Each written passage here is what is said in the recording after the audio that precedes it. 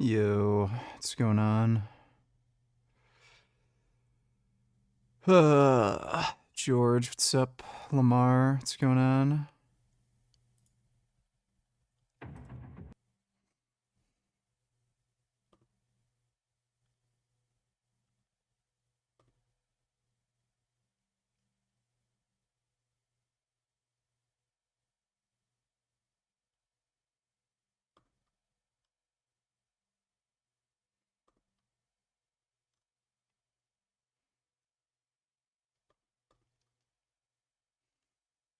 Look how sick.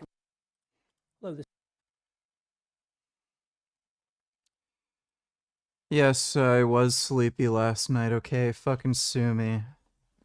Not a fucking machine, okay? You can't just put a new battery in and then I'm like, 100%.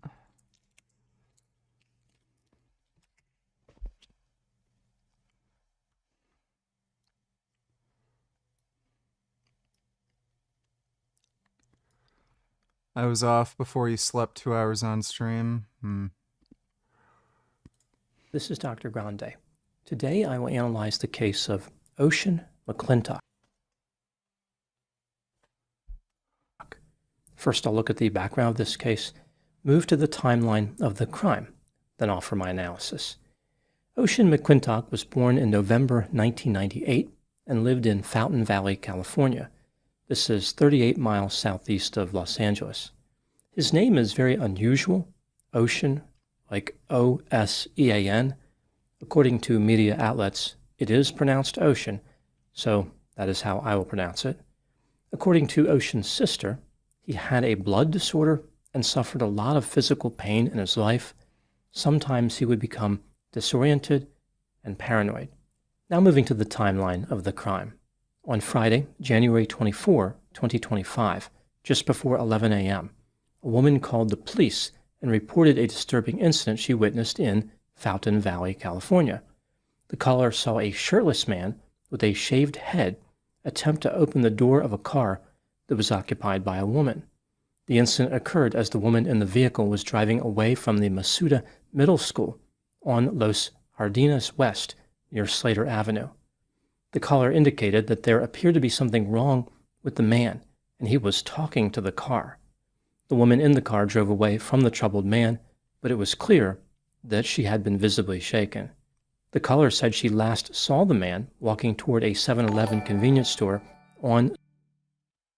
Of all the people you've ever had drama with from 2015 to now, who do you dislike the most? I'm gonna guess Frank Tufano. I don't blame you. It's actually Penguin Zero. He's an even bigger lying jackass than Frank Tufano. Like, Frank, you can make up some excuses for him because, like, he is genuinely retarded. I can guarantee you if you were to test his IQ, like, it'd be in the low 80s at most. So, Penguin Zero is much more dishonest, a way bigger fucking liar, and I just can't stand him. He's a fucking 8-year-old with a beard. Thanks for the donation, though, Killian Titan. Slater Avenue, but then she lost sight of him. The police started searching for this suspicious man. Yeah, I saw that Spharage's main channel is back on YouTube. He never had his channel banned, apparently. He just privated it. At 11:11 a.m., a male police officer, who I will refer to as Officer 1, found Ocean McClintock near a drive-through ATM on the corner of Slater Avenue and Brookhurst Street, 400 feet away from the Fountain Valley Police Department. Officer 1 believed that Ocean was the disturbed man reported by the caller, and he was correct in this assumption. Officer 1 approached Ocean on foot and said, "You're not in trouble or anything, man. I just need to talk to you." Ocean replied, "Can you take me to Jonathan's?" The officer said, "Okay, we'll figure that out. Just take a seat for me." "What's wrong? You got no shirt on." After the officer repeated the command to take a seat, Ocean said, I know. When the officer once again repeated the command to sit, Ocean said, "I don't have to." Officer 1 said, "Yeah, you do." Ocean said, "No, I don't." He then ran away, saying, "In Jesus' name." Yeah, he actually doesn't have to sit down. It's not a lawful command. "I pray forever, amen. In Jesus' name, I pray forever, amen." Officer 1 chased Ocean on foot through a parking lot across the street from the police department, but Ocean was quite a bit faster, and Officer 1 lost sight of him. This foot chase doubled as an informal fitness test, which the officer failed. Ocean may have been suffering from religious delusions, but the officer had a delusion of endurance. Using his radio, he told his partner, if he tries to run again, just let him go. Officer 1's partner was a female officer, who I will refer to as Officer 2. So Officer 1 is the male police officer, and Officer 2 is the female officer. Officer 2 responded, "Copy. I have him in front of me at the car." She was at the entrance to a parking lot on San Mateo Street and El Corazon Avenue, not far from Officer 1's location. Yeah, I like spicy curry. Curry's nice.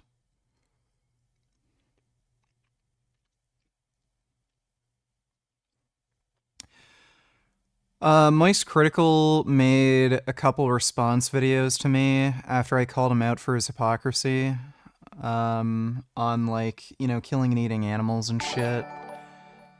And rather than actually intellectually, honestly engaging in the topic or making any sort of genuine criticism, he just made an endless series of personal attacks and lied about his own set of circumstances for why he can't be vegan. He said it's too expensive. This guy's a multi-millionaire. He spends like $30,000 on Pokemon cards a month. He's just a fucking scumbag piece of shit. Like, the world would genuinely be a better place with him gone. And I think he's probably a narcissist. He's just smart enough to realize that he's a short, weak, not good-looking, not smart, dipshit loser. And he hedges his bets by being polite. So, he acts nice with most people he meets. He's not confrontational. And when it comes to any sort of sensitive political issues, he either won't comment or he'll just take the most popular position, not because he believes in it, but because he realizes taking that position is socially beneficial for him. He's an extremely manipulative fucking person, and I can't fucking stand him. I remember that penguins zero beef. I almost forgot about it. Would you rather receive $1 million, or get a front row seat to watch a herd of cows trample him to death? Like literally.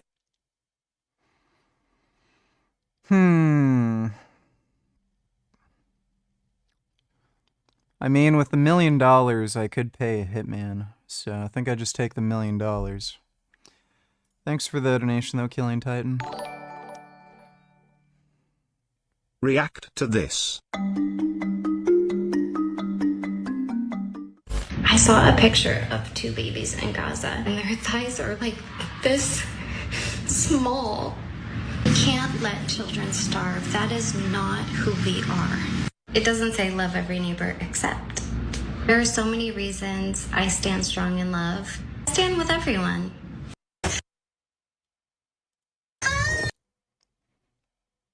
That literally looks like a normal kid. Woman that you just heard from, unfortunately, has become the latest target of a pro-Israel group that has encouraged the Trump administration to investigate her for possibly being a foreign agent. Now, yeah. We know Code Pink is getting funding from Iran and the Chinese Communist Party. So, what's the issue here? Now, why would they do that? Well, apparently she is drawing attention to the atrocities committed by the Israeli government against the Palestinian Oh, you mean lying? people, namely the children of Gaza. And this organization wants to intimidate her. Good. So one good thing the Trump administration's doing. Fuck these people. Thanks for the donation, Dodo. $2 remember when something similar happened to you during stream? Talk to me! What's wrong? What's wrong with you? Talk to The fuck? Also, we can let the starve if they are Nazi children. Yeah, I don't give a shit. Fuck those people. Thanks for the donation, Dodo.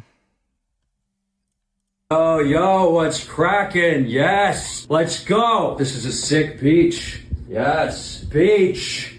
Yes, beach. I don't know much about this place, man, but it seems really like anxiety-inducing energy here. Why you guys have your bow and arrows out? Like, chill. Hey, spear guy, relax. I come in peace, bro. You guys have like the big holes in your ears, like... Well, it's a good Jesse Pinkman impression. It's not a very funny skit, though. 多了，今儿菜咸蛋呢，味儿可以吧？挺好，可以，挺好吧？哎呀，这我答应啊，让你特别好钓鱼。今儿真大风钓鱼了吗？就因为钓鱼玩这么火的。 Wonder what ethnicity he is, because he looks Chinese, just with dark skin. I wonder if he has, like, some sort of pigmentation disorder. Just, like, produces a fuck ton of melanin for some reason.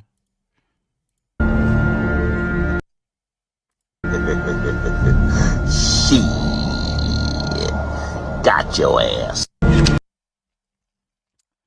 Alright, thanks for the donation, too.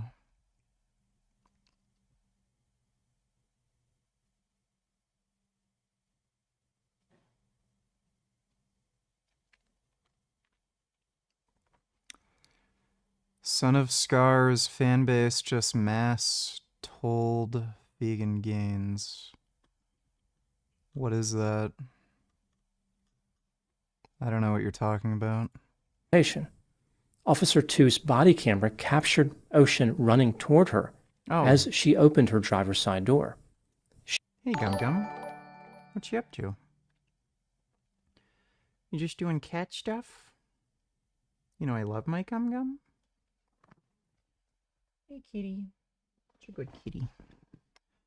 Ryan Webb donates $, thumbnail. For some reason, Sfarid's channel is unbanned after 2 years, but says isn't monetized. Hey, what's up, everyone? Yeah, we already reacted to that. It's old news. And the nerve of her to use Christian scripture to defend Nazi children.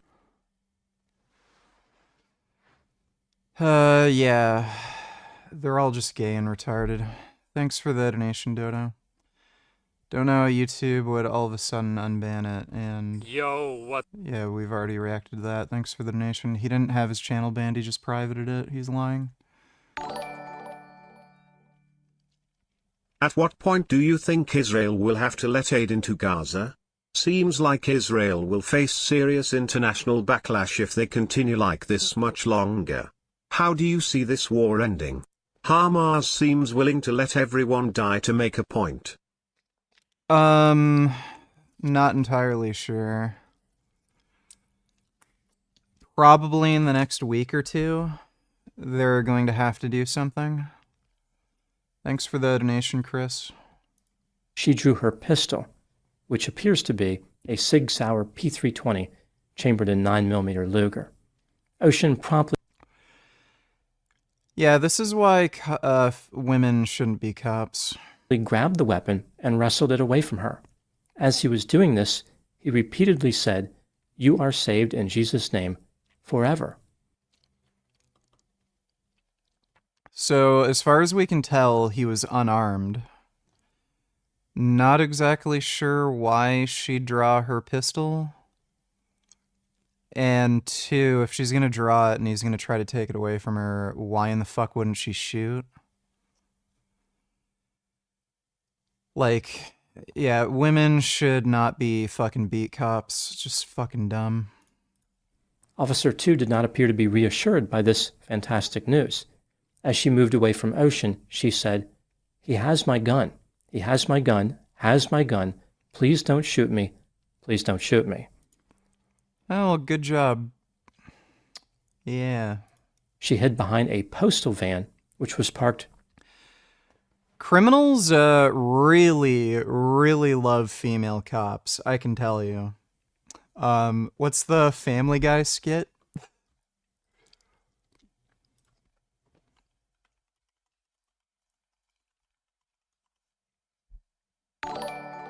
Peter, you have to apologize. Get ready for SJWS to say you hate woman VG. Yeah, well, all those fucking women saying I'm sexist, it's not like they're gonna become cops, so they can go fuck themselves. Thanks for the donation, Dodo. What, because of a joke? Not just a joke, Peter. A joke that angered some bloggers. Well, I guess this ain't the first time I got in trouble for something I said about a woman. Oh, good. We can steal.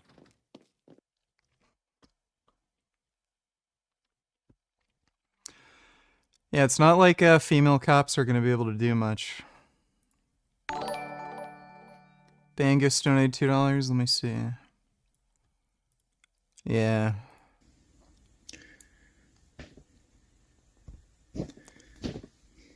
Gummy's looking at the frog. He likes the frogs. Frog. Yeah, that was Gum Gum this morning. Oh. Oh my god. Oh, wow. That's a nice kangaroo. Oh my goodness. They're like little rabbit people.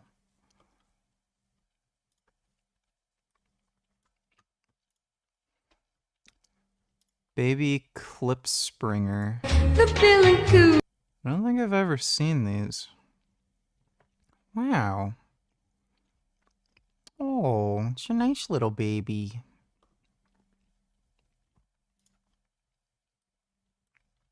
Oh. Oh, cow and kitty are friends. Oh my god. Oh, that's amazing. Oh, wow. That is so nice. Oh, there's multiple cows. Oh, that is so nice. They're friends. That's so nice. Oh. Oh, those rabbits are friends. Oh my goodness. Such nice friends. Oh, that's amazing. Those bun-buns are friends. That is so nice. Thanks for the donation, Bangus. Oh boy. You think Frank Tufano is retarded? You think the world would be better without penguins? Zero? Remember this fucking clown? Beyond disgusting. So I'm here taking a shit right now, and I can honestly feel the wind. The wind. Yeah, I mean, the world would be a better place without this jackass, too. Apparently he has, like, really severe end-stage kidney disease, so probably won't have to be dealing with him for much longer. Thanks for the donation, Killing Titan. I think Gummy certainly wants to eat that frog. Maybe, I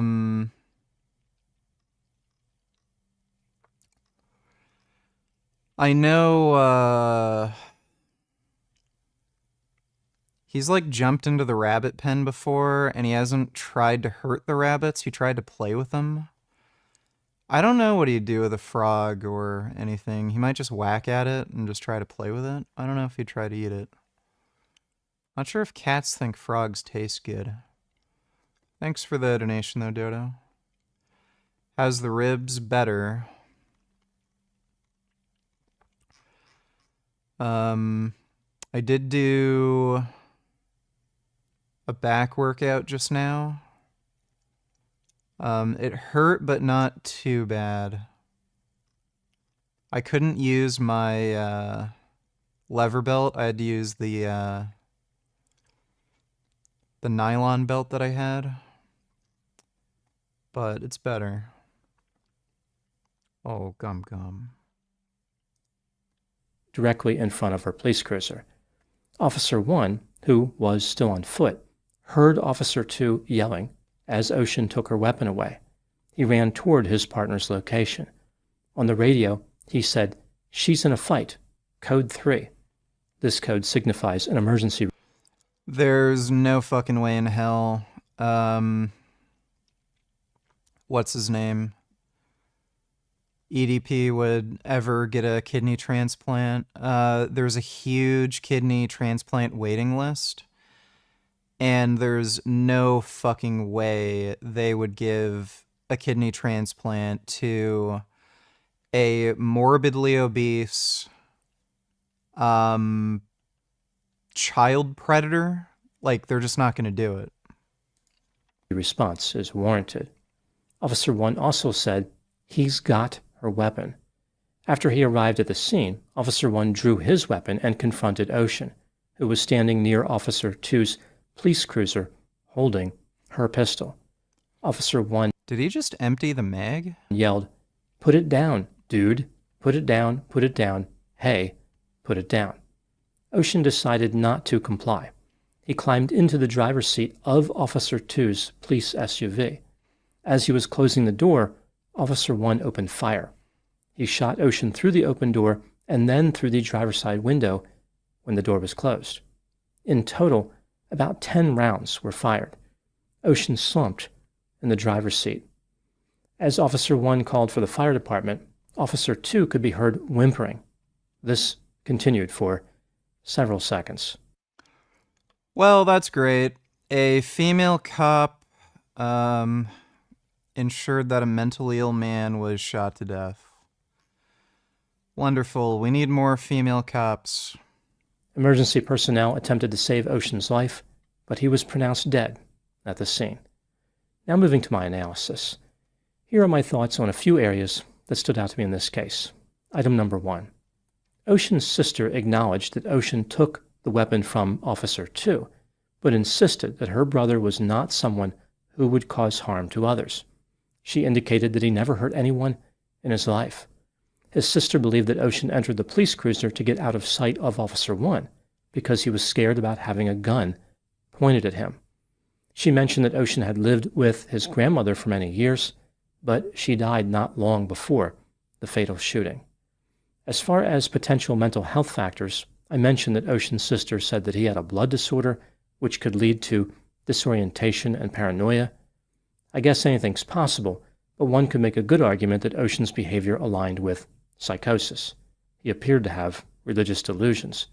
Perhaps Ocean was suffering from something like schizophrenia, a major mood disorder, or was using substances.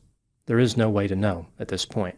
Whatever the cause of Ocean's mental state, any reasonable police officer would assume that mental health factors were contributing to his misbehavior. Clearly, Ocean was having difficulty with reality testing. He wasn't necessarily looking to harm anybody. This is consistent with Officer 1 telling his partner to let Ocean go if he ran. Item number 2. Many people who have watched the body camera video from the two officers have serious concerns about the behavior of Officer 2. As Ocean approached her, Officer 2 opened her driver's side door and drew her weapon. For no reason, against an unarmed man. By the way, this person did not attack the other cop, didn't swing at him or anything, he just ran. And he wasn't even necessarily committing a crime, he was just acting weird in public. So, yeah, genius. You basically have a chick who drew her pistol because she's a weak idiot who can't actually defend herself against a man. So she got scared seeing this mentally ill guy who's bigger and stronger than her, drew her gun for no real reason other than just, irrational fear, and then let the guy take it. Which, again, led to this mentally ill guy getting shot and killed by the other fucking cop. Like, Jesus Christ. Fucking retarded. She should probably be criminally prosecuted. Why was this necessary? She had just been informed by her partner that chasing Ocean wasn't required if he ran. Yet here she is retrieving her pistol. Ocean was not armed. What prompted Officer 2 to make this move? When Ocean reached out and grabbed the pistol, Officer 2 failed to protect her weapon. The officer's grip reminded me of a claw machine arcade game. I guess one could argue that she didn't respect the Ocean, and the tide turned quickly. If it was any easier for Ocean to get it, the firearm would have come with a gift receipt. Officer 2 had her hand on the grip for a few seconds as the struggle continued. The barrel was pointed at Ocean's body. At various points, it was aimed toward his abdomen, his thighs, and his genitals. Officer 2 knew that Ocean was trying to take the pistol. Doom Eternal is an objectively better game than Doom 2016. Away from her, yet she did not pull the trigger. She had the opportunity to end the confrontation right there, yet she did not. Her failure to take decisive action shifted the responsibility for neutralizing Ocean to her partner. Officer 2 put herself in danger, her partner in danger, and the public in danger. After Officer 1 killed Ocean, Officer 2 appeared to be unable to regain her composure. Her incessant whimpering would have been understandable if she was an innocent bystander, but a police officer is expected to remain functional even under stressful circumstances. Being disarmed did not give her the right to... Oh, a woman crying and acting overly emotional. What a surprise. Maybe they shouldn't be cops. ...to completely fall apart. She had a responsibility to stay aware of her environment and to assist in any way possible. Officer 2's behavior made her... And to think feminists always say that women are strong. Yeah, that's why anytime a car gets a flat tire on the side of the road, you'll never see a woman changing that fucking tire. It's always a dude. But yeah, women are strong. Okay. Well, I guess you can do that shit then. Thanks for the donation, Dodo. ...for a liability during this confrontation from the beginning until the end. Item number 3. What do I think happened in this case? This is just a theory, my opinion. Ocean McQuintock may have been suffering from mental health symptoms, including delusions. He had fixed false beliefs, which may have been focused on religion. On the day he was killed, the delusional beliefs were pronounced, causing Ocean to be fearful. Maybe he thought people, or demons, were trying to harm him. He was overwhelmed and desperate. When Ocean ran from Officer 1, he was doing so out of the belief that it was necessary for self-preservation. Ocean was not trying to hurt anyone, although his behavior certainly could have accidentally caused injury to innocent bystanders. After easily escaping from Officer 1, Ocean had the bad fortune of encountering Officer 2, who escalated the situation by introducing her firearm. Ocean disarmed her, which was an extremely bad idea, but he probably still did not have intent to harm anyone. Unfortunately, there was no way to know if that was true or not. Officer 1 was forced to end the confrontation using lethal force. The outcome was tragic, but he was justified in the shooting. In my opinion, this entire situation could have been avoided if Officer 2... If they didn't allow this woman to be a police officer. ...recognized that she was not a capable police officer. Some people are just not cut out for that line of work. If Officer 2 had waited to open her driver door, Officer 1 would have reached her location, and together they could have confronted Ocean. There was absolutely no need for Officer 2 to produce her pistol.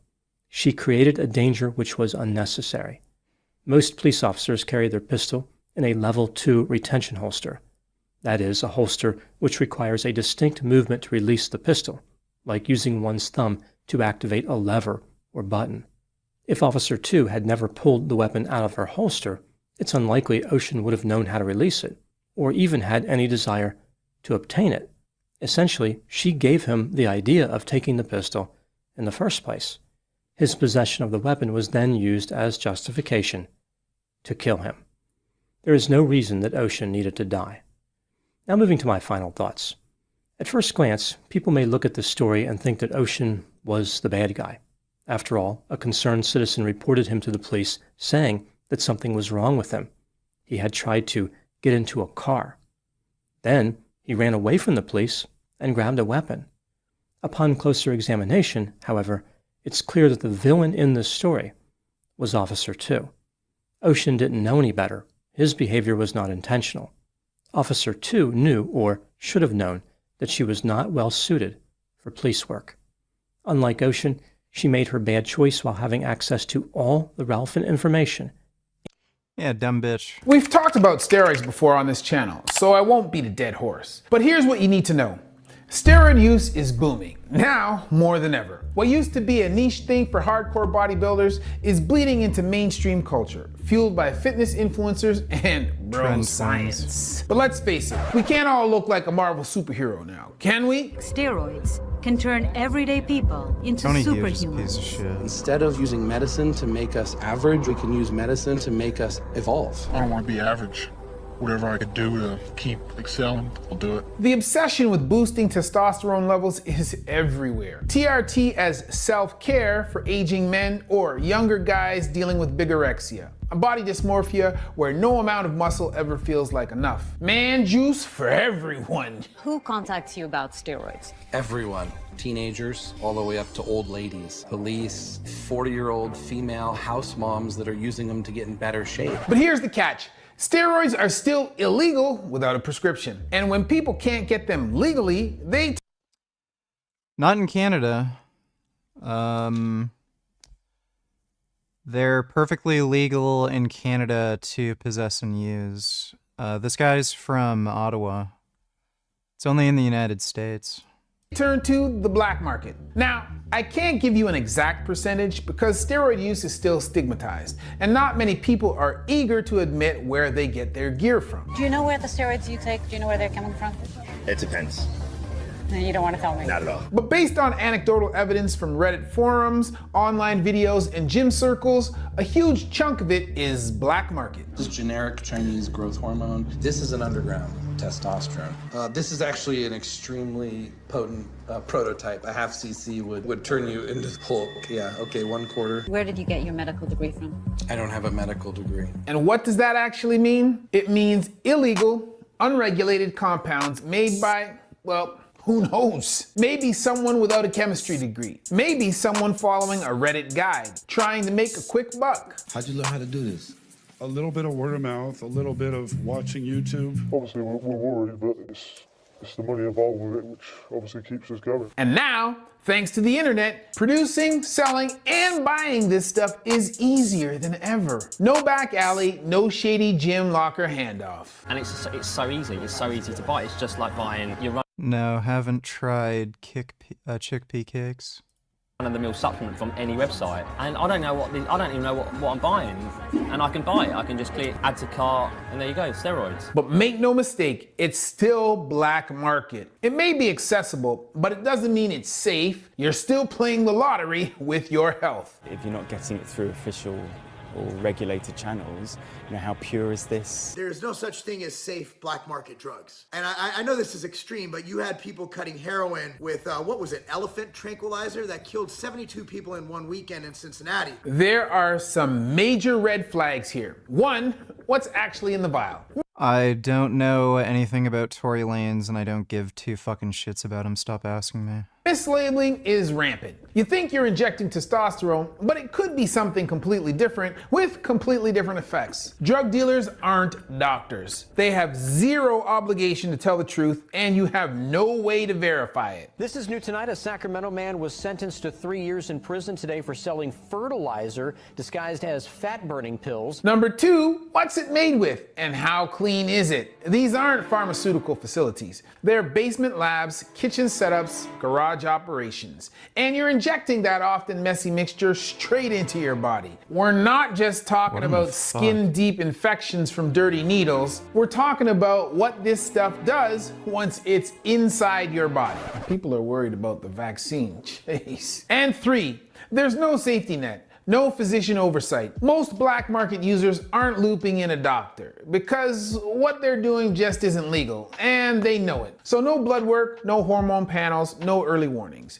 You're flying blind while messing with some of the most delicate systems in your body. And when the consequences hit, it might be too late to catch them. The fact is that users are very reluctant to go for medical help, and when they do, they're even more reluctant to admit that they use. This video isn't about whether steroids work. It's about what happens when you inject something you think is safe, but isn't. It's about the hidden dangers of unregulated compounds, dirty brewing practices, and the silent damage happening inside your body. Your organs, muscle and joints, and hormones. Sometimes with irreversible consequences. Let's get into it. Do people buying steroids ever ask you about any side effects or any of the dangerous side of it? All they ask is like, man, you're big. What can I get to look like that? Yeah, exactly like that. Let's be real. Black market steroids are the wild west of performance enhancement. No FDA oversight, no sterility standards, no quality control. You're unlikely to get premium quality anything. Recent studies analyzing seized steroid products have shown that anywhere from 18% to 86% of these compounds are adulterated. That means they're contaminated. Maybe bacteria, heavy metals, or mystery compounds straight out of a DIY chem lab. And it gets worse. Roughly 36% of black market steroids are flat out fake, and another 30% are just poor quality. That means the wrong drug, the wrong dose, or sometimes no active ingredient at all. Here's the truth. Mislabeling is rampant in the black market. Can you tell the difference between these two? Same size, same color, same label, maybe even the same font. It's nearly impossible. But one might be testosterone enanthate. The other could be Tren, or maybe it's estrogen spiked junk, or just plain overdosed oil. Trenbolone is a different color than testosterone, so you'd definitely be able to tell the difference if it's Tren or testosterone, but like, I mean, this is why test kits exist. Now, imagine injecting the wrong one. If it's Tren instead of test, you might have trouble hitting the subscribe button, and that would definitely be a problem. Tren is not approved for human use, as it's actually a veterinary drug used to increase muscle mass, appetite, and mineral absorption in livestock like cattle. Just because you want to get beefed up doesn't mean you're a cow. Last time I checked. And since Tren is way stronger than most steroids, you're looking at real risks in humans. A cardiac strain, immune suppression, neurotoxicity, and severe mood swings. Other evidence suggests that exposure to Tren can lead to neurodegenerative diseases such as Alzheimer's disease. There are also disturbing reports of individuals experiencing severe psychotic symptoms. Overall, Tren's a different beast. People often get fixated on its high anabolic rating and overlook the hormonal havoc it causes. It suppresses your natural testosterone production far more aggressively than regular testosterone. Doesn't convert to estrogen, disrupting hormonal balance that helps regulate mood and joint health. Oh my God. Because it acts like a progestin, you can still end up with gynecomastia, or breast tissue growth in men, even without a spike in estrogen. This one is just the most craziest one. It's called Tren. This one is just known for very bad side effects. Let's take another example.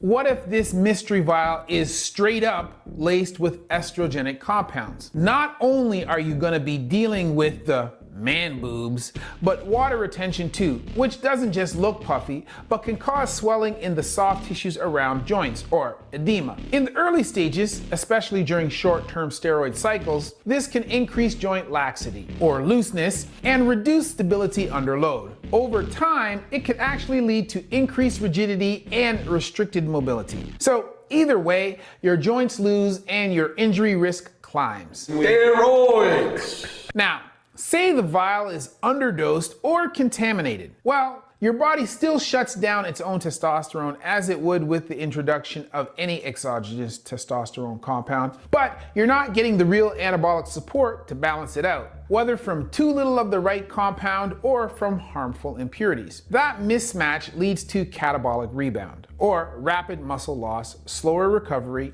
tendon irritation, and poor healing. You're basically running on empty and breaking down faster than you can rebuild. And those tendons, some of these underground compounds can mess with your body's ability to build strong collagen, either by disrupting the hormones that regulate it or by directly interfering with the cells that produce it. The result? Weakened connective tissue, strong muscles pulling on weak scaffolding.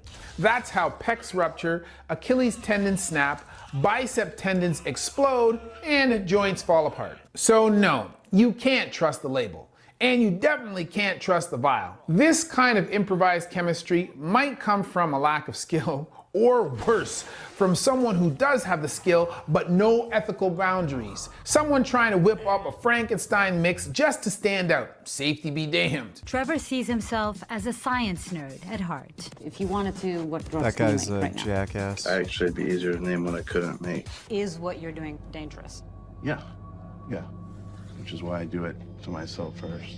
Sometimes really bad things do happen. And afterwards, we sometimes say we're never going to do another experiment. You'd hope the chef, as they call themselves, would at least try their own recipe first, but often they're not users themselves, as with the case of many dealers. And so, maybe they want to cut production costs by diluting it with something else, or they just flat out don't care about selling you the right stuff. Hey, I have 4 of these left, but I'm meant to sell those. Well, close enough, they won't notice the difference. Slap a different label on and call it a day, bro. This is what we'd call a gamble, folks. I don't want to be walking anywhere. You see this sheet, that sheet?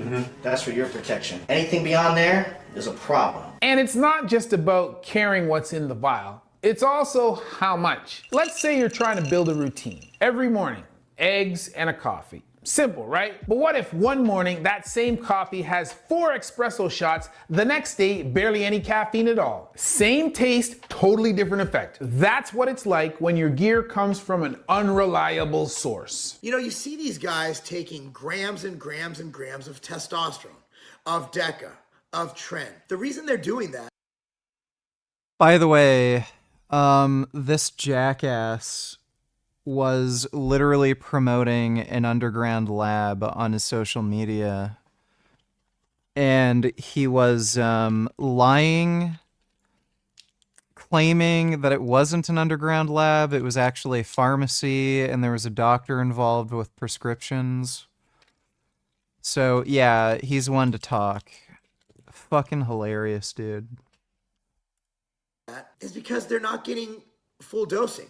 They're buying something that says 250 milligrams per milliliter, and they're probably getting 90. With unreliable sellers and no consistency between batches, the potency of the compounds can vary wildly. One shot could be severely underdosed, while the next is overdosed by 3. That kind of hormonal roller coaster, it's a recipe for a frustrating workout routine where you're never able to really build consistent progress. Medically, these spikes and crashes can lead to mood swings, testicular shutdown, and adrenal fatigue. Orthopedically, fluctuating hormone levels can wreak havoc on your joints, weaken your tendons, and mess with your bone density. Hormones are like the contractors. If you need a contractor to guide everything, right? They say, do this, do that, turn this on, turn this off. That's what your hormones do. They get actually inside the nucleus of your cells and turn things on or turn things off. And they're responsible for building bone or breaking down bone. They're responsible for building your muscles and body and heart and brain up or breaking it down. So everything has to be in balance. You can see then how over time, this instability is a recipe for stress fractures and tendon tears. Even now, as I film this, I have 2 patients that I recently operated on who ruptured their biceps tendons as a result of steroid use. And even if the person I mean, it like, this is just something that happens when you get strong enough. I've completely torn the adductor longus off of my hip bone. I've come close to tearing each of my pectoral tendons. So, like, if you're lifting heavy enough, it's just a risk. You can look at, like, IPF drug-tested powerlifting.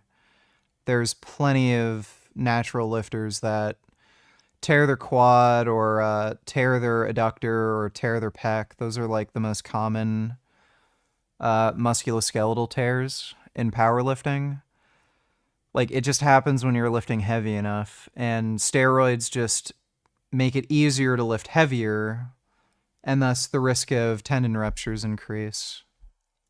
Person brewing it actually means to make the right compound instead of a hormonal speedball. Intent doesn't equal safety. Because let's not forget the conditions where most of these black market steroids are.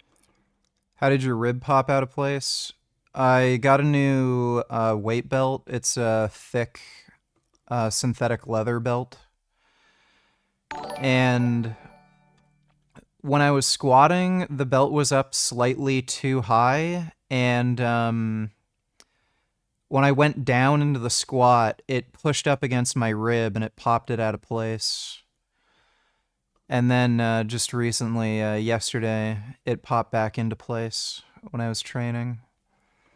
I had a similar thing happen when I fell on my rollerblades. I dislocated a rib, and then a couple weeks later, it popped back on its own. Skurd, and I tell her something like this happened to me at work yesterday. My boss was infuriated that I screwed up a project and cost the company thousands and lost business. Something similar ever happened to you?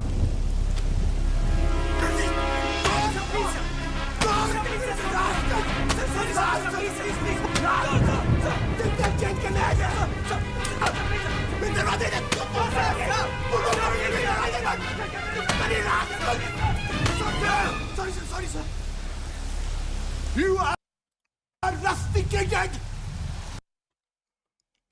No, I've never had something like that happen to me. Thanks for the donation, though, Skur. Are produced. These aren't pharmaceutical labs with sterile environments and strict protocols. We're talking kitchen counters, garage benches, basement setups. Should someone that still needs to lose more fat eat at maintenance as defined by scientific snitch during maintenance phases, or just strictly maintaining their newly attained weight?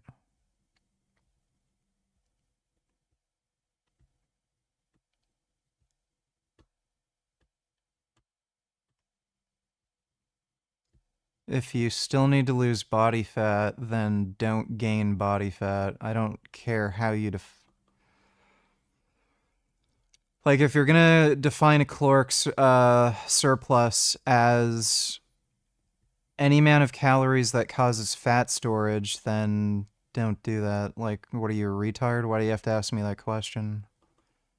If you're trying to lose body fat and you don't want to gain body fat, then don't gain body fat. Like, are you a toddler who can't think for himself? Half chemistry set, half hustle. I'm very sure that this has never been done before, of cooking a batch of masteron and lunch at the same time. I'm gonna have a ground beef patty with some sauerkraut, and most people would wipe it with alcohol and all that first, but I'm not horribly concerned. And when profit is the priority, my rent is literally right on average. The average rent in Canada is, I think, $2,300 something. My rent is a little below that, so that's not considered expensive. That's considered average. cleanliness and safety aren't. This isn't about what's on the label anymore. It's about the brewing process. And that's where things can go seriously sideways. I'm sorry, but made in a basement likely means brewed dirty. We're talking about vials contaminated with unfiltered oils, leftover solvents like benzyl alcohol or ethyl oleate, or even traces of heavy metals like lead and arsenic, either leached from cheap lab equipment or already present in raw materials imported from overseas. Proper filtration, sometimes skipped entirely. And that stuff isn't just gross, it's toxic, bro. Long term, you could be looking at nerve damage, systemic inflammation, or extra stress on your liver and kidneys trying to clear it all out. And believe me, they're under enough strain as it is with pharmaceutical grade steroids. Orthopedically, the fallout can be just as bad. Those contaminated injections can trigger local reactions that mimic bursitis, or worse, cause compartment syndrome where pressure builds up inside the muscle, cutting off blood flow and threatening permanent nerve and muscle damage. Even in less extreme cases, you're risking direct tissue damage at the injection site. Swelling, pain, impaired function, and those signs may only be the beginning. Then there's just the bacteria or even mold from poor sterilization and hygiene protocols. Excuse me, Mr. Drug Dealer, did you wash your hands? This one's especially dangerous. If the compound isn't sterile, or if it's injected with reused or poorly cleaned needles, you risk not only local infections and abscesses, but also potentially life-threatening conditions. When you swallow something, it goes through all these different protective mechanisms in your body, including your liver. When you inject something, it's going straight through your skin, into your muscle. So any bacteria, any kind of issue will cause a potential, your body fighting back. Sepsis, for example, is a severe systemic infection that can lead to widespread organ failure. Osteomyelitis, a bone infection, can cause chronic pain and if untreated, can spread, leading to septic complications. Septic arthritis, which infects the joints, can result in permanent joint damage and in severe cases, infections that enter the bloodstream. Then there's necrotizing fasciitis, better known as flesh-eating disease, where tissue quickly begins to die, threatening life and limb. And of the few things in medicine that really scare me, necrotizing fasciitis is one of them. A lot of problems is your body is literally trying to kill this infection. It ends up killing you. Or an infection can be bad enough where it just spreads and you might lose a limb. Infections like these can wreak havoc on your body, often requiring emergency surgery, especially if they spread to the joints or the bones. If left untreated, they can cause long-term damage, and in the worst cases, may even lead to amputation and sometimes even death. I recently had a patient who had necrotizing fasciitis involving her arm, and she subsequently died, even after we performed surgery on her. After injecting a batch of underground steroids, Jeff got an infection so malicious that doctors had to amputate parts of his butt and legs. Holy shit, we gotta operate on you right now. You know, there was 7 surgeries to get the infection under control, and then there were 5 surgeries to clean it. So there's 11 surgeries in 24 days. I had a friend who actually had to have part of his thigh taken out because he injected some dirty gear in his thigh. He had to have his thigh, literally portion of it removed, because he got something known as cellulitis, which is an infection of your cellulite or your fat. Sounds familiar. Another case involved a 35-year-old man who injected black market Tren into his glute. The tissue necrosed so badly that it had to be surgically removed, followed by weeks of wound care. Years of use, but one bad batch, and it all unraveled. Cam, donate till I didn't hear that Demo Ranch retired like a month ago. Kind of sad. And Outdoor Boys just retired yesterday. Demolition Ranch was a shitty ass firearms channel. I don't really care. He basically made gun content for like 9-year-olds.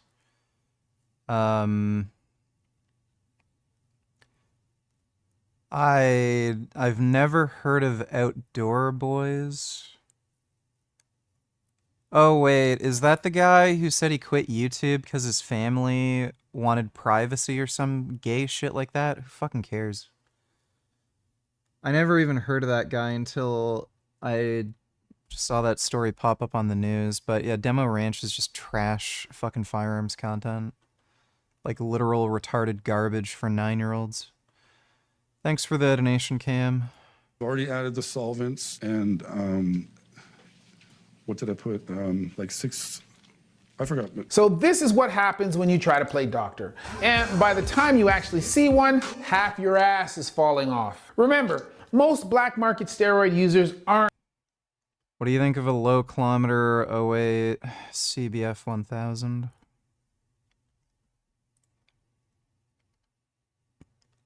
Looks like a piece of shit.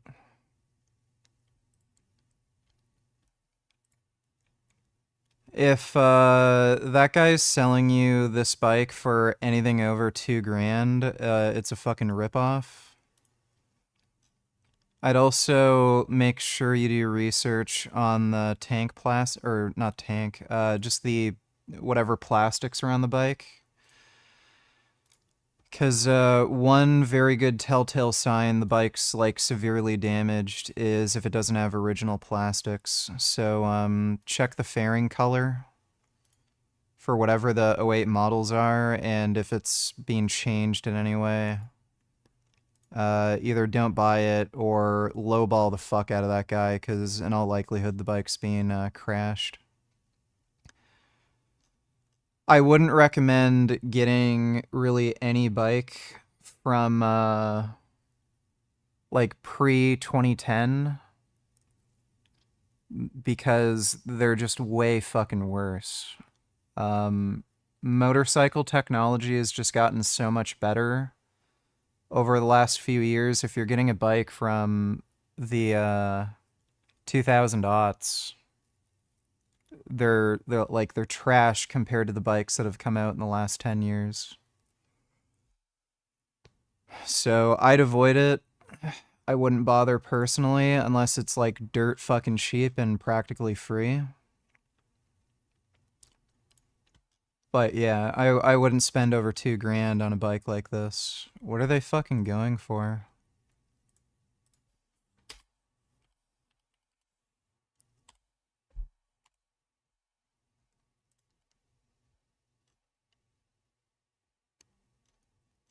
So this is in pounds. Yeah, I figured.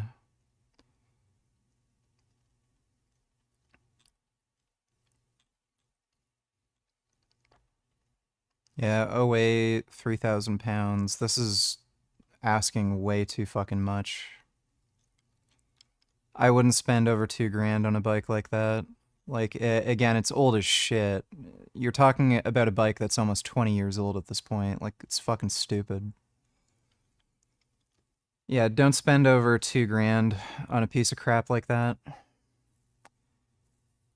You can't get anything for $2K? Well, you can. It's just that these dumb fuck retards think that they can, like, make good money off a piece of shit fucking bike that's almost 20 years fucking old. And then dumbasses are still willing to fucking pay for it, so they'll leave the listing up for like a year until some fucking retard comes by and actually buys it, but those bikes aren't worth fucking shit. It's just dumbasses are willing to pay that much money for a fucking bike that's 20 years old. So I would just recommend not being that kind of dumbass.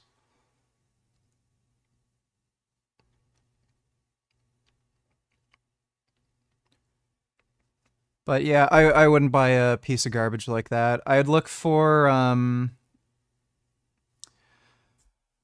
if you want a bike similar to that, I'd look for a V-Strom from 2010 or newer. It's going to be roughly as reliable, and it's going to be a better bike. So look for like a 2014, 2015, you know, V-Strom. Probably going to be able to find them for around the same price anyway. Aren't looping in a physician. Why would they? These compounds aren't legally prescribed and they know the risks. But that also means no one's keeping an eye on the damage as it builds. Only about 1/3 of steroid users ever seek help from a doctor. And that number drops to less than... Nate Higgers donated $2.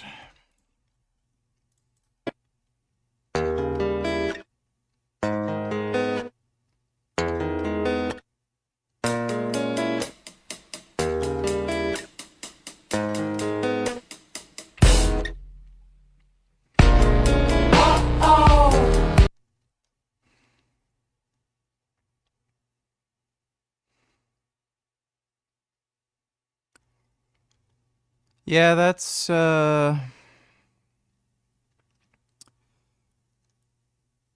what happens at Black McDonald's. That's why you gotta stay strapped. If the goal is both losing fat, gaining muscle over the long term, and they both have the same priority, is it still retarded to eat a slight surplus during maintenance phases? Then it's not a maintenance phase. 17-year-old Trayvon Johnson are angry the teenager was shot and killed last night by a homeowner who police say was protecting her property. He was not supposed to die like this. He had a future ahead of him. Trayvon had goals. He was a very funny guy. He was very big on education. He loved going to school. He loved learning. Last night. Yeah, pro tip, if you live in a black neighborhood and you're working at McDonald's, buy some soft body armor that you can put under your work shirt. Miami-Dade police say the D.A. Dorsey Technical College student burglarized a home south of 79th Street near I-95, just blocks away from where he lives. You have to understand, you have to look at it from every child's point of view that was raised in the hood. How he gonna get his money to have clothes to go to school? How he gonna get... Yeah. You're gonna have to let him steal stuff. He's gonna go to college. How's he supposed to pay for college if he ain't robbing niggas? Like, what the fuck? Get money to buy clothes for school. Mow a lawn. Go to Goodwill. You don't need to be stunting in Nike. You don't need... I mean, at the very least, he could just sell fentanyl or something. Like, it's just, like, this is just retarded. Need to be stunting in Jordans. Take some half-ass... Jeez. The excuses.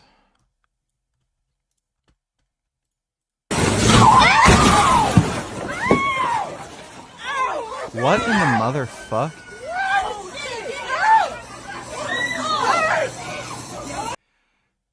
Did that person just get rammed by a car into a fucking building and then literally walked up and ran away?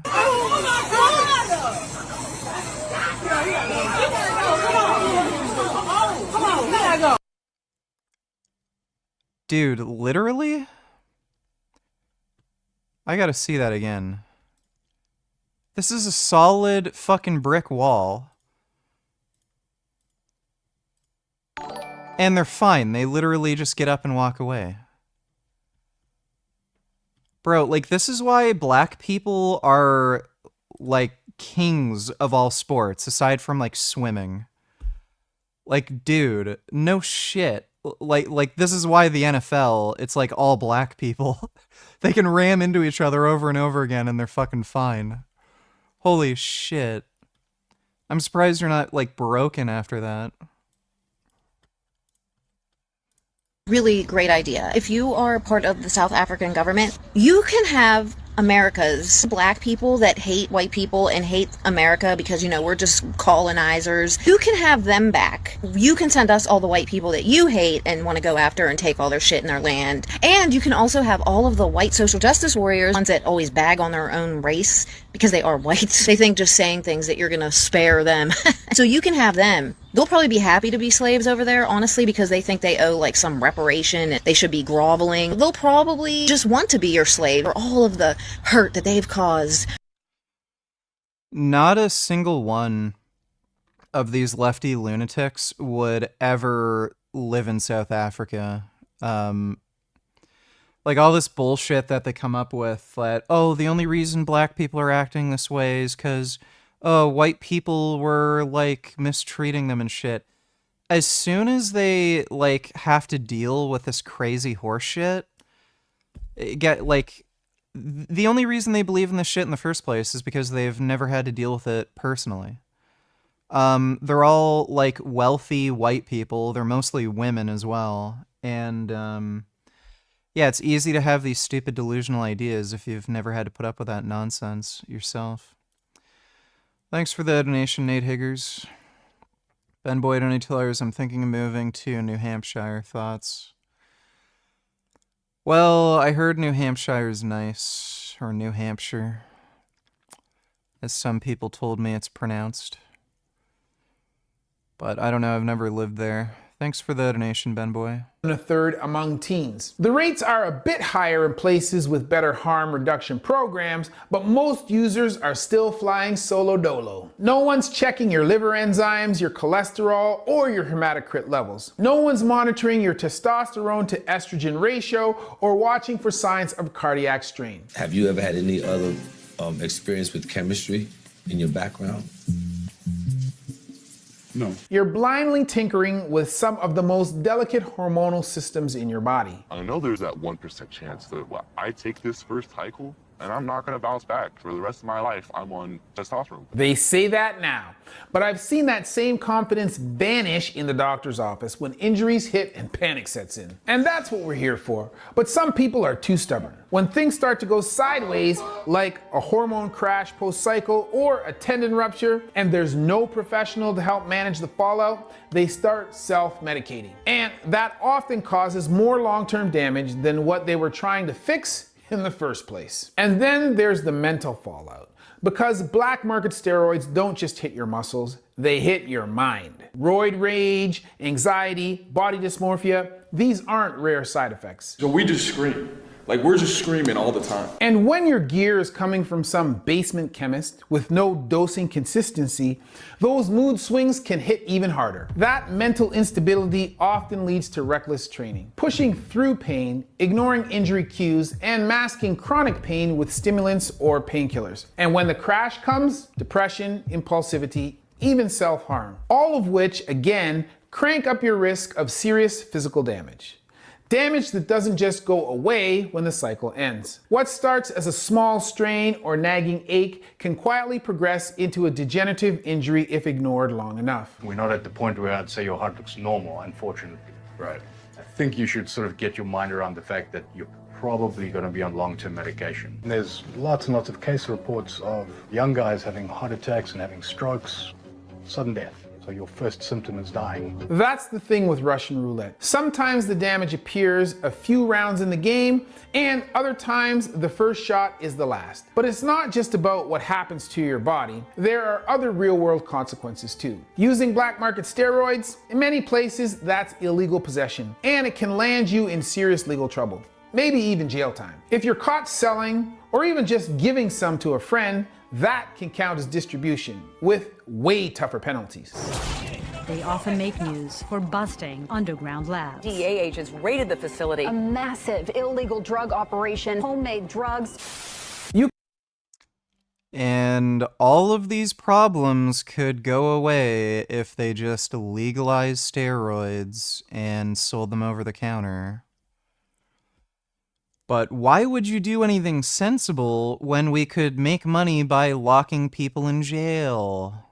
You could also lose access to medical care if something goes wrong, as some doctors may hesitate to treat complications tied to illicit steroid use. Yeah, because they're cocksuckers. Also, I don't care how poorly those black people were treated, it is still no excuse to want to kill all whites regardless. Well, yeah, it's just fucking retarded.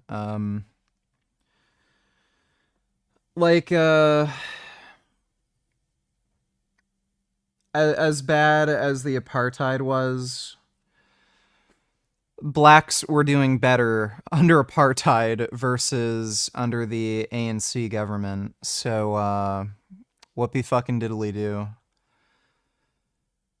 It's just kind of retarded. Like,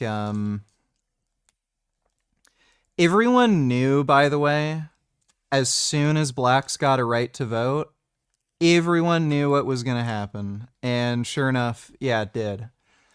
The black majority ANC government absolutely fucked over the country.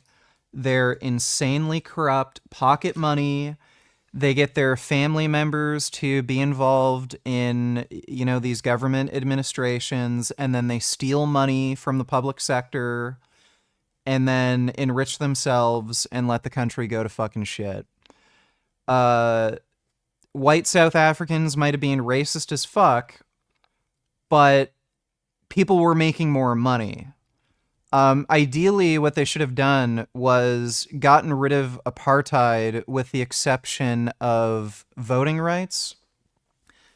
and only allowed blacks to vote if they either made a certain level of income or owned property, just like they did in Rhodesia. And that would have gotten rid of the racial segregation issues, and people who are probably more productive and sensible would be allowed to vote, regardless of their race. But, yeah. You know, things worked out the way they did. Thanks for the donation, Dodo. Plus, for any athletes caught doping, you could kiss your... Yeah, dude, by the way, isn't that fucked? So there's doctors that will refuse to treat patients if their issues are from illicit drug use. But if you're like an alcoholic, smoker, fat fuck who just downs McDonald's every day, oh, you have cancer? Yeah, let's start treatment. Oh, you have diabetes? Oh, yeah, let's put you on this medication. Let's get you better. Oh, you have heart disease? Oh, yeah, let's do something about that. Oh, you have complications from steroid use? Well, serves you right. You should have never taken steroids. I'm not going to treat you because you should have known better. I hate doctors. Like, so many of them are just such fucking idiots. Your chances of competing in the very sport you were trying to enhance your performance in, goodbye. And while you're navigating this legal minefield, you're also trusting sketchy coaches who might be more focused on making fast money than actually helping you. These gurus often push dangerous cycles, sell bunk gear, and then vanish when things go south. Unfortunately, this trend is growing, especially among teens who are turning to unsupervised... Opinion on Mississauga, it's fine. Like, I don't know what you want me to say, it's fine. Online advice without the safety net of medical accountability. I don't want you to pass out on stage, but we're gonna get you right to the edge of where you're gonna be a little bit dizzy. What the heck, 250 micrograms? 250? Yeah. Yeah, nothing's gonna happen to you. 300 micrograms of IGF deaths, 5 units of growth hormone, and 15 units of insulin. It's a lot to combine. Zach is also injecting AMP, a steroid created for race horses and not allowed for human consumption. Are you doing any of these for the... Then why do so many of them have medical degrees then? Because they're able to pass standardized tests. Thanks for the donation, Dodo. First time? Yeah, all of them. When you're using black market steroids, you're playing a dangerous game with your body. With mystery compounds, contaminated brews, and zero oversight, you're setting yourself up for long-term damage. Hormonal chaos, organ stress, infection risk, cardiovascular strain, neurological effects, and breakdowns in recovery, joints, and connective tissue. And honestly, I don't know how the anyone could live life and not go to the gym or exercise. You're just telling me you sit around and be a lazy piece of shit. Want to be strong? Start with your brain. Want to get big? You want to get big, kid? Don't sacrifice your body or your life. And it's terrifying. What have the Tren twins been up to?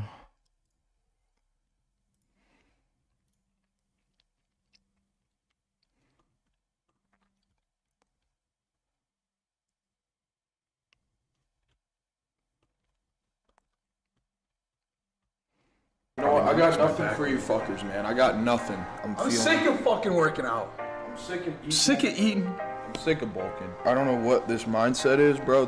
Training has been all over the place. Oh, that shit!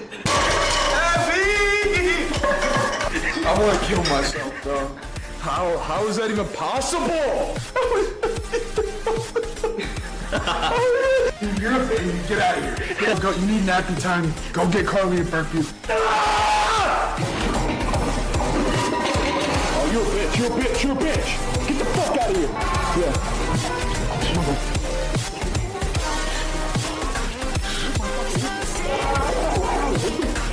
No, I'm about to beat the fuck out of you now. I swear to God. Listen to all these science-based listeners. I can't live with you anymore. They're very entertaining. You always take it to heart, bro. You always take it to fuck. How the fuck do I take it to heart?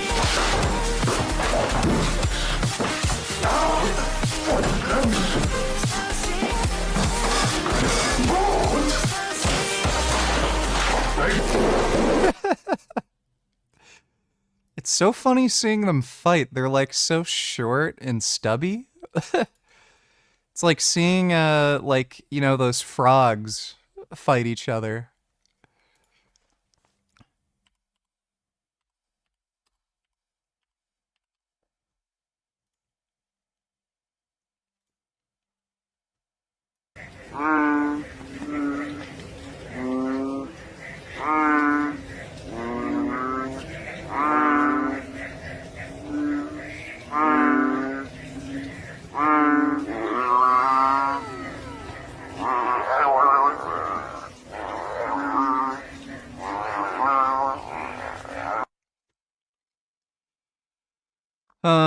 Love you from the Jewish state. Well, thank you, Snoopy Noob. Appreciate that.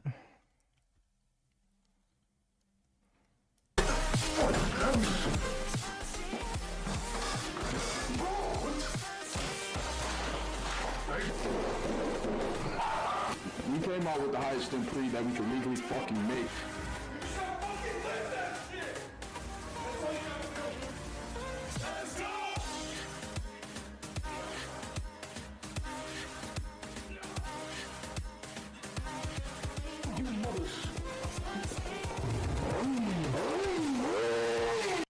Hey, they got a Jixer.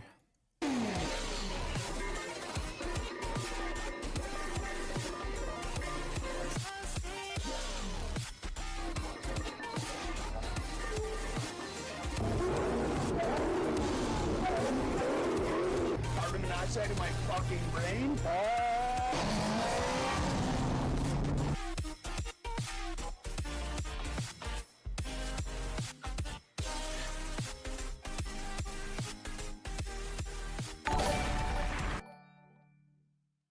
It's more like seeing apes fighting each other, if anything.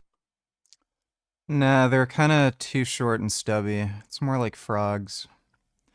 Thanks for the donation, Dodo. I think we already watched Frank's eye update last night.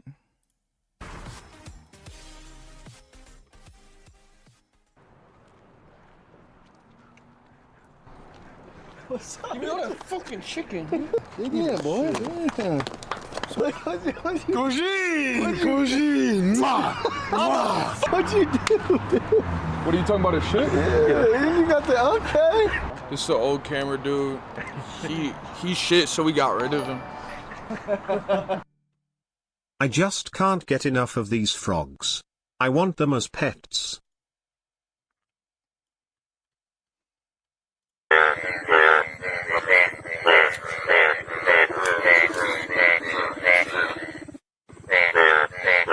Well, those are nice, bright yellow frogs.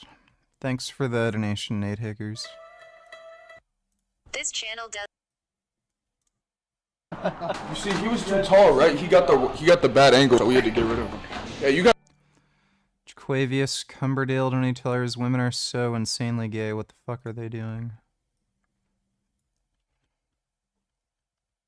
This has to be like a weird... That has to be like a weird lesbian thing.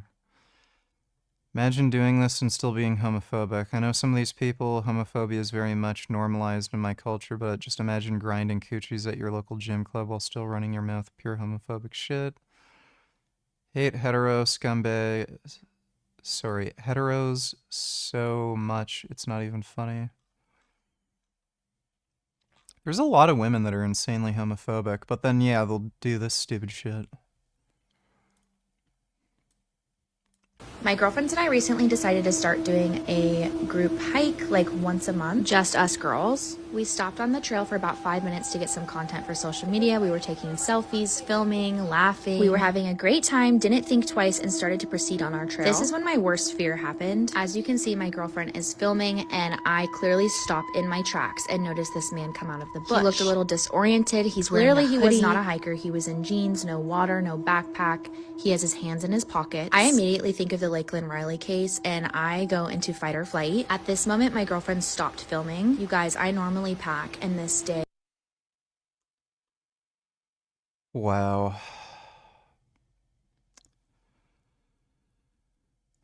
Dude, there's so many women who are like actual fucking scumbags.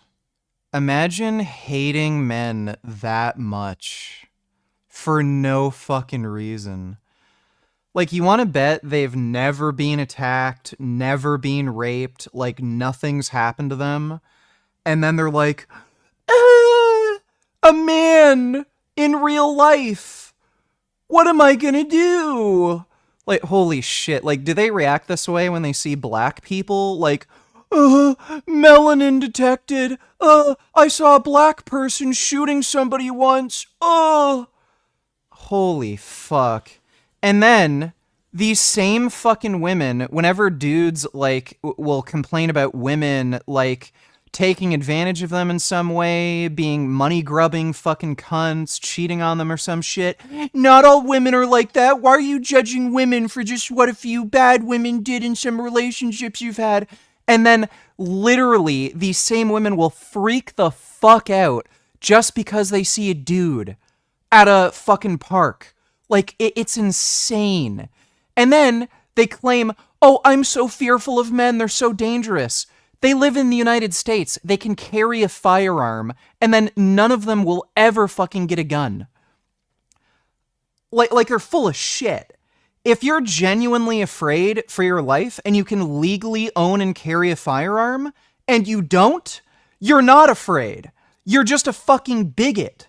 These women are just bigoted, man-hating fucking cunts.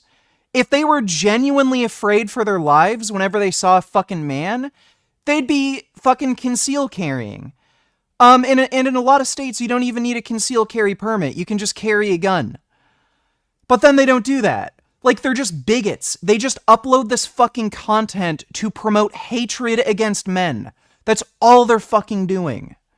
I decided not to, thinking I was safe with my 2 other girlfriends. Immediately, I get that gut feeling as he's approaching us, and I start talking about how my girlfriend's husband is behind us and how there are men waiting for us, and immediately I take a 180 on the trail. As soon as I turn around, I see another man come out of the bush behind us. We continued talking about the men that were waiting for us, and calmly but quickly made it back to the car. We were followed by the hoodie guy, but we did make it back safely. This is like content that women post online. What the fuck? Oh my god.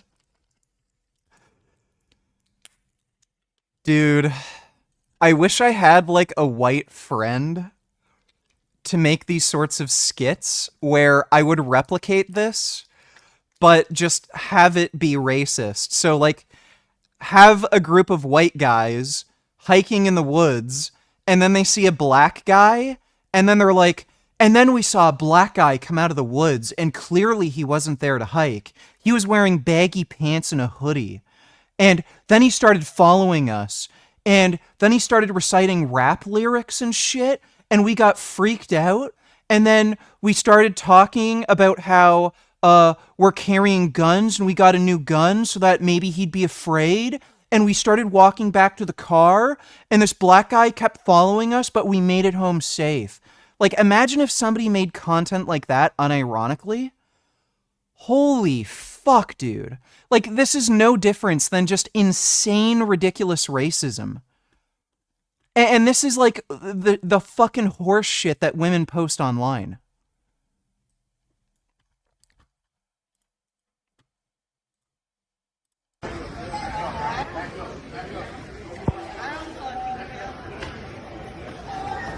Oh, he is rock ass. Back up.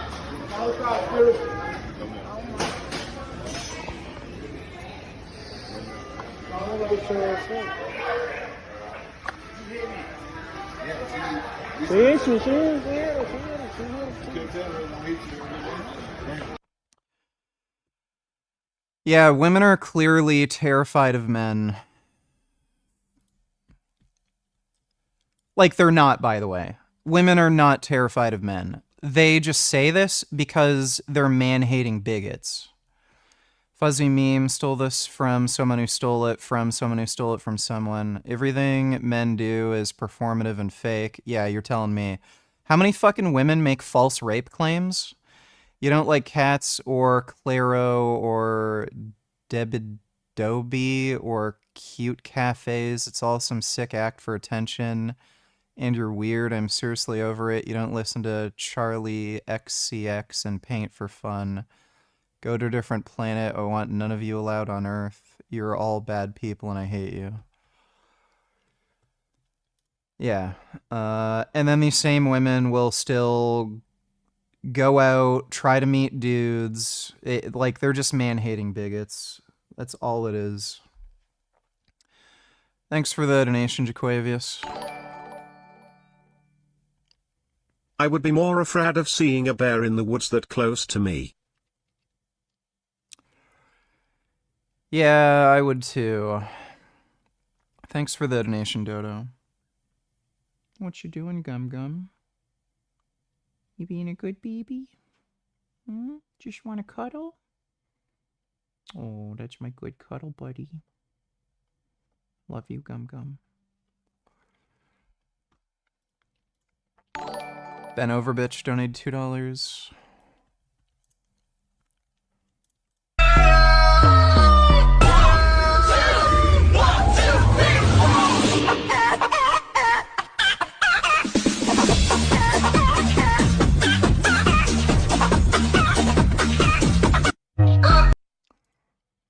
That is epic fucking trolling. Oh, damn, that's good. I gotta watch that again.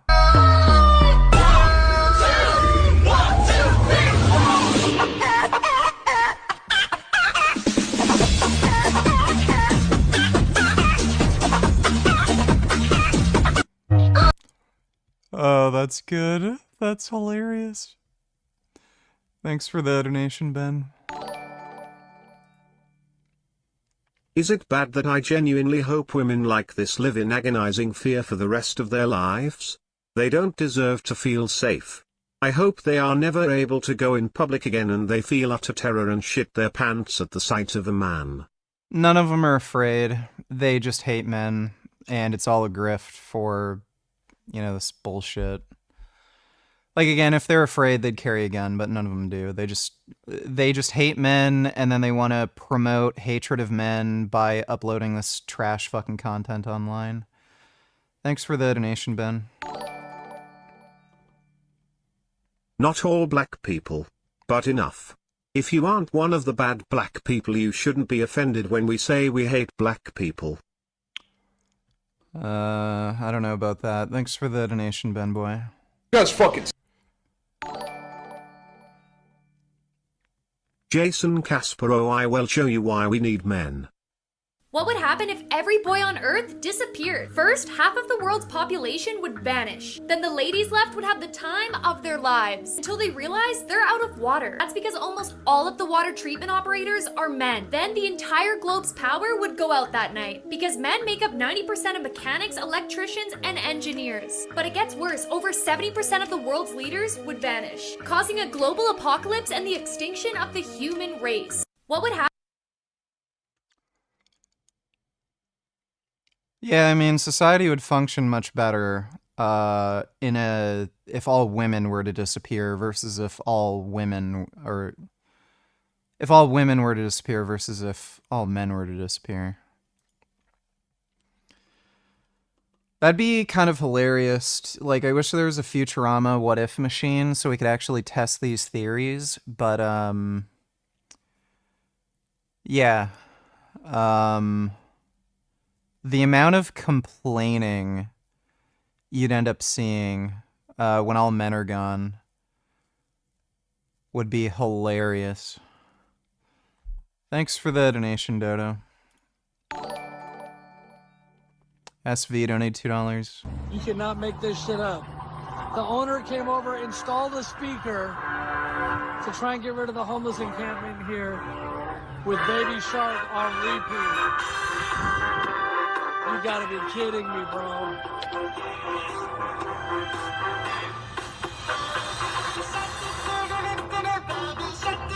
cannot make this up. Wow. I'd probably just get a really strong fire hose. Thanks for the donation, SV. Girls will carry pepper spray but have never even practiced with it before. As a girl myself, I carry a loaded Glock and a karambit with me wherever I go. They also don't know what type of pepper spray to buy. There's different ones that have a different spray pattern, and a lot of them are actually fucking garbage and useless. So there's ones where you literally need to be like within 2 feet of somebody for it to be effective. And then there's others that have a jet that comes out where you could spray it from about like 10 to 20 feet away. So they also keep pepper spray in their purse and shit rather than getting a holster or anything for it too. Like, women are a fucking joke. Like, they claim to be, you know, oh, I'm so scared and all the shit, and then they never carry any weapons. And then even when they do carry a weapon, they'll take pepper spray with them, which is practically fucking worthless in most situations, and then they'll keep it in their purse where they can't even deploy it quickly. It's hilarious. It's so stupid. Yeah, get a fucking gun if you're afraid. If you're claiming you're afraid and you live in the United States and you don't carry a gun, you're not afraid. You're just a whiny, complaining idiot. Thanks for the donation, though, Jay. SV donated 666. Matthew, be careful, it's slippery right there, sir. Jesus Christ! Come back, Matthew! Oh, God. Matthew, God. Rebecca, you can't see Matthew? Oh, Jesus. Tell Matthew to come. Well... Che traffico c'è? Oh, c'è dov'è? Dov'è, amore? She rolled down that hill like a big blueberry. Dov'è, Dio ca, amore?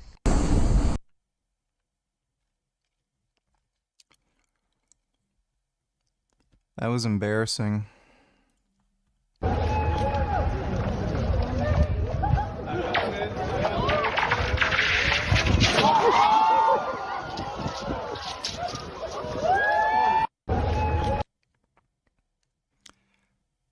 I mean, that was obviously gonna happen. Like, look at the fucking ice there. How did he not know he was gonna fall in? Well, thanks for the donation, SV. Benboy donate $2. I'm not actually racist, by the way. I was just making fun of the women who say shit like that towards men. For example, when they say stuff like, not all men, but enough, you just replace it with black people and see how ridiculous it sounds. Yeah.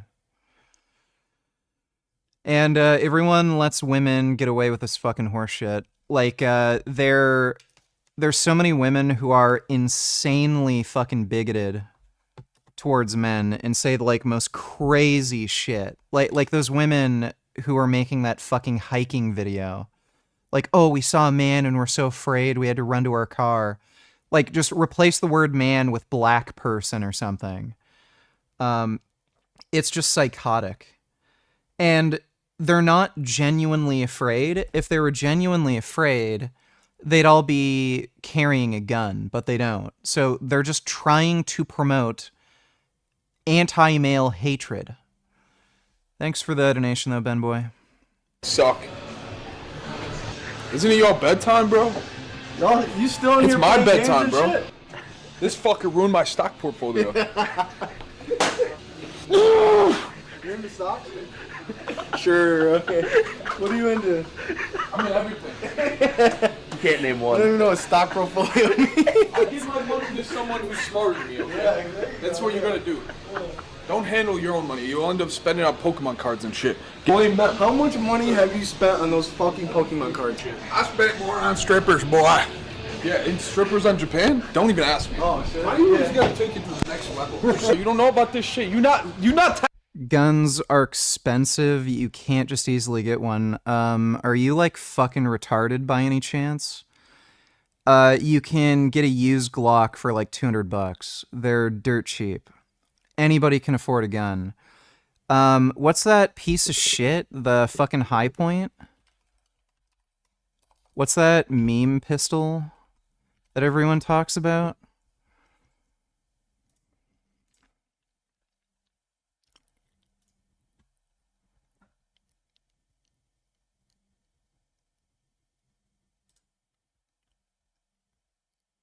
Yeet cannon, what the fuck? Was it the C9? Yeah. Like, if you're dirt fucking poor and retarded, you could get a high point C9. Aren't they like fucking $120?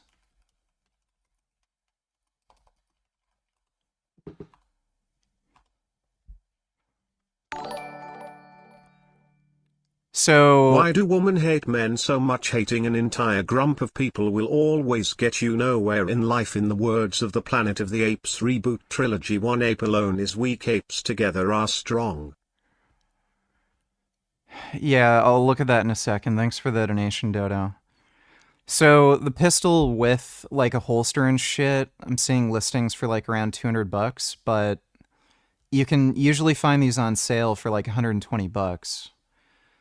Like, they're memed on like fucking crazy, but they're not bad guns. So, like, if you're fucking poor, you can find a high point C9 for like $120. You can easily find used Glocks for around 200.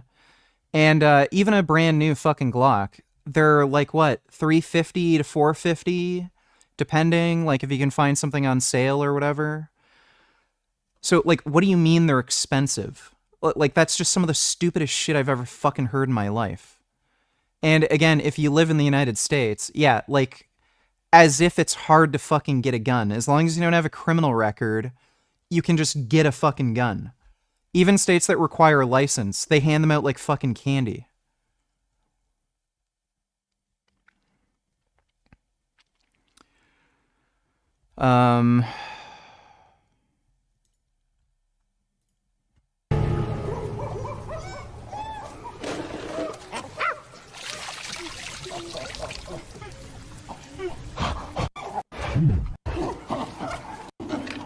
Yeah, I'm not watching this whole clip. Thanks for the donation, Dodo.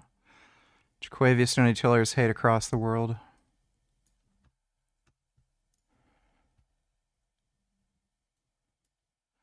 Where is this? Oh, Italy.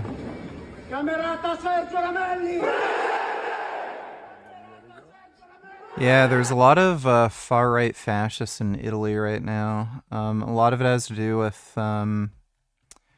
probably Europeans in general are pretty racist, but they're having a lot of issues with immigrants. Extremely racist person abuses two other people in a restaurant. Yeah, I've seen this clip. It's from China.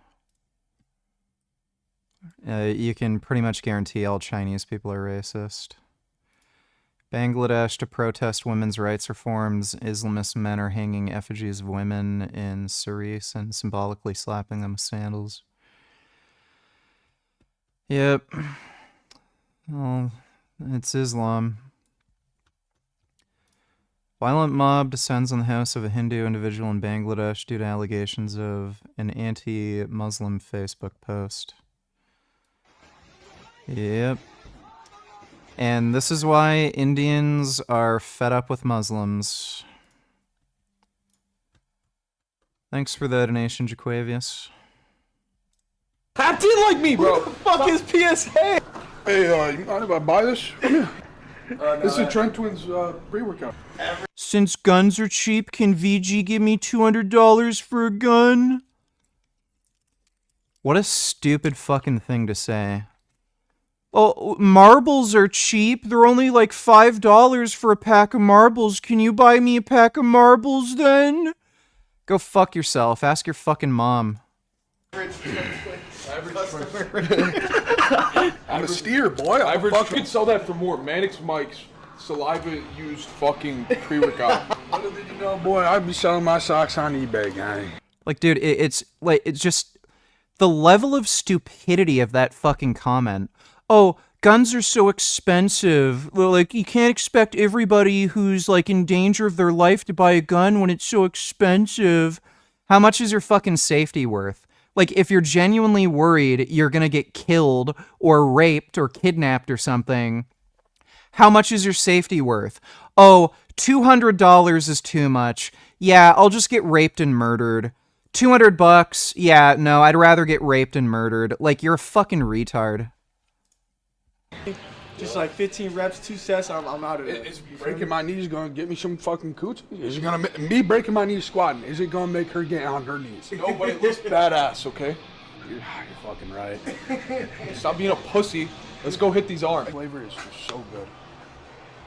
Set this bitch up. I'm just trying to make sure. I don't even know. How do you do a YouTube video again? I'm a terrible YouTuber.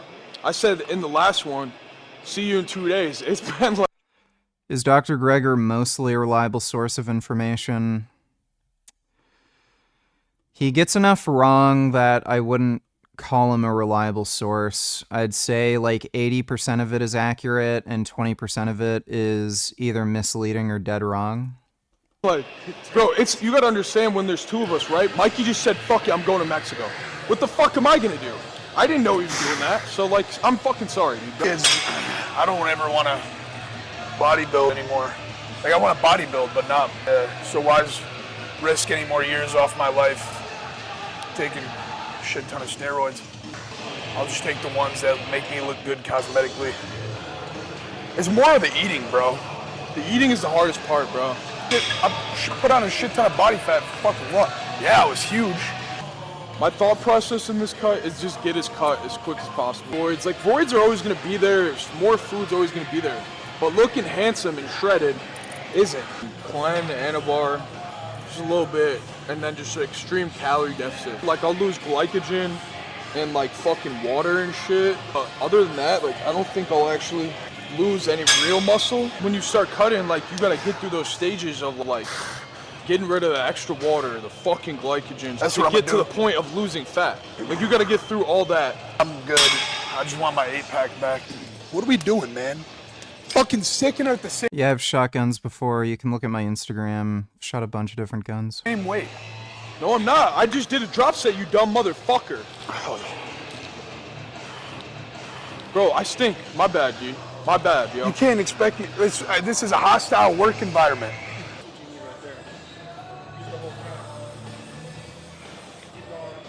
I just spray that you like love them.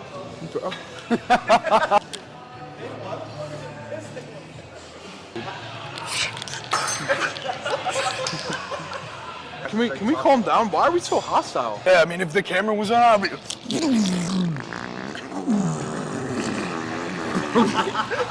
If you give me this and against a gorilla, I'm winning, like 100%, bro. Imagine you with the gorilla. You see 100 men spawn around you. You're looking at like Naruto with his jujitsu fucking clones, bro. I wish I could be jacked without having to work out. Just wait till 2050 when they finally develop some shit like that. I'm gonna tap my entire body and be a gym self for the rest of my life. I want to look like I have something wrong with me. So that's fucking cleavage, son.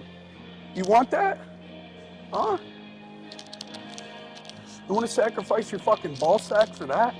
Shit, I'll take big ass double D's for a semi less circumference of my balls and a chance at early death. Hope that drug comes out soon that inhibits myostatin and that other thing.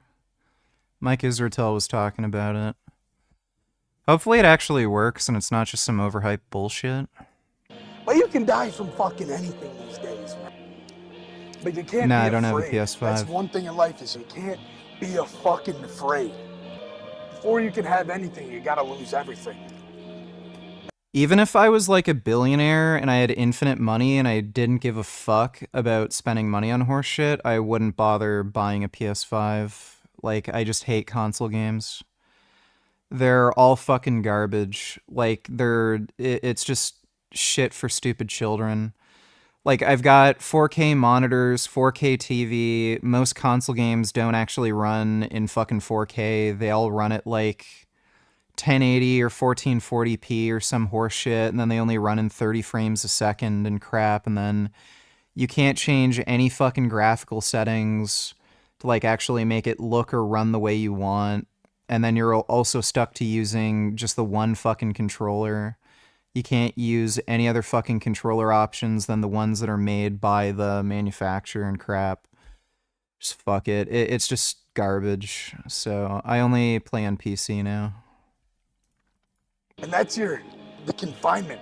You gotta lose that confinement that you have yourself in and the others around you have placed you in. You have to fucking lose that. GTA and Assassin's Creed are not better on console. Don't know where the fuck you're getting that idea. And once you do that, you're free to be whoever the fuck you want. Don't let this trap you. Don't let this trap you, man. Listen to this, that fucking heart. You gotta have some fucking heart and some fucking balls to do what you want with life. Balls. Alrighty, guys. Let's get ready. Finish our warm up. And one.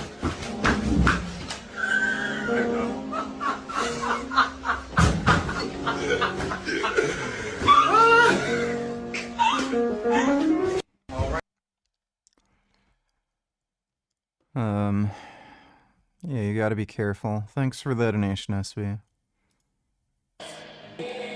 Oh, GTA is better on console? You like playing at a low frame rate with a low resolution and shit with no mods? Oh, okay. Yeah, it's better on console. I like watching a blurry fucking screen with a slow frame rate with shitty controls. Yeah, way better. There's no NPCs, it's just people who gave up on their fucking dreams. Life is, it's not fun without risk. That's why gambling's so fucking fun, dude. They roll the fucking dice, you get handed some cards, and that's what you have. You can play PC games on a fucking couch. You can use any fucking wireless controller you want on PC. I don't know why you think, oh, it's a computer, I gotta sit at a desk. How would you ever connect a computer to a fucking TV? How does that work? Oh my god. You have to fucking work with. Short, tall, skinny. It don't fucking matter. We're all playing the same fucking game.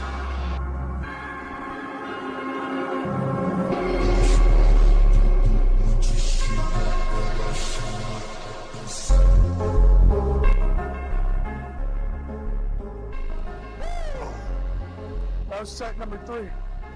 7 more.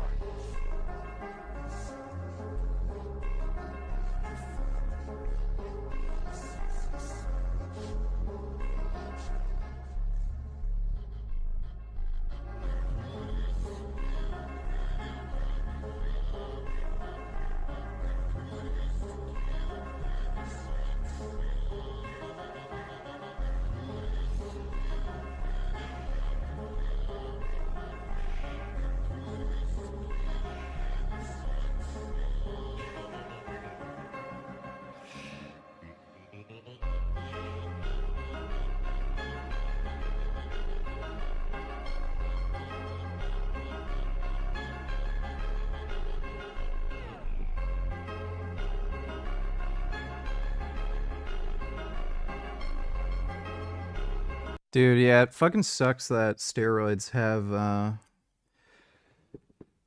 all those bullshit side effects, and the only way to get a lot of them is just illicitly. It's so stupid. Society is so gay and cucked.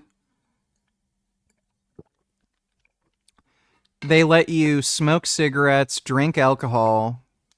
It's okay to, like, sell shitty fucking foods that make you fat and sick, but then when they develop drugs that make you bigger, stronger, faster, oh, that's illegal, it's too dangerous, you shouldn't be taking that, side effects. Right.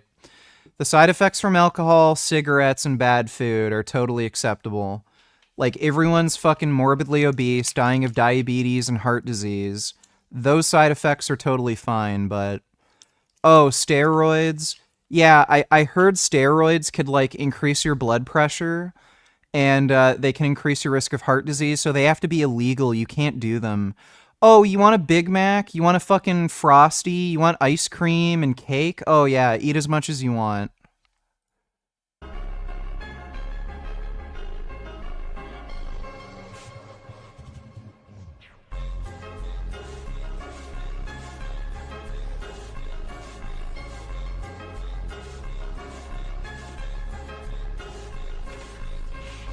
Steroids don't shrink your penis. If anything, they make your penis larger. There's tissues like your ear and nose that are extremely vascular that increase in size with age, and especially in men, men's noses and ears tend to get larger with age, and it's because how they're affected by androgens. So your penis is a similar tissue. If anything, taking steroids over time increases the size of your penis. Like, in all likelihood, it will cause testicular shrinkage, but who fucking cares? I'd rather have a bigger dick, small balls, than same size dick, but big balls.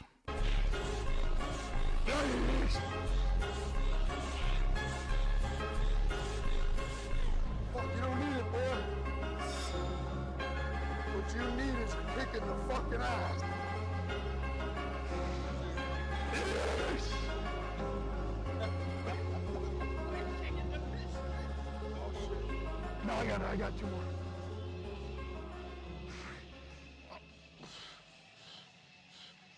Oh! Harder, dude. Yes, sir.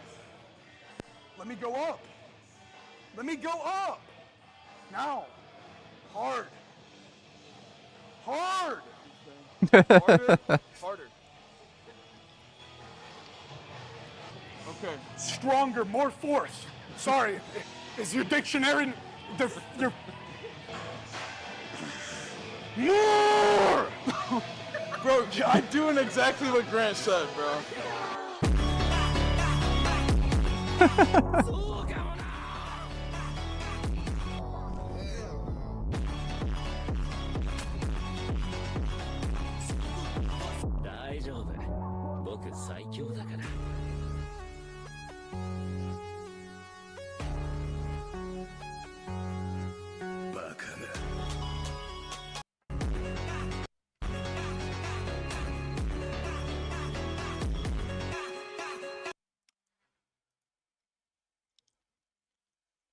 Oh.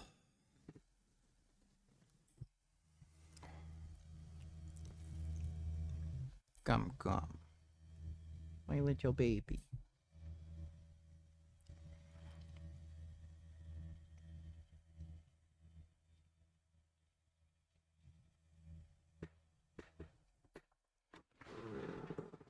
Oh.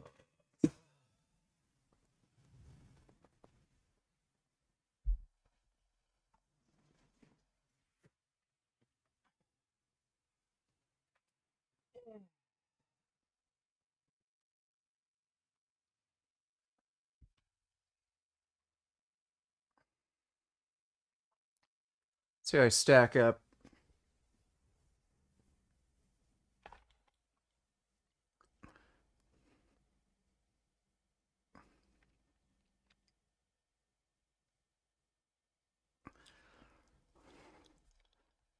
Not bad.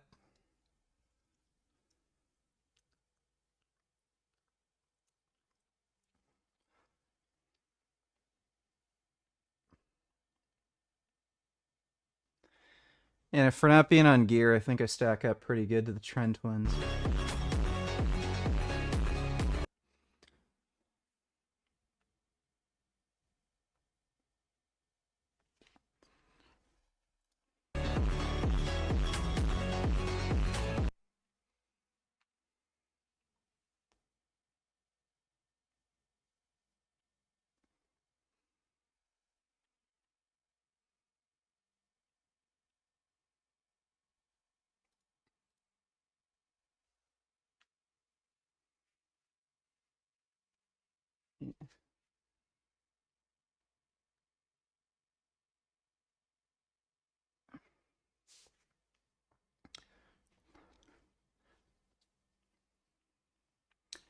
I think I'm stacking up pretty well against the Tren twins for a natty.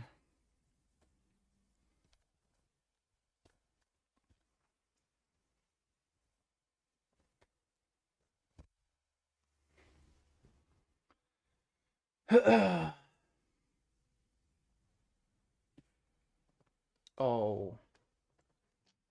Gum gum. Oh.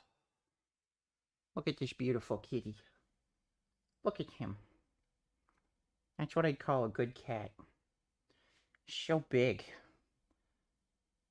Oh, he's looking around. Looking around at stuff? Love my big kitty. So handsome.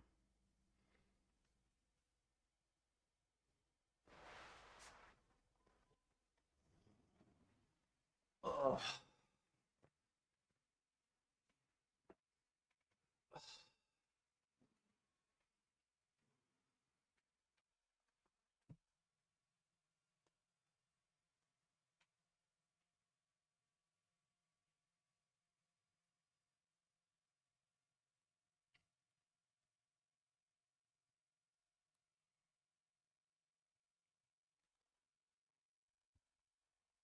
Alright.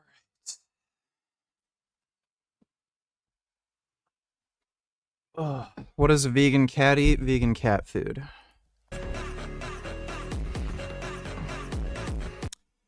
Nah, don't want to do a bodybuilding show. They're kind of bullshit. Don't think I'd bother.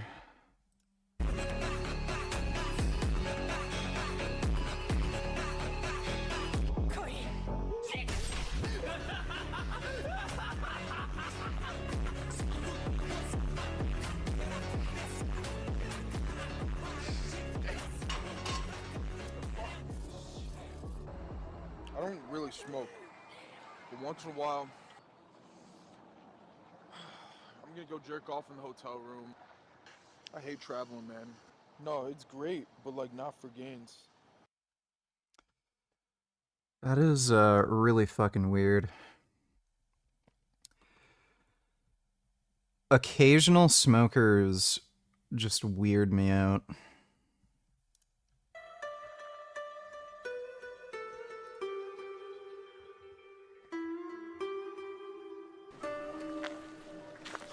Mo kanaho mitsuka ka? Watashi wa 5'2", Japanese hitsuyo desu. Renin torenu no go ga hitsu desu. Mirano torenu go shikara ramen. Faku hai. Faku hai.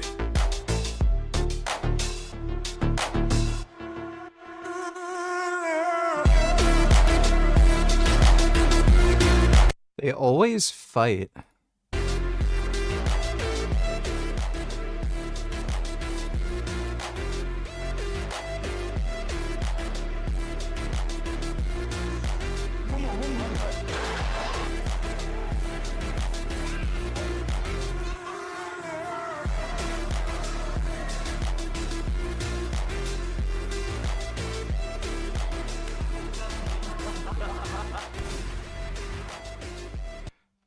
I don't know if I'd go to a muscle girl bar in Japan. For one thing, they don't seem that muscular, and I don't want to get slapped in the face either.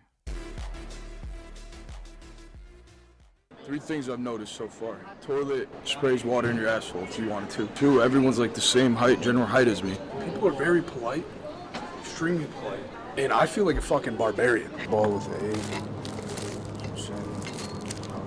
Like, bro, you're never running out of protein in this joint. This shit just looks better than America. I can't read the calories. I don't know how many calories. I went to fist pumper and she didn't know what I was doing. A pork bun, you feel me? This shit. How the hell? You can't get no pork bun from 7-Eleven in the state. Oh my goodness, dude. This is straight carb, bro. Straight for workout. Oh, was that their video?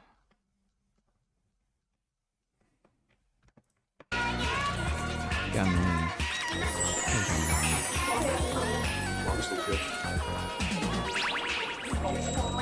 Bro, you got a whole ass meal too?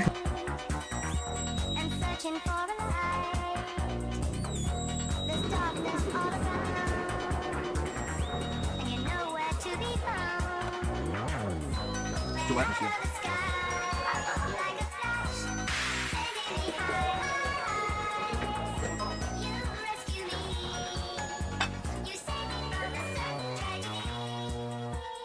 It's the best bite of meat I've ever had in my entire life. We on the bulk, so we trying to like keep our calories. I don't know how the fuck I'm gonna weigh shit out. So I'm gonna use this app, Cal fucking AI, scanning this shit. Read the fucking calories immediately. 40 calories a serving. I think this is 1 serving. Download that shit. Link in the description. I'm an occasional smoker because I have no willpower. My prefrontal cortex is literally underdeveloped. How do I increase willpower or discipline or whatever you wanna call it? Honest question, I want to change. You just have to make a commitment. That's all there is to it. Just have to choose to do things. Thanks for the donation, David. Why don't you make vlogs doing stuff like this, going to vegan restaurants, that'd be cool, or do it on stream with Bike Cam. There's a few issues with me doing IRL streams, especially if I'm going to use my motorcycle. The biggest issue is the consistency of any wireless service. Canada does not have a good robust like 5G network, so the stream is gonna just drop out constantly. I tried doing moto streams and it just didn't work out. I could never make it work. And 2, I also don't like having that sort of distraction when I'm driving. Even when I turn off the like screen on my phone and shit, and I'm just listening to dono messages, it's just distracting. I don't like it. I don't want to get into a fucking wreck on my bike, because especially on the highway, there's a high likelihood that I'll just fucking die. I am gonna start making like vlogs. I'm gonna get a new what are you doing, Gum Gum? Gum Gum.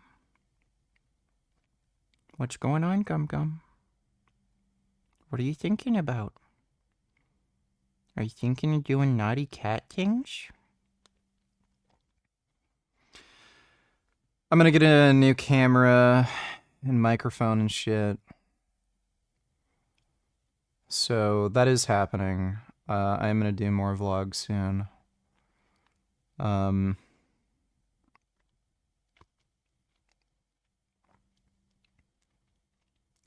was actually planning on getting the new camera. I was planning on getting the new camera earlier, but had some issues. I had compartment syndrome in my left hand for like a couple days. I had some sort of inflammation or swelling that was crushing like a nerve or something. So I didn't want to ride my bike with my hand numb because I need that like that hand for my clutch and shit. And it was also raining and crap, but this week I'll probably go out and get the new camera.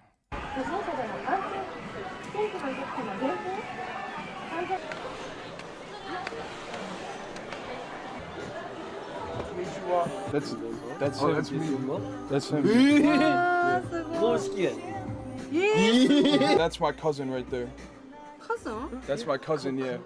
His name's Sam. Go. Itoko. Yeah. Itoko. My biceps are a little bit bigger, but he's like bigger this way. Yeah. He's like, yeah. You think this would fit me? You can try on? Yeah, I'll try it on. Try it on? Yeah. Just give me this sword right here. Have a nice night. Yep. Top speed on my bike is 220. I've gone up to about 200. I was literally in a fucking chase with another car when that happened. There's some like crazy road rager who's trying to run me over. And I got into some high-speed chase, and I was going 200 kilometers an hour.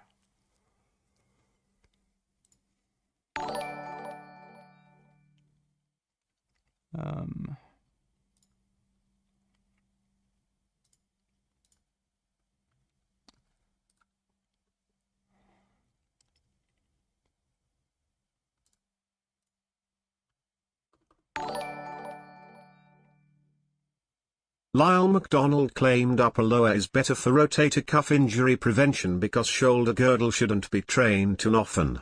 You do PP which trains shoulder girdle 4 times a week with upper lower only 2x. Any reason why you do PP over UL?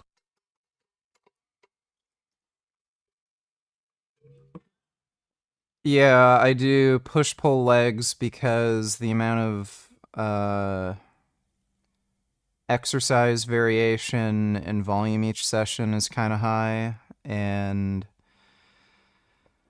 if I was just doing upper-lower, the amount of work I'd have to do for one session is like just too much, so that's why I do push-pull legs. I don't really buy that. Pulling doesn't really aggravate your shoulder at all. Very rarely have I ever seen anyone have shoulder pain from doing any sort of pulling. So I don't really agree with that. But, you know, you can do whatever the hell you want. I've never noticed doing push-pull or push-pull legs versus upper-lower or full body that my shoulders were in any better shape. Thanks for the donation, Ozai. Yeah. Lyle McDonald claimed upper lower is better. Fuck. SV donated $2. Brittany, what the fuck? Okay, I know this looks really crazy, but I can explain this. Alright, thanks for the donation, SV. Why in the fuck is it? We will now. It's a lot better. Yep. I can't take two shits. It's sweet as fuck. I feel like motherfucking Tom Cruise in The Last Samurai. When all the Japanese hated his ass. US could never. This shit's everywhere too. Like there's one over there. There's Pokemon card in the vending machine. Like this place is fucking amazing. Fushimi Inari Temple. And we're gonna go pay our respects to get a pump in this temple. No, we're not. Instead of having the kimono on, I decided to have my arms out. I think that's much more impressive. They're looking at us like we're brutes, bro. Am I getting a Sony what? A medium on, bro. Yeah, of course. Yeah, of course. This is the only size they had. This is what we do. Become kingpins of the steroid game. We move here in Japan. Start pushing. Yeah, just let them know our plans right now. Been training my whole life for that. Doing good mornings.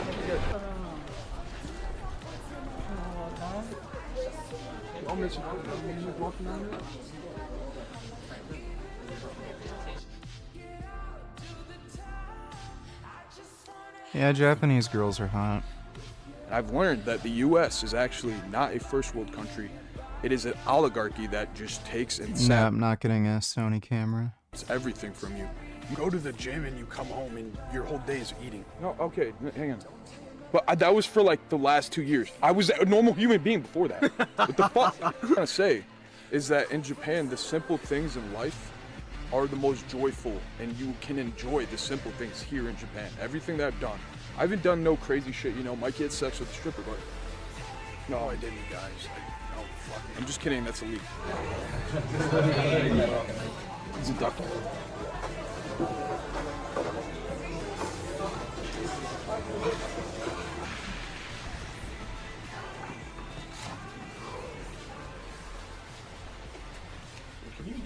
Dude, you're not supposed to walk on there with your fucking shoes.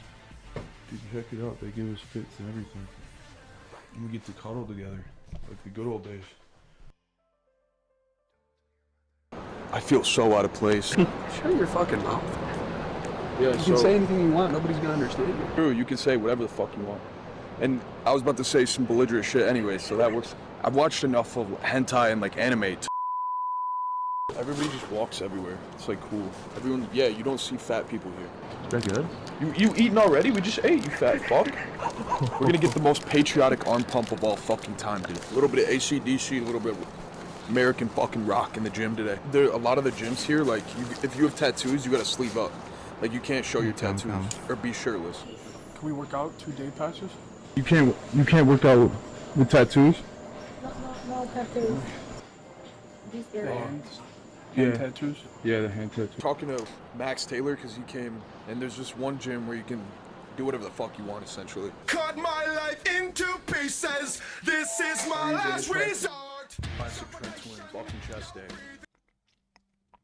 I wonder if they pay for some of these songs to use in their video, or if they don't give a shit about being monetized. No breaks, no rest. They're going hard as fuck.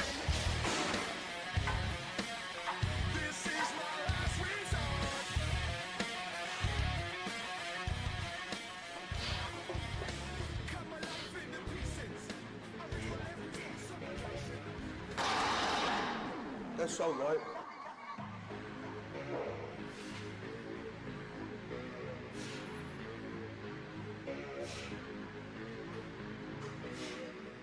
In order to train as hard as possible, you must retain a clear...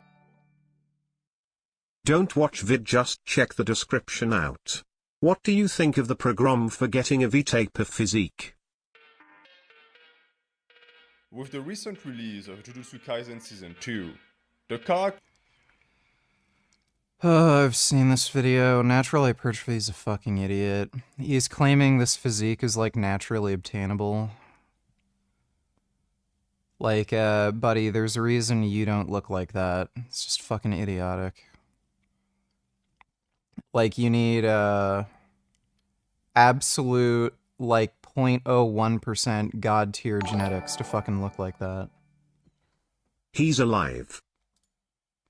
Who's alive? You didn't give me a link. Thanks for the donation, though, Nutmuffin. of Toji Fushiguro appears to have taken the internet by storm. Resistance training, meaning the action of lifting weights in a... And finally, the third mistake that plagues anime workouts is that they're simply too much, either because you're asked to train too. It'd be best if the movements contained within the program reflected his aesthetic. And to do that, there's no better way than to simply observe his physique, like one would a statue. With him, Toji is 6'2", or 190 centimeters, with naturally wide clavicles and narrow hips. This further exaggerates his V-taper, and is not a feature you can train for. You have to be born with it. Calisthenics.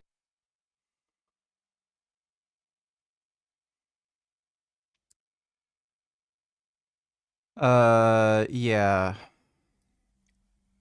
Buddy.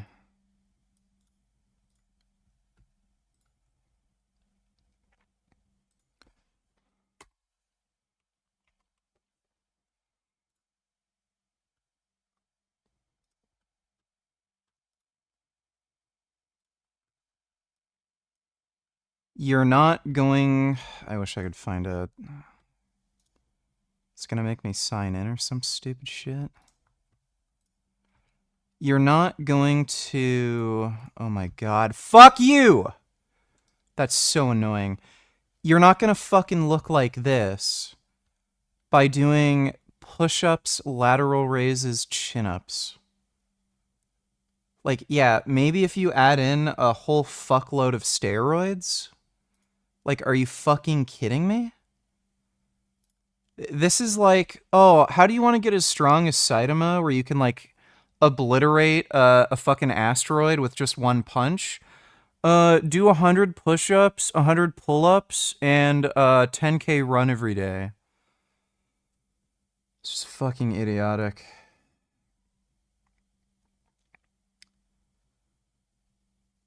Natural hypertrophy is a fucking moron, dude. Like, he does a hell of a lot more training than this, and he doesn't look anywhere close to that anime character. Just fucking ridiculously delusional. Bro, the amount of effort and time that I spend training is, like, ridiculous by most people's standards.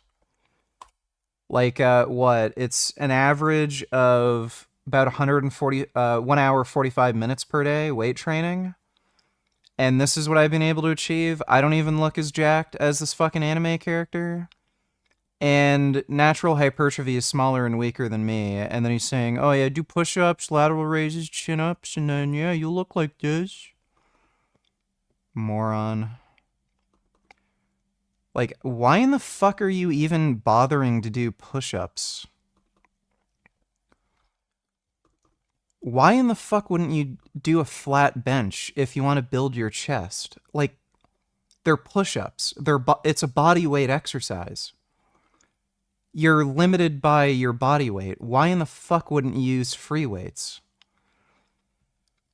Dumbbell overhead press. Why in the fuck would you overhead press with dumbbells when a barbell, one, you can load heavier, which is going to stimulate more hypertrophy, and you can use smaller incremental loading, so it's easier to progress. Stupid. Dumbbell rows are fine. I wouldn't say it's the best back exercise, but they're fine. Reverse flies.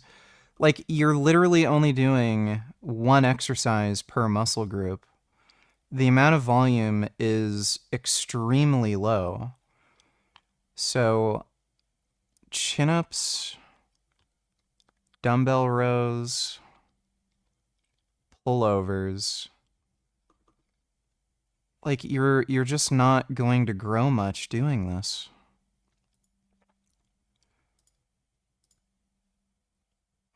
Natural hypertrophy is a genuine fucking dumbass. Thanks for the donation, Klingon. Image of your purpose.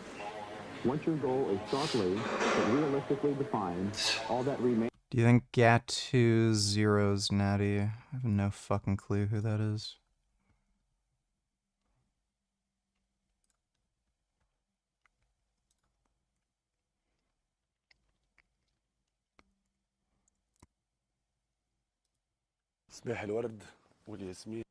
Is this the retard? That's his channel name. Yeah.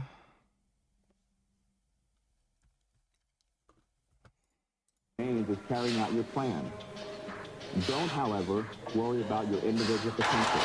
It is only the expression of a possibility, something that can be assessed accurately only in retrospect. I got it! In other words, Jesus. you'll never know how good you $4.95. unless you try. So let's get with it. This motherfucker raw. No wrist wraps, no fucking elbows, just fucking benching this shit, raw shit, boy. 1, 3, 2, oh, yeah. Come on, I got it. I got it. Dude, why are you touching me? Alright, fuck you.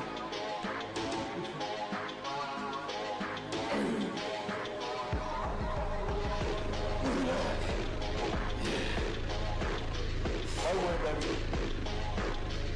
Come on. Burn up, baby. Burn up, baby. Now we want this shit. Come on. Building a big chest is just going heavy as fuck. Okay? It always is, and it always was. You gotta saute them breasts. A little butter, a little teriyaki. Cook them. You gotta fucking cook them with that heavy fucking meat. They said that you were done. You could never come back to the game. Because they said you lost aura. No, someone said you lost aura after tearing your pec. They're brain dead. You know what's more aura? The fact that you tore your shit in your back like it never fucking happened. That motivates me. That motivates me. Yeah. See, we do not take compliments well from each other at all. That's just proof right there. That was awkward. It's rarely ever awkward between us. I mean, I've seen this guy penis a million times. But that right there, me giving him a compliment, that was very awkward. Fuckers always talking about Chief Keef ain't this, Chief Keef ain't that. See, y'all be arching y'all shit like this. As soon as you make that arch, you turn that motherfucker into a flat bench. NH also thinks you can look like Guts naturally. Check this program out, pretty minty. You didn't give me a link. If you give me a link, I'll take a look. Thanks for the donation, Blake. Yeah, just about nobody is gonna look like guts naturally. Like, that's why I kind of want to go on steroids so I can look like guts. Like, you're a fucking retard if you think you're gonna look like guts naturally. Why you been on the fucking incline? Keep your shit back. Like, again, please explain to me why natural hypertrophy doesn't look like guts. He just looks like a natty lifter, and not even a particularly impressive natty lifter. Gee, I wonder if it's because he's not on steroids. Like, it's so stupid. NH is just one of the dumbest motherfuckers I've ever seen. Against the wall. Because you know when you're gonna be against the wall? At every fucking moment, because nobody got your fucking back. This ain't heavy. I might have to arch my shit. I see the literal neck fibers through the shirt. Through the shirt. Come on. Yeah, keep it tight. Keep that stomach tight. 4,000 calories today. Come on. No, you got it. Yeah.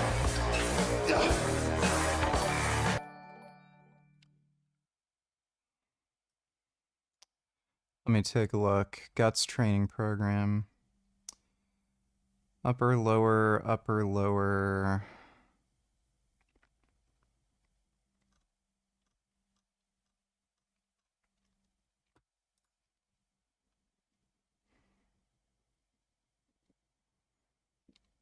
I don't know why he's incorporating sets of 3 to 5 when you'd want to be on a hypertrophy routine. That's just really stupid and weird.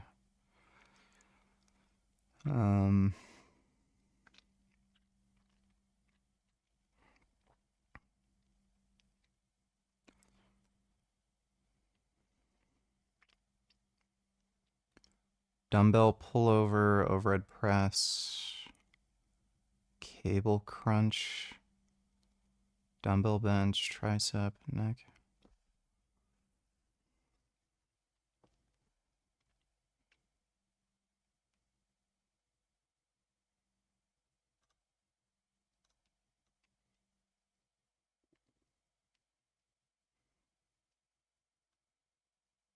Day 2 lower, chin up. Pretty sure chin ups don't train your lower body.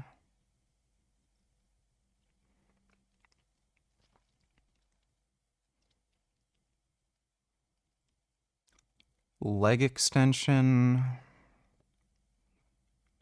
It's fine.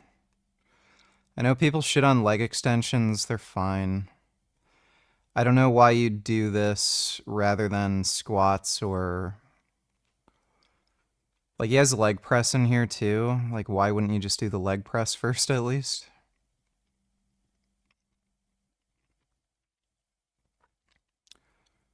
Incline curl. I think these are garbage exercise, honestly. Dumbbell row, that's not lower. Upright row, that's not lower. Why does he call it lower when he has 1, 2, 3, 4 upper body exercises and only 1, 2, 3 lower exercises? I don't include calf raises. Upper 2, bench, hammer curl. So now all of a sudden, he's... Dude, he's actually a retard. New lean beef patty video on people complaining about the clothing in gyms. Alright, I'll take a look at that in a second. Thanks for the donation, nigga.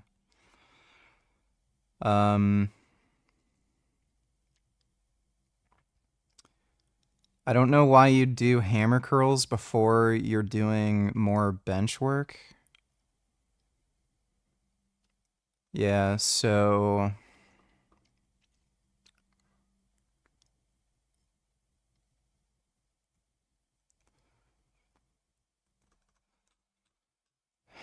There's a few obvious problems with this program. One, I don't know why he's doing upper body exercises on a day that's lower body. Two, I don't know why there's sets of 3 to 5 on a hypertrophy program. It should be sets of 5 or more. That's just ridiculous and stupid. This is also pretty low volume and unspecialized. Like, this is something I'd expect a novice lifter to be following. There's... like, if you're a more advanced lifter, like intermediate or advanced, you're gonna have to do a lot more isolation work. So not only like more things like lateral raises to focus on your shoulders, like bicep and tricep work, but there's also a lot of other little things like forearms and crap that are missing from this program. Like, again, the idea is to look like guts. Like, no one's looking like guts without steroids, and to make things worse, you're like this is just something that I expect a dedicated like novice or very early intermediate to follow, just because of the lack of additional isolation exercises. There's also a lot of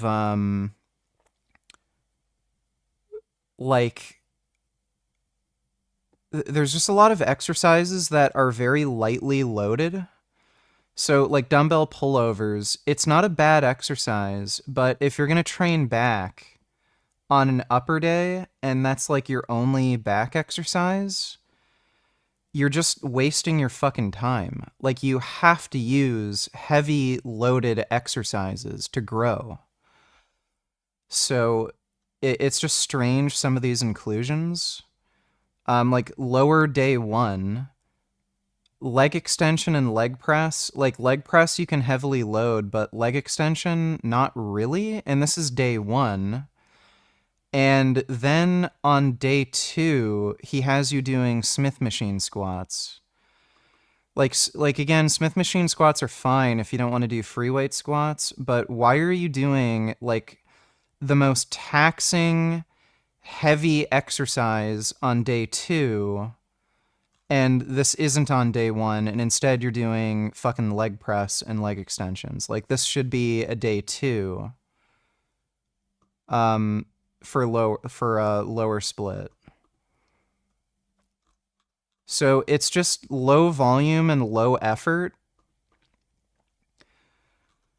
And like, I've seen natural hypertrophy train. He doesn't train that hard. So he could be bigger if he, 1, trained harder, and 2, programmed a little better. Like, he's kind of stupid and he doesn't like ever program in deloads and shit. Like, he kind of just goes into the gym, works out, doesn't lift all that heavy or train all that hard, and then he starts preaching about how, oh, deloads are for pussies. Well, the reason he doesn't have to deload ever is because he doesn't train hard. If you're actually training hard, like, you are going to have to end up doing deloads. So, he's just a genuine fucking idiot. Like, we really... Like, he has no fucking clue what he's talking about. Thanks for the donation, though, Klingon. This may sound retarded, but I really need advice on how to bulk properly. I naturally have low appetite. I'm 6 feet 1 inch and 175 pounds, but I want to get to about 200 pounds. Kinda funny how drugs for weight loss are so common, but I would need a drug to gain. Well,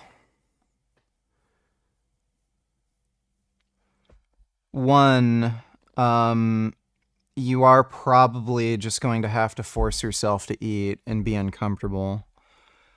Like, it's kind of like asking somebody, I really don't like training hard, and it's hard for me to be consistent at the gym. Is there any way for me to like get bigger and stronger without training hard and not going to the gym all that frequently? Like it's just not going to happen. So with anything that's difficult, you're going to have to push yourself. And if you have trouble eating, you're just going to have to push yourself to eat. There's not really any way around it. So set up a meal plan for yourself where you are like, you're going to be sure that it's enough to gain weight, and you're going to have to just stick to that routine and push yourself to do it. The basic strategy, if you have a hard time eating a high volume of food because you have low appetite, is to make sure you're eating more calorically dense foods that are low in volume. So try eating some more like processed foods. So rather than eating brown rice, eat white rice. If you can add some fat to your meals, add a bit more fat. So that could include like nuts and seeds or avocados or some cooking oils. That's an easy way to get in more calories. And you can have some processed foods. So if by the end of the day you're short like maybe a couple hundred calories, you can add in like Oreos or potato chips or something. But yeah, at the end of the day, you are just going to have to push yourself to eat more. Simple as that. Just like somebody who has a hard time going to the gym, working out, and pushing themselves, like they are just going to have to go to the gym and push themselves if they want to gain. So it's as simple as that. Thanks for the donation, though, Sokiyashi. This guy mogs you, only doing bodyweight exercises. You already know what it is. He doesn't. This guy looks like he's probably around 150 pounds. So I've got a good 40 pounds on him. Like, he is a little leaner, but not by that much. Hannibal King. You know what I'm saying? Shouts goes out to. So, no. He's like 40 pounds lighter than me. Thanks for the donation, Majin Buu. In a day and age, we're telling bitches, can you please stop coming to the gym naked? Starts a public discourse. Gym clothes found in gym. No! No! This is what the hell y'all sound like, okay? Fork in kitchen, alert the media! What the frick is going on? The gym clothes of today are not new. They are not different. They have been basically the same for the last, what? I don't know specifically what he's talking about, but there are some clothes that girls wear to the gym that are, like, ridiculous. Like, they're practically wearing a thong or a string bikini. It's rare. Usually it's just, you know, like tight-fitting spandex or something and, like, some type of crop top, but I've seen girls at the gym who are literally practically wearing nothing. Like 50 years, give or take? The clothes women wear to the gym are not the problem. The real problem is the people who have the problem with the clothes. I can't escape the videos of everybody talking about what women wear to the gym. Honestly, it's not that serious. It's clothes. Everybody needs to stop freaking out. Like, the history of athletic wear has always been tight. First, the 1960s. Of course, everybody knows there were no issues in the 1960s. Not any kind of social issues whatsoever. Nothing concerning. Everybody knows there was no sort of bigotry whatsoever in the 1960s, right? Anyway. The Oblivion remaster's fine. Let's see what they wore in the gym.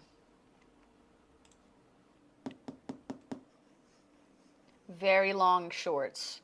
These shorts are so covering. What's this? No, I can see her underwear through the shorts? That's not very conservative. Well, the 60s was a bust. Let's take it to the 70s, because obviously they started to cover up more and show less skin. Wow, look at this. Honestly, Like, by the way, especially in the 90s when spandex became a thing. What's it called? I think it was Flex Wheeler who did a video with Joe Weider.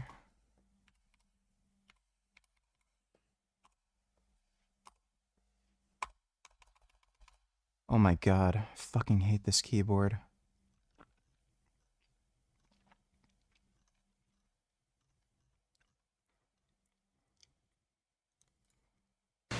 Hi, I'm Flex Wheeler, Mr. California.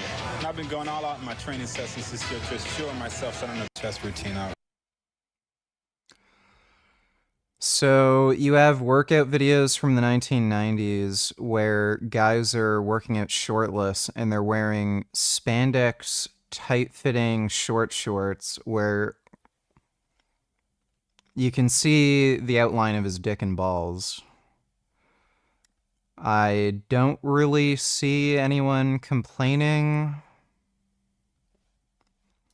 With the barbell incline press.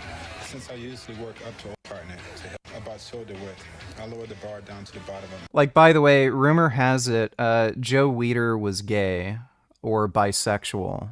And one of the reasons why he got into the whole bodybuilding industry is because he was a bisexual man who had an interest in very huge muscular dudes. And some of the videos that he made with these bodybuilders, like Flex Wheeler, where they're wearing the spandex, they wouldn't normally wear this. He told them to wear these clothes, and so that you could see their dick and balls and shit when they're working out. Like,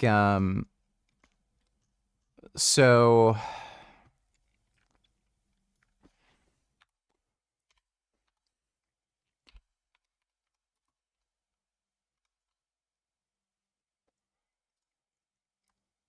Let me see if I can find some old videos.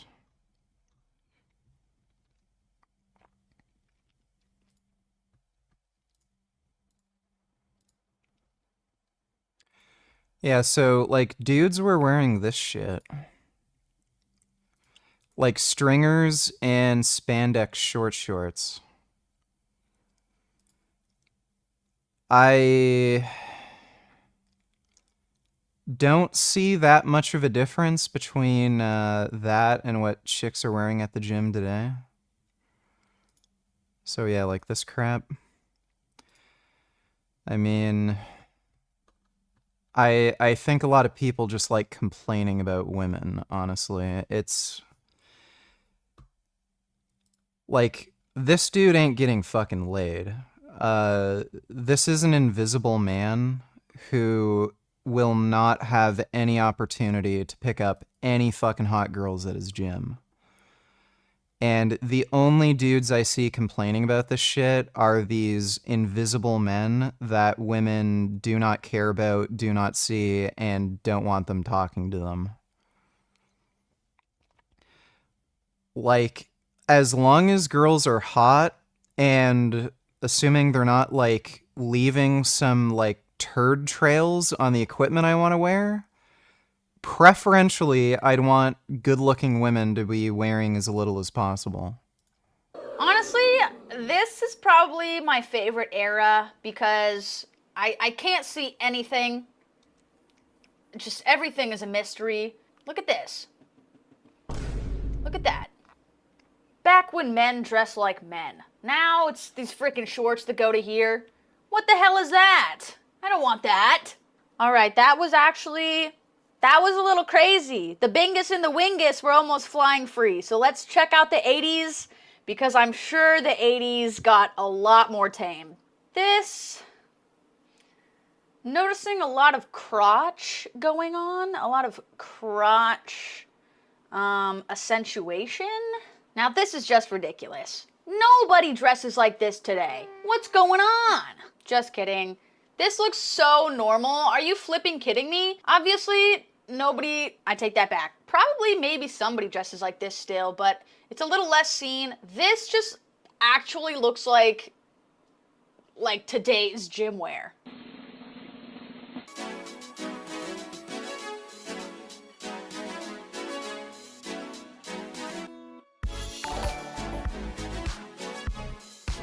I think another reason why I have a difficult time to put on weight is also because I skip meals sometimes, especially on the weekend when my sleep schedule is fucked.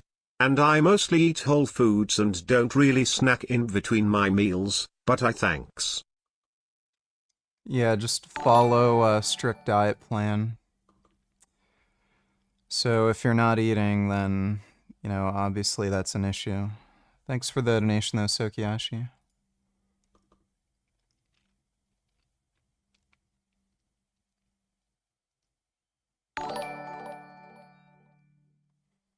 You're so delusional and stupid. That's why you like Hamas, huh? Yeah.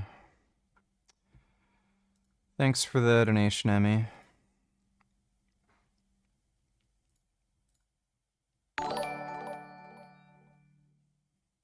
Can I stop eating vegetables and just start putting this powder in my smoothies daily?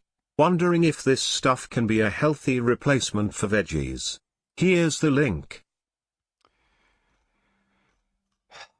I don't think this is as good as eating vegetables. I'm also very skeptical about these green powders. Some of them have turned out to be complete and utter fraud, and they don't actually contain any vegetables. So I wouldn't bother. Like, Huel's a fairly reputable company, but you're probably better off just eating your vegetables. Thanks for the donation, Mango.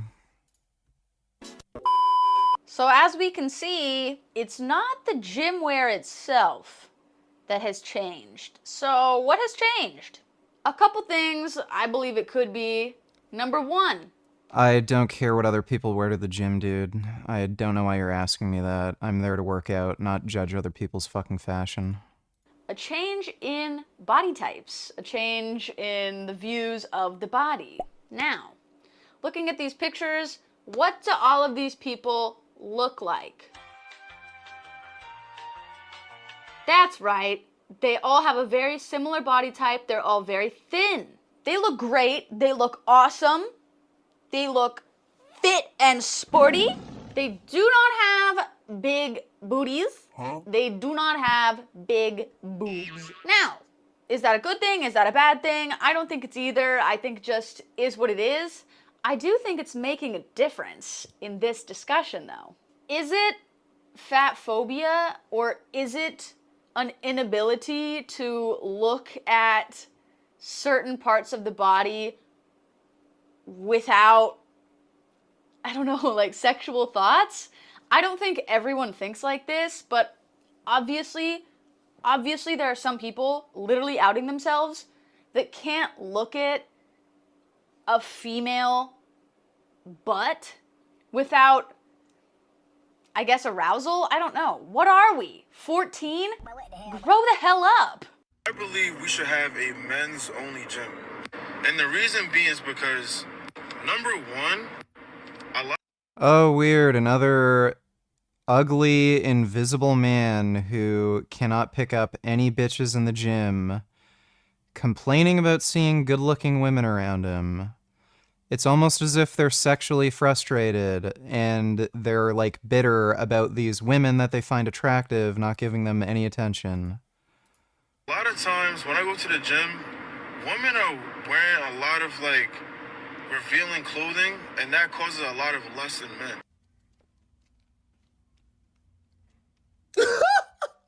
I just went to the gym, and I noticed a lot of beautiful women. But guess what? I didn't lust.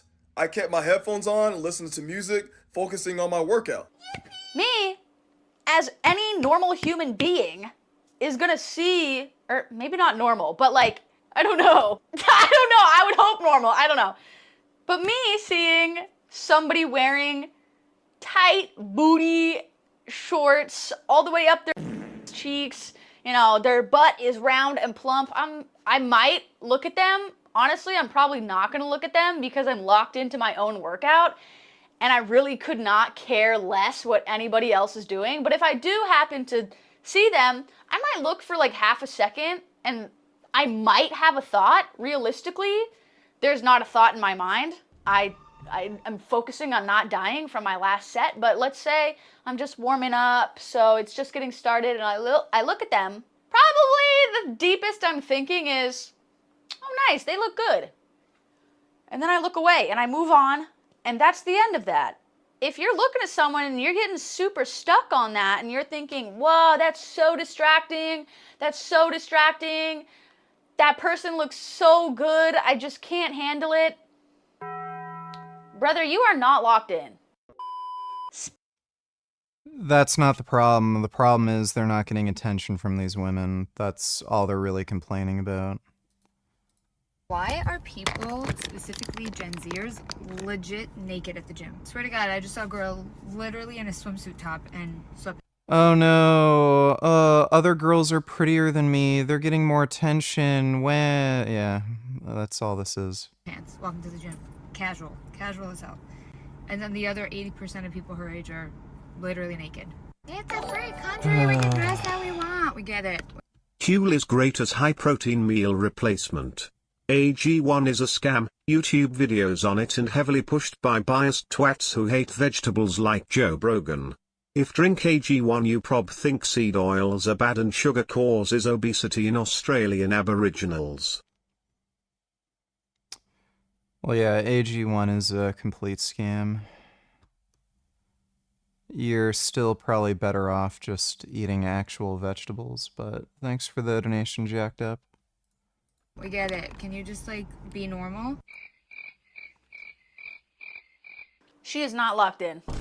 She is not locked in, brothers. She is distracted by... No, they're not distracted. She just hates seeing girls that are prettier than her. $2 man, I fucking miss this dude.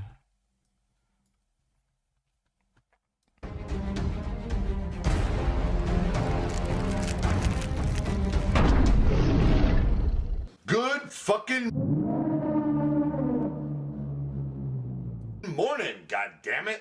Okay, it is pre-workout time, goddammit. Okay, 2.5 scoops of Viagra. Yeah, I'm getting crazy. Last time was 1.5, right? I just jumped up a scoop. Fuck it. Viagra, it's insane. It's unbelievable. The pump you get is fucking crazy. And you're gonna have a part on in the middle of the gym. So, the crazy shit. Oh. What are you doing? I'm fucking trying to put ice on my goddamn dick. Oh, this is priceless. Whatever it takes, goddammit. Right? Oh.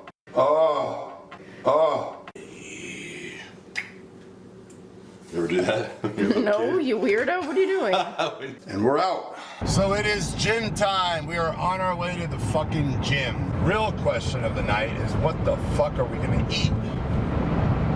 It's fucking Mack truck. Yeah, there's Mack truck there in the dark.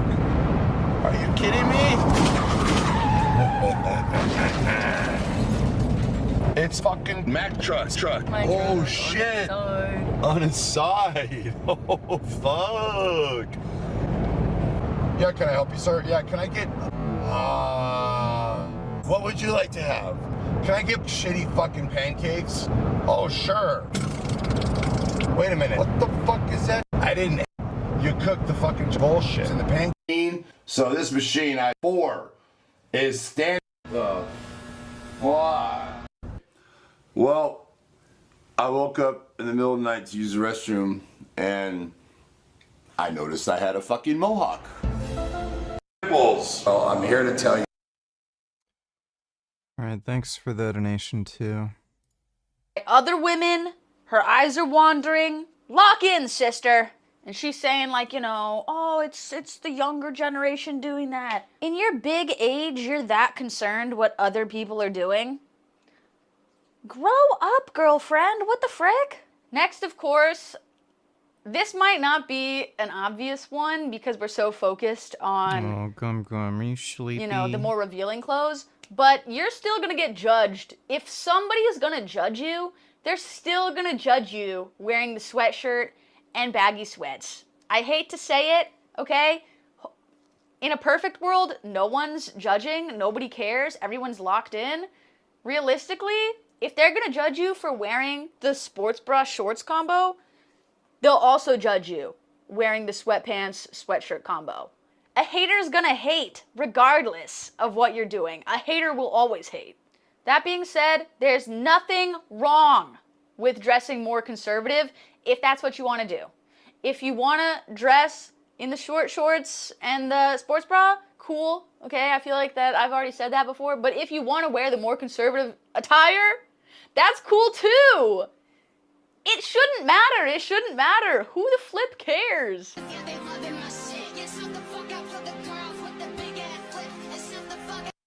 Good job, Kylie. You're doing amazing, sweetie. You should see what women wear when they know no men will be there. Cause it would blow your freaking mind, brother. Let me tell you that, okay? This is another thing where it's like, I'm not saying all men, I'm also not saying all women. There is definitely 100% a category of women that dresses solely for male attention or female attention in general. I think for the most part, people either dress one of two ways: to feel good about themselves, for themselves, blah, blah, or to blend in. That's most people. They either want to blend in or maybe they like to stand out, but it's not necessarily for someone else, especially at the gym. With all the mirrors and stuff, I can see myself. If I see myself and think, oh my gosh, I look great, you know, all the years of hard work and time and energy and sweat and blood and tears that went into building these muscles, I can look at it and think, hell yeah. So that's also a reason people like to wear gym clothes in the gym. I want everyone to repeat after me, okay? If she bought it from a gym brand, it is inherently appropriate to wear at the gym. We are losing the plot somewhere. This is no different than me wearing a bathing suit to the beach. Is a bathing suit inherently modest? No. Is it completely appropriate for where I am at? Yes. But I'm at the gym. If you don't want to show your body, you don't have to. But it is not an inappropriate place to do so. Everyone there is working on their bodies, whether it be for health or for aesthetic reasons. Every single person in there is working on their body. Do you have the right to be uncomfortable in a room with a very attractive person? Yes.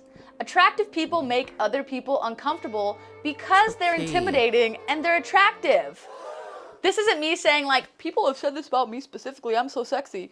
That's not what I'm saying, okay? I'm just saying in general, you see a very beautiful woman or very handsome man and you're uncomfortable because they're so beautiful and handsome, that's fine, okay? You're human, you're a little intimidated, I get it. For you to look at that person and be like, excuse me, you're actually too sexy, I need you to stop. No, you can't do that.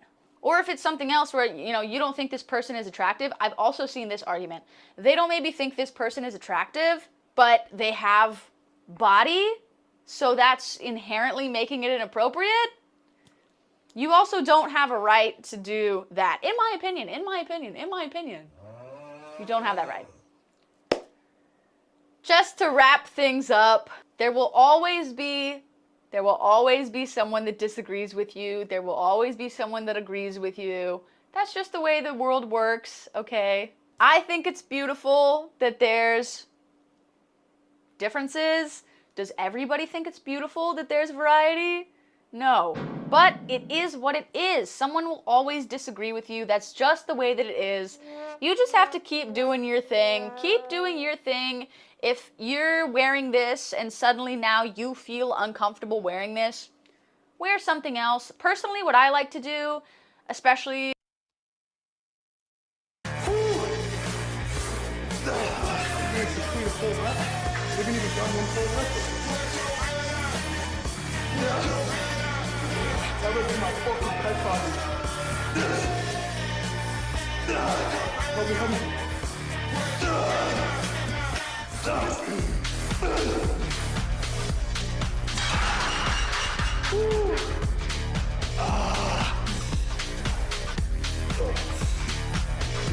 Come on.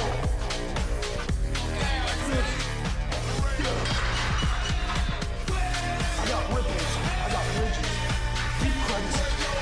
Flesh.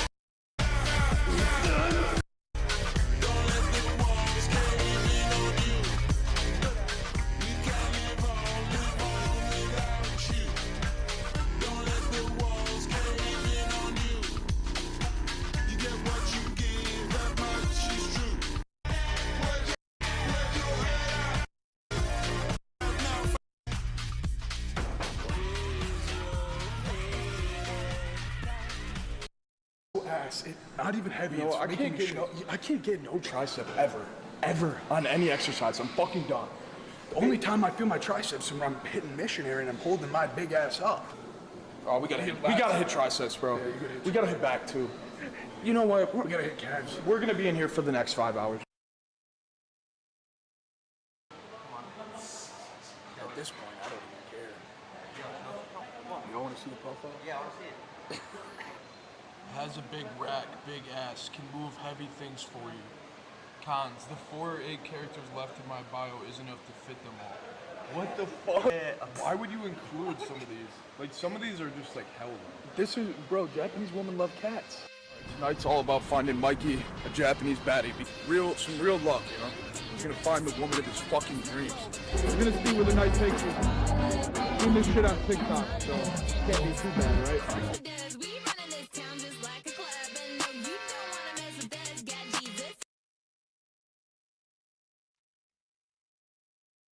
What are you up to, Gum Gum?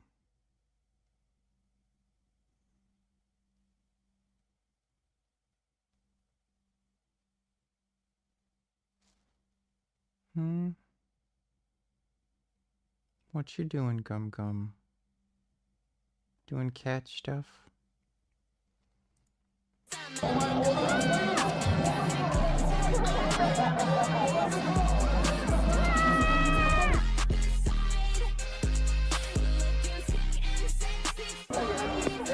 You like muscle?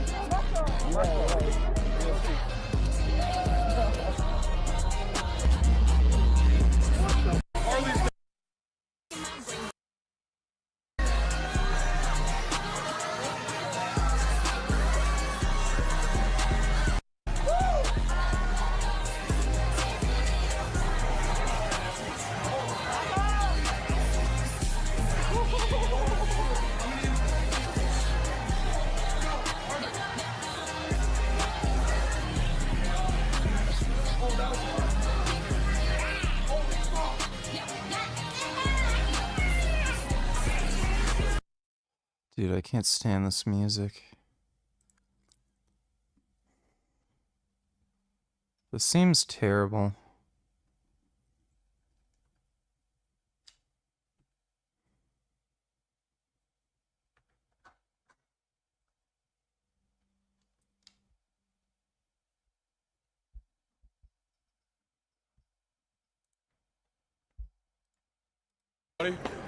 The last one, she slapped me so hard, I started questioning her sexuality. Had to have been a man. Bad, I was like aroused the whole time. The streets of Shinbuku. Trying to find the tranny street. Where's the trans at? So I can ask them where they got their tests, because I haven't had any for a fucking week now.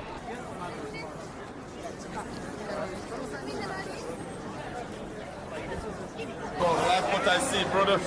I like what I see. Take me to a soul plan. Soul plan? Soul plan? Yeah. You want to check the What's soul plan? Where to find some steroids? Steroids? Steroids? Of course. You do? Of course.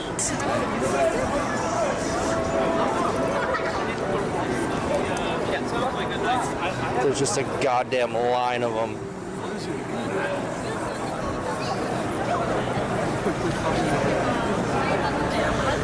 Sweet. Hey, can I bum a cig though?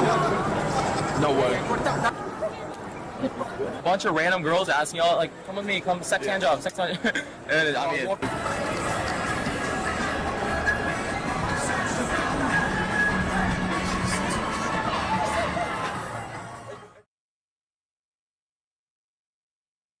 to try McDonald's in another country because it looks so much better.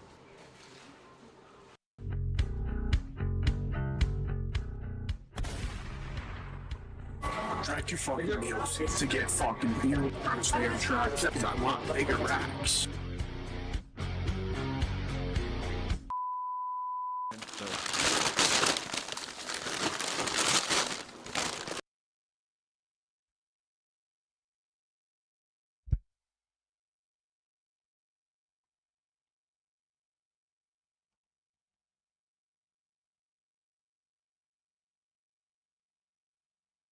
Hey, Gummy.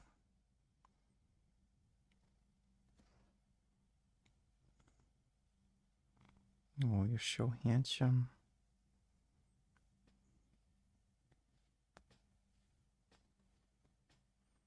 That's a good kitty.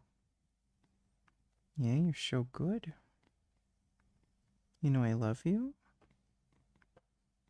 Yeah, I love my little baby.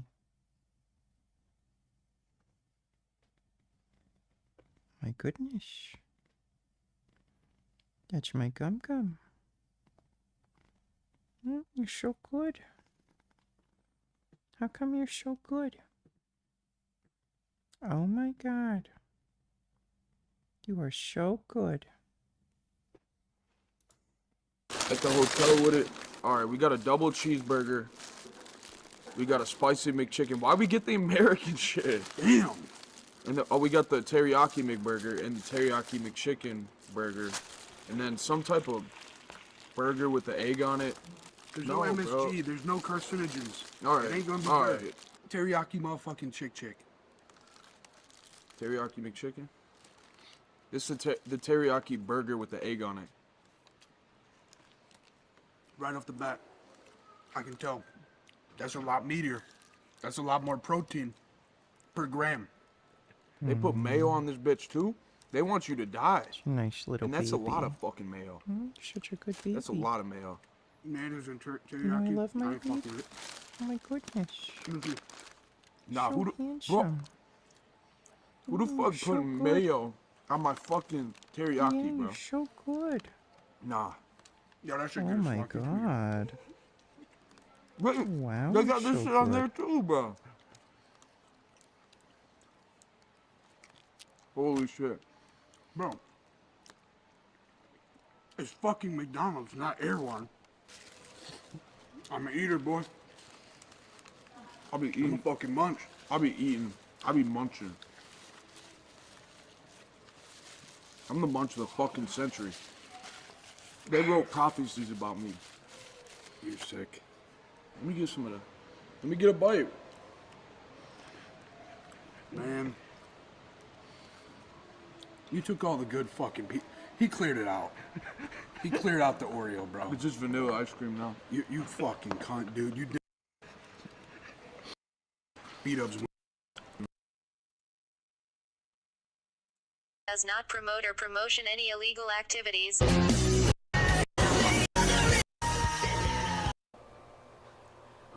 10 sets of leg drive? No. We're hitting legs. Like dead ass, bro. I'm not waiting around. I'm not doing this bullshit. Like, come on. Whatever the fuck is going on in your brain.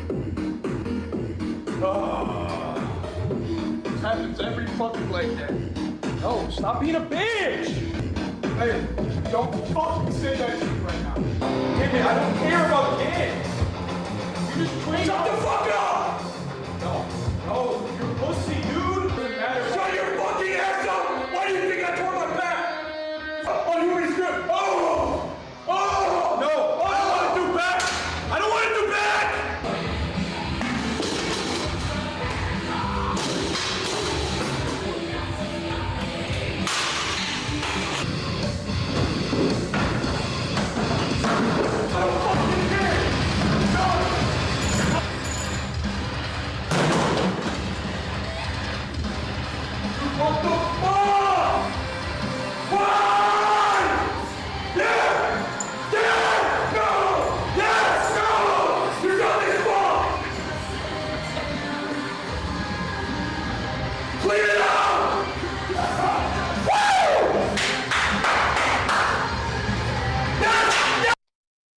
seem like they'd be a little hard to live with. Gummy. What the hell are you doing? Gum gum.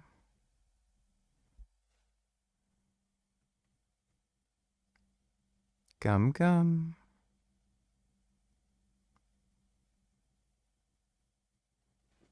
Gum gum.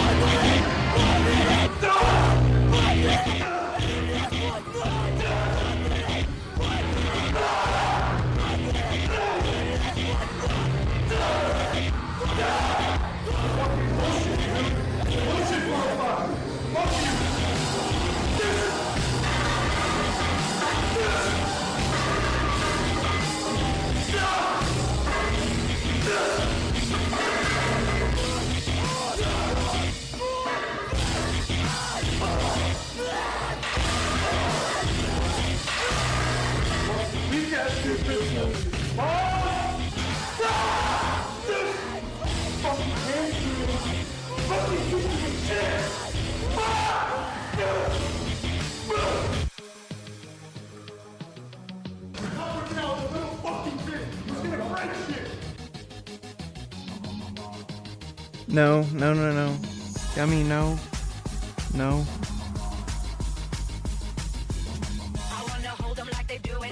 Just shaking up the only squat rack in this joint for curls. Why in the fuck are they playing Lady Gaga?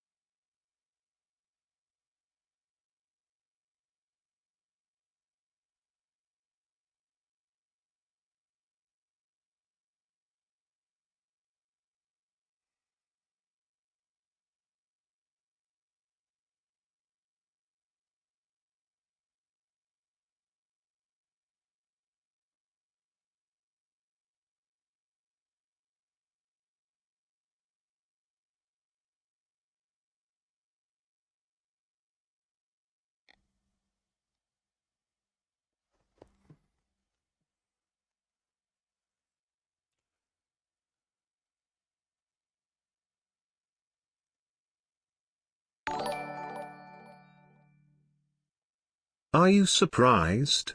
Tren twins are gay as fuck. Lol, he literally has a bull ring nose now. He's a faggot. Dude, why don't you finish up your cut already so you can function, and live stream yourself siling or something fun? Enough basement time, dude, please. Yeah, dude, I don't know how the fuck you think dieting works, but I can't just magically eat like a special vegetable that'll just make the fat come off my body. Gummy, no. No, Gum Gum. No, don't do that. Fucking assholes. Vegan gains, you're fat. Why you fucking gain so much weight? Why don't you get lean like you used to be back in like 2015? Fucking fat fuck. And then when I actually diet and get lean, why are you still dieting? Why don't you finish dieting?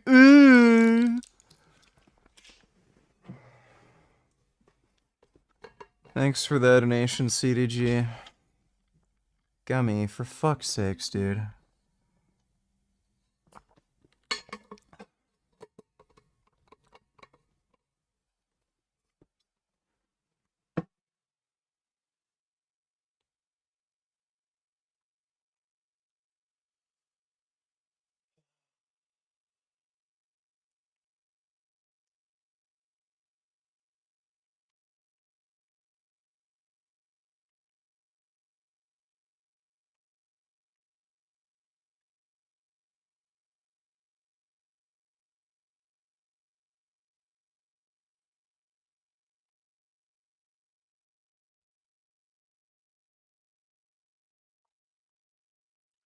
No gum gum.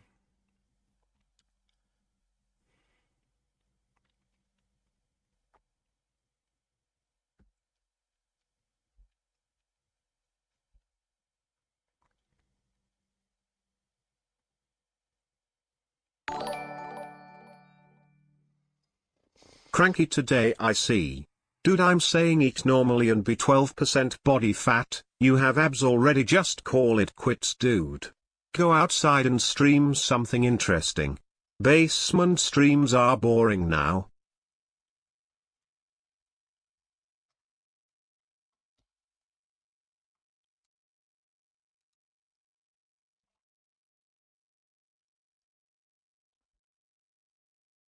Gum gum.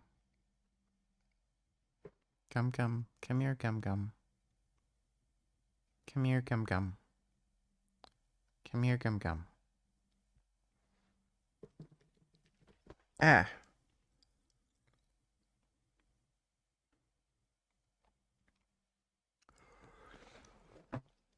Oh.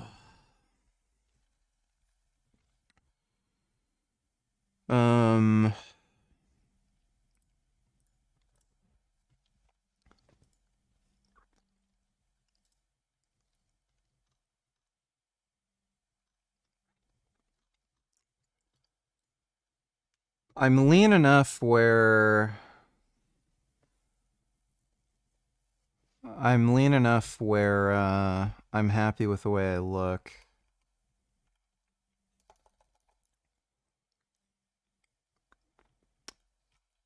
The reason I'm still dieting is just to see how lean I can get without it really affecting me negatively. You might be right though, might want to stop. What's the fucking thing called?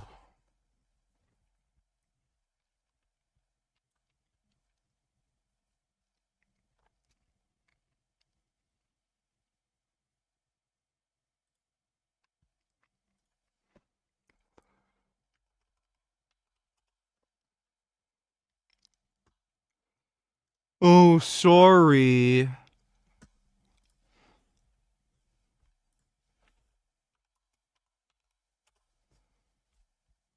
Fuck. Is it 2 hours?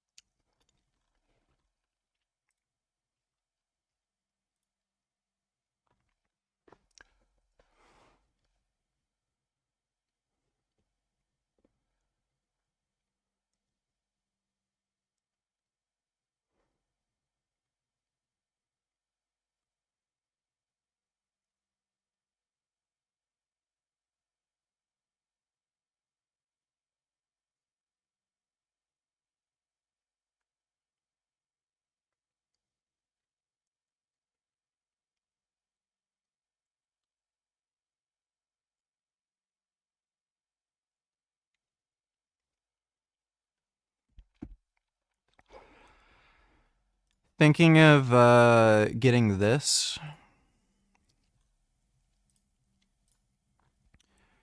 and just shredding around town with it.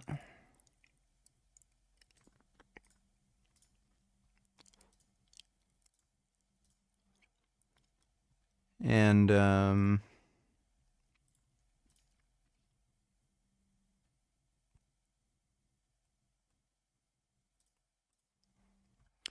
I don't know if I could do live streams on this because, again, the cellular service around here is kind of garbage, but at very least do some vlogs. Not sure what the weight of this is. I think it's like 200 pounds.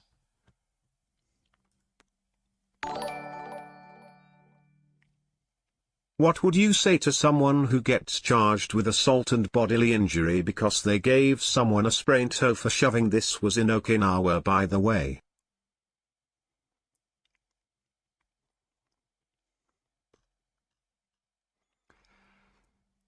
Japan is a gay, retarded, cuck bitch country, and everyone acts like a little bitch, and, like, that's just how their society is. Like, even in Canada, which is pretty fucking gay as it is, if somebody, like, fucks with you, and then you get into a fight and they get a little sprained toe, like, nobody cares. Only in Japan are they gonna act like a little baby. Oh, sprained toe. Oh, criminal charges. Jail time. Like again, Japan just has a little bitch society. Everyone acts like a fucking weenie. So what do you expect? Thanks for the donation. Never back down. I get it, but you're always tired. Not trying to troll you, dude. Herbs look good. Just miss seeing you with energy and doing stuff outside. I miss those vids. Plus, how are you gonna troll the Palestine protests if you're fainting? Well, yeah, I know. I'm barely eating and I'm training like fucking crazy, so I'm obviously not really gonna have much energy. What's the fucking weight? Oh, dry curb weight, 91 kilograms.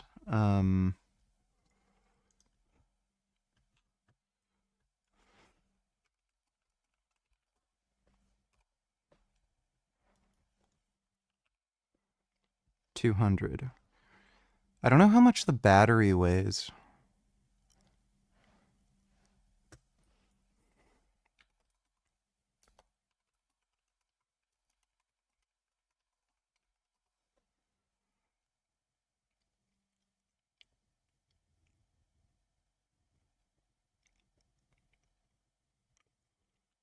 $25 kilograms.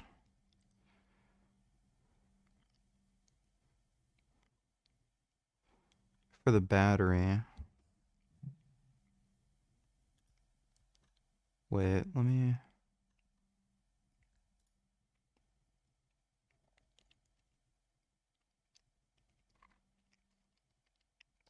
This one says 45.19 pounds.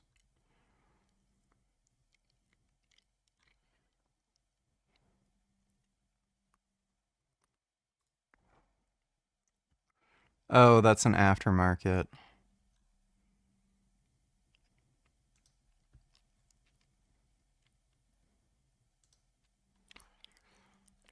So the bike alone would be 155. I don't think I'd be able to load that in the back of my Ural. Unless I did something very inventive.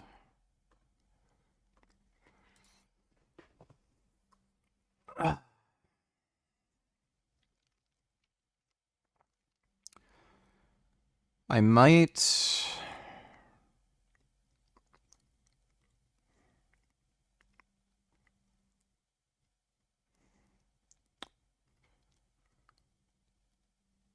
I think, like, max, I'd diet for another, like, 4 weeks, but I might end it a little earlier just so I'm more normal and have energy. We'll see. Thanks for the donation, though, CDG. Where the fuck was that,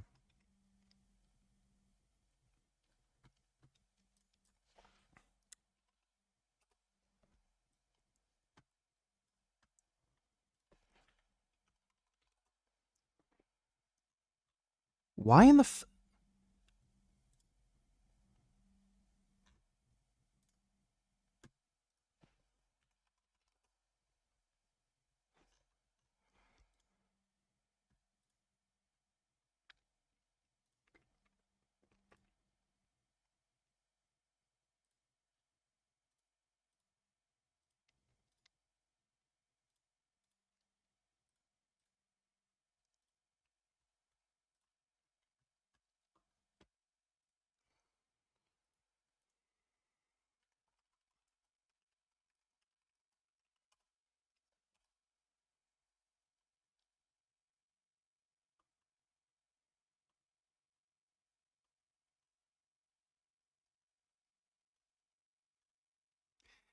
You can actually get an aftermarket battery for this thing that has a 6.3 kilowatt capacity, and it has better range than the Stark Varg.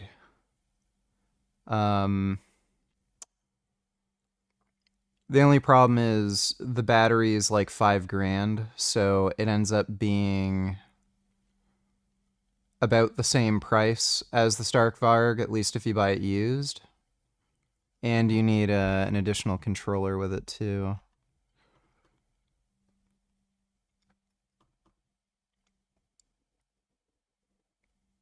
The one really good thing though is the battery is removable. The Stark Varg, the battery isn't removable. And this is like small enough where I can get it in and out of the house very easily, whereas the Stark, I'd probably just want to keep that in the garage, and then if I ever want to take it out, I have to move the bikes around and shit.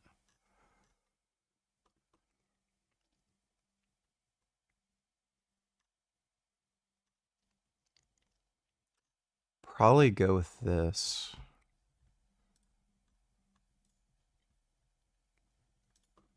It's ridiculous.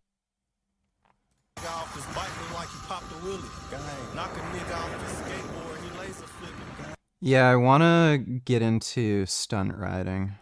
Once she let me hit it, then I say them I'd like to learn how to do wheelies and shit. digits. Let me hit it, gang. Let me hit it, gang. Let me hit it, gang. Let me hit it. I'm beating pussies up, this ain't no fucking sex position. I could put supermoto wheels on it too.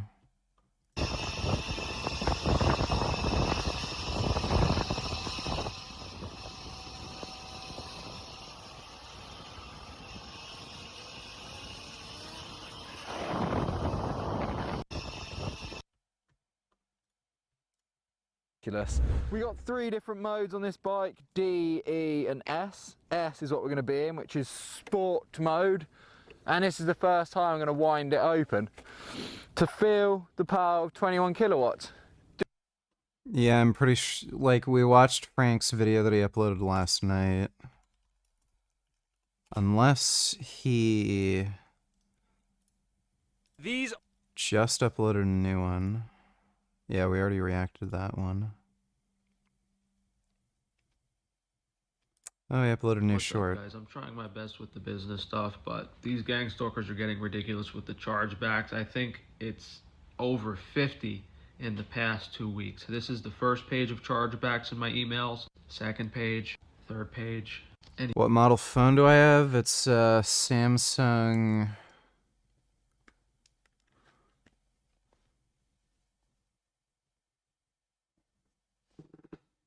How's the back scratched up?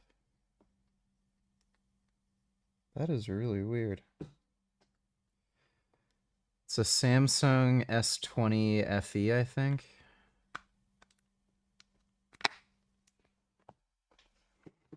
Here's the fourth page of chargebacks. I really don't know what's going on, and it's crazy that Shopify allows this, and all of these platforms and really the banking system and everything is set up to harass small business in favor of these people. These big corporate entities, billion-dollar companies will hire these people to place chargebacks every week on small businesses. And, you know, for me, a few $1,000s means I can't pay myself for a month, but for these billionaire companies, it's nothing, even if they lose a few of the chargeback disputes. So if you guys could please just support the businesses, frank-stefano.com, and try to help me get through this harassment. Well, Frank's not doing too well, which is good to hear. Are my two favorite electric dirt bikes. We've got the Stark Varg and the modded Sur-Ron Ultra B. Whenever I post about either of these bikes, there's always the debate, which bike is better? Some people think that the Ultra B can compete with the Varg, and some people think that there is absolutely no chance. I beg to differ. I think that these are actually closer than you may think.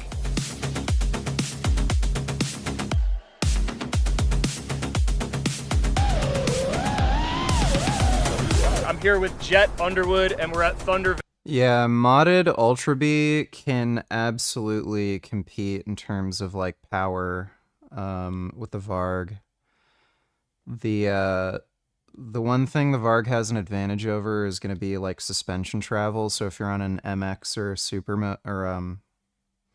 you're on an MX or a Supercross track, you might be a little undersprung for like really big jumps. But yeah, like power to weight ratio with a modded Ultra B, it's pretty close. Valley motocross track today. Jet hasn't ridden either of these bikes, so pretty excited to get him out on it. What do you think, dude? You ready for this? All my buddies have got to try them, and I feel like I'm kind of left out here. I'm more than excited. I want to get on them. First up is the Ultra B. And to be clear, we're not talking about a stock Ultra B, because this thing is far from stock. We've got a link to the full build list in the description, but the quick rundown is it's got the Cirrus F43 fork and R46 shock set up with the motocross tune. We're running the EBMX X9000 controller at 17 kilowatts with the stock motor and battery, 21-18 wheel combo, and Dunlop MX34 tires. And a few other odds and ends like steering stabilizer, ODI bars, Warp 9 pegs, chain, and sprocket. Alright, let's get out there.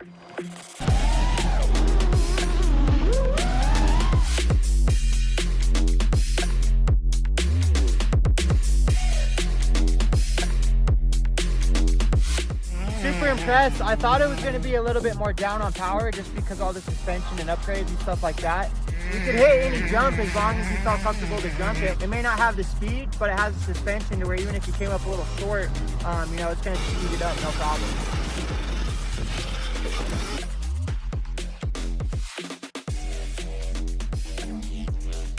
Dude, honestly, I was expecting it to like clank it, and it just ate it up, honestly. Did it really? Yeah, like right as I landed, I was like waiting for it to like rebound or get a little crazy, and it just soaked it up. If it just had a little bit more power, it would be like perfect. I'm like jumping over the berm into the like the bump, and then hitting the tail top, and it just like eats it up so nice, and then lands, man, it feels just like a big bike.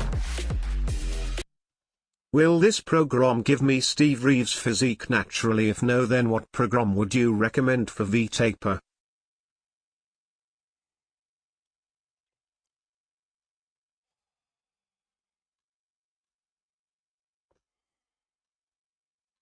Is this natural hyper? Yeah, of course.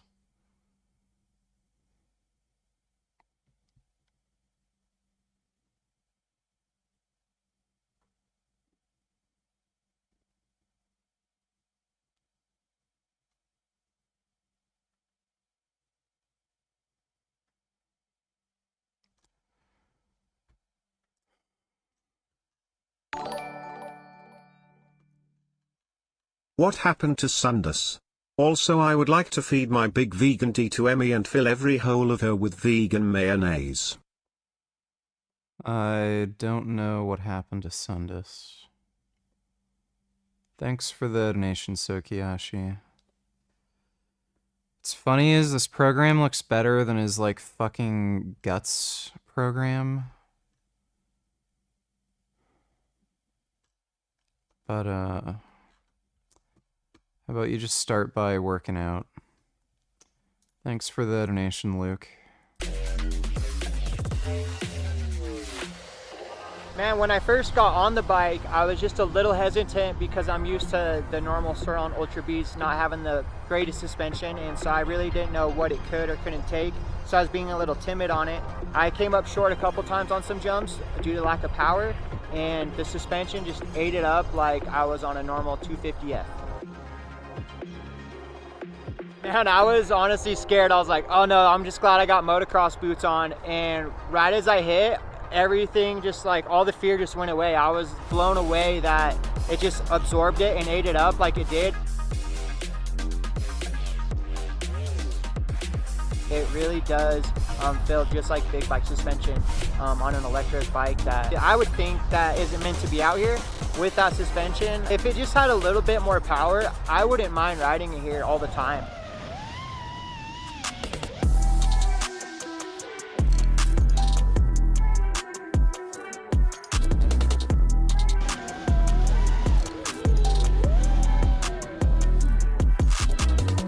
Next up, we've got the Stark Varg. This thing is completely stock, aside from some 21/19 gold wheels that Woody's Wheelworks built up for us.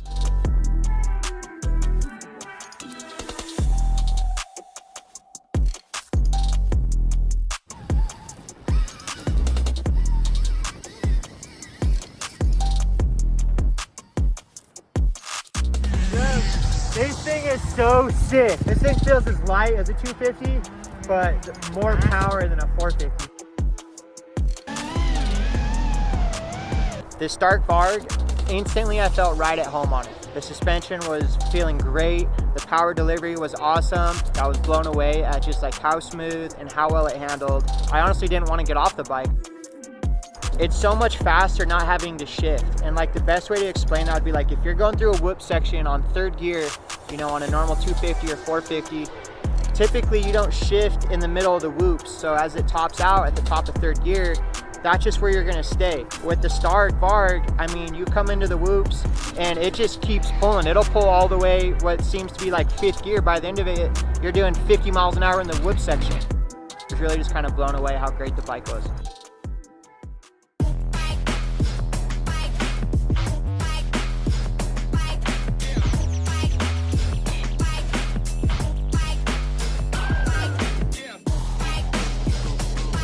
Head to head, man, honestly, they both handle very similar, almost I would say the exact same. The only difference is really that I felt was just the power. The suspension on either bike felt phenomenal, and the bikes absolutely crushed it in all departments. I would say like the Ultra B, like the suspension feels just as good, to be honest. The upgrades that you did to it, they're super comparable to this as far as like the way it handles and flies through the air. It's just not as fast, whereas this thing has the best of both worlds, obviously. Tons of power and tons of suspension. The Ultra B is like its little baby brother.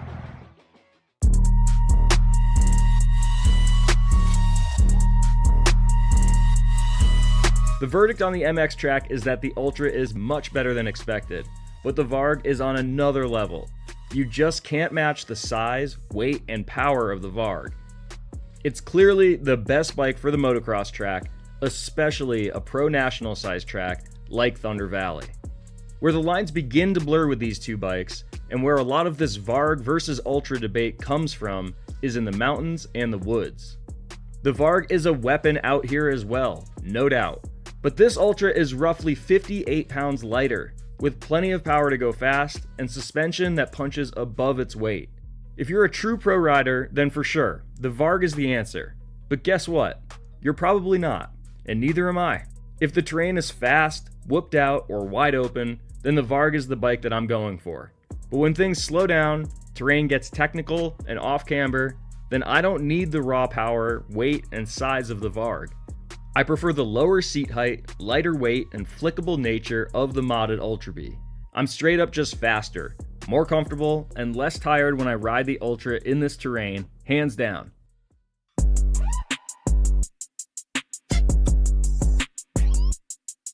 As for battery range, we typically see roughly 25 miles of range on the modded Ultra B, and roughly 34 miles of range in the same terrain on the Stark Varg.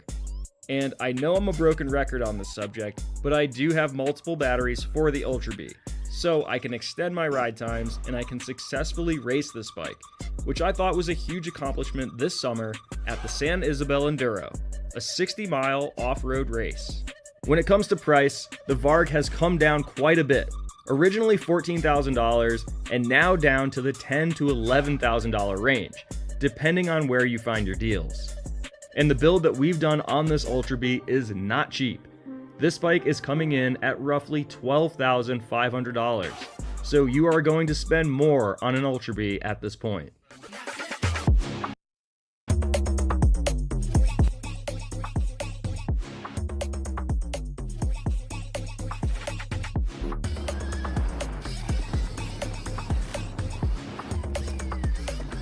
So, does the Varg have more performance? Yep, it sure does. A lot more. I also like that the Varg has a direct drive gearbox, as opposed to the jack shaft on the Ultra Bee, and a proper swing arm that doesn't flex, both of which are things that can become issues when you push the Ultra Bee hard. It's also nice that you can roll a Varg right off the showroom floor and have an unbelievably competitive machine straight away. So it's not apples to apples, but in my humble opinion, there is a time and a place for both of these bikes. And for those of us who aren't a top-level pro rider, the Ultra Bee can perform surprisingly well. And if you haven't had the opportunity to ride one for yourself, then I'm sure you'll be in the comments telling us why it doesn't stand a chance. But for those of you who have ridden a built Ultra Bee, what do you think? 3, 2, 1.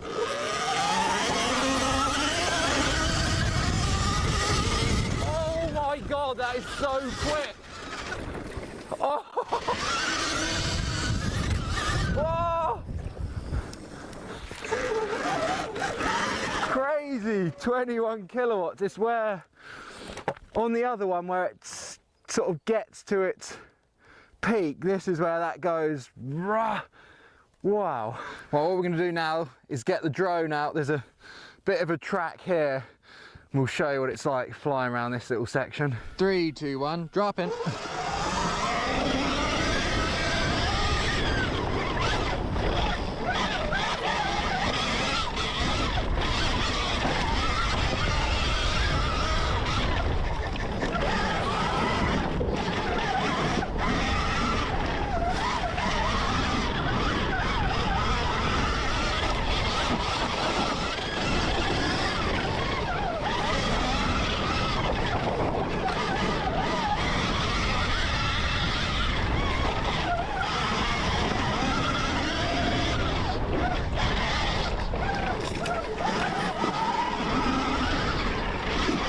Trying to keep Louis at bay on the drone.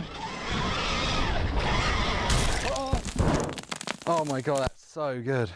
That's like the power that bike should have had from the start. It's so cool, like you can actually feel it when you're coming out the berms. It wants to actually unleash. Like on the real track, it's going to be amazing. We've now come across to this hill climb here. I've done it before on the Storm Bee and just about got up there. So there's more power on the Ultra, I'm sure it's going to fly. Let's see this, see if it can happen. Here we go.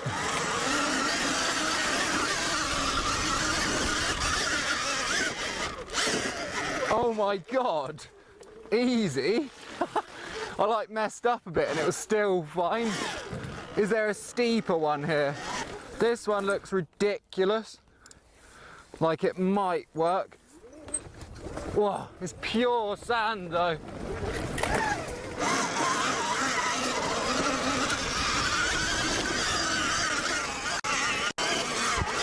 Oh, no way. Oh, it's so close. Let's get it.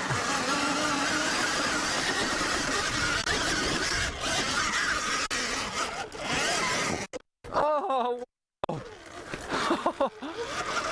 Insane. Oh, wow. So we just made it up this. Let's blast a full length lap of this insane place. There's so many cool features. Drop in.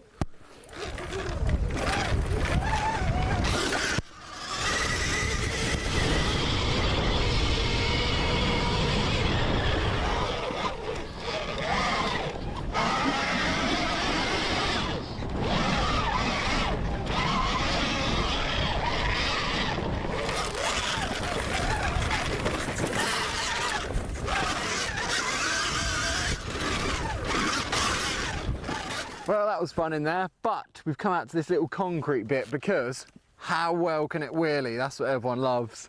Good old-fashioned wheelie. Let's get it done. Oh, with the finger back brake, it's just made for it.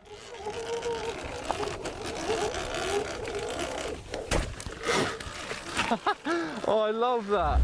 Day 2 and we've come to Mildenhall MX. It's going to be well interesting. The sun is firing. What an epic week here in the UK.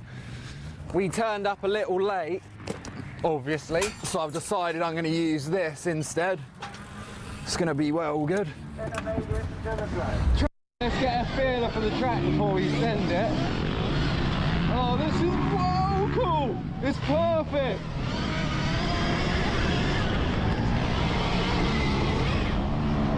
Oh yeah, and I cleared that. Less bottom outy too.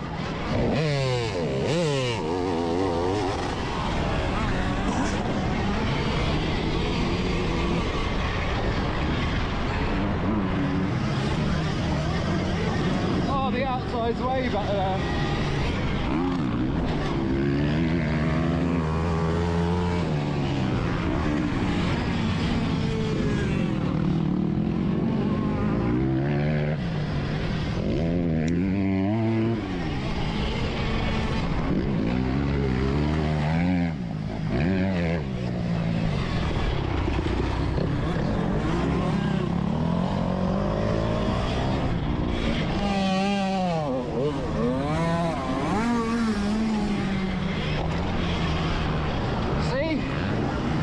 Down the same, maybe not as a 450, but 125, it's about the same, I reckon.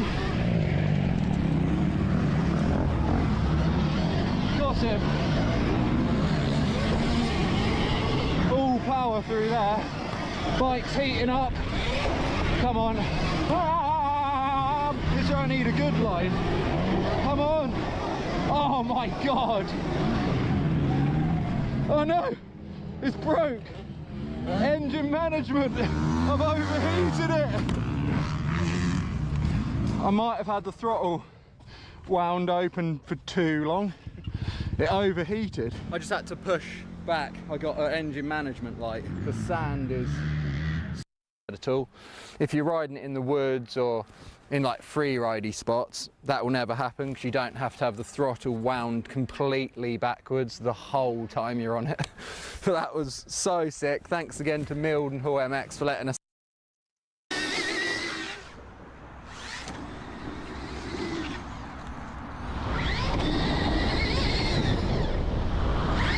That's a Varg. Oh, it's next level!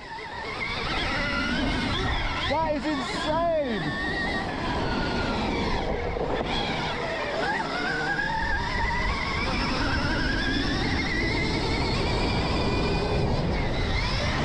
That gap's massive there though.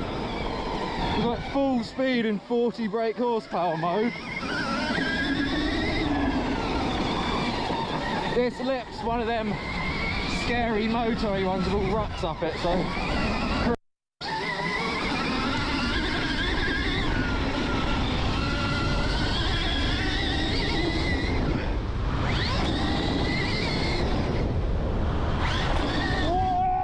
Whoa! Yes! That is unbelievable! Oh my god! Wow!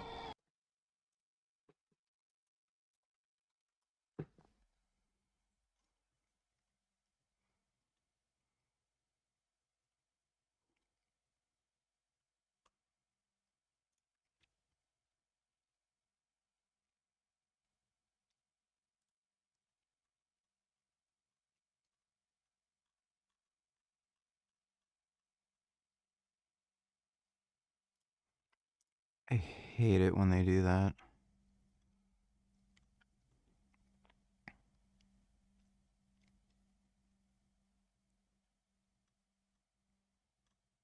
Why in the hell don't they list it as CAD? Weird. Okay.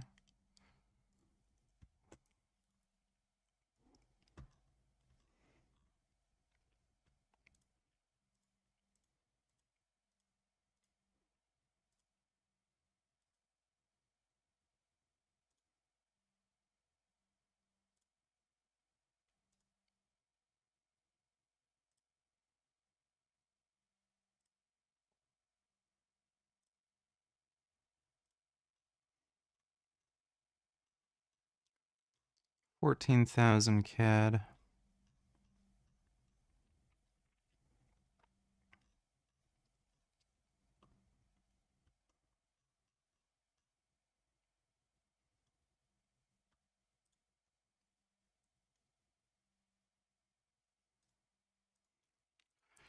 Might make more sense for me to get the Suron. I like how it has a removable battery. I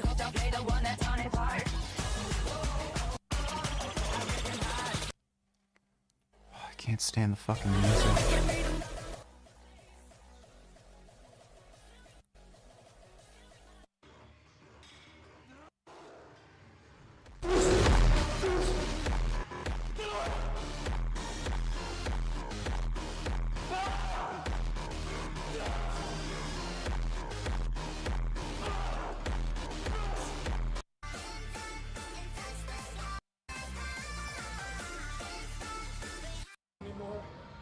I don't even fucking know! I just want to cause myself pain. I don't even know if it fucking works. I don't even know if doing all this is causing my body more harm. Ah! What even is life? What is anything? What's relaxing? What's breaking yourself? What in the fuck does it even matter? Who fucking knows? Why does anything matter? Do what brings you fucking happiness! Everyone has a little bit of season. Every fucking cunt out there, you're a fucking sick cunt if you want to be, bro. Stop being a fucking sad cunt, alright? Go out, get bitches, be a fucking sick cunt like Ziz, bro. That's what we fucking do, bro. Oh my god, the fucking music.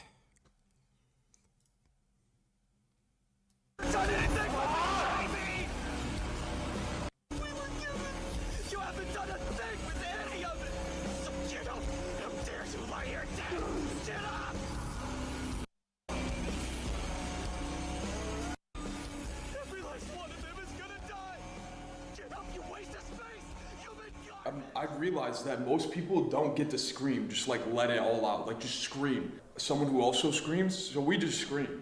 Like we're just screaming all the time. You know, sometimes you just gotta let it out. Sometimes you just gotta fucking crash the fuck out. Like no reason to rhyme. It's kind of a blessing that I get to let out my anger in ways other than beating my girlfriend. So yeah, how to stay motivated for the gym. Steroids! Testosterone, actually clinically proven to increase your serotonin release when you complete tasks, when you accomplish something. Boom, boom, boom, boom, boom, up goes that serotonin, up, up, up, up, up, up, up, up, up, up, up, up, up, up. When you look like shit, do you feel fucking good? Starve max! Stop being a fat fuck. Cut your calories in fucking half. Why is your nose ring like half? Why do you do it? It's like halfway, bro. Cuz. I can fix it. No, you're putting it the wrong way. I don't care. Motherfuckers, when Mikey gets a nose ring and they're like, what the fuck did bro do? His name's Manic Mike, bro. There's no rhyme or reason. They were literally, I was confused that people are confused. Like, y'all are confused that he would do that shit? Like, I'm not. I've done a lot worse, buddy. Shit I could never tell anyone. I told the woman I loved her once. Yeah. There you go. Maybe if you stop acting like you're afraid of women, have some confidence. I'm not fucking, okay. But no, but a lot of people will be like, oh, I hate women. Oh, bro, you're never gonna get a chick if you're out here talking about how much you hate women, how women suck. Like, do you even like women, bro? Like, come on. Motherfuckers be like, I want a traditional girlfriend. As soon as they see a shawty with a fat ass, like, damn, she got some motherfucking cake. Damn, look at her titties, look at her titties. Okay. Gum Gum needs his num num. I'm gonna go feed Gum Gum, and I'll be right back. Oh, kitty hungry. Alright, I'll be right back. Yeah, let's get your num num. Yeah. Hungry kitty.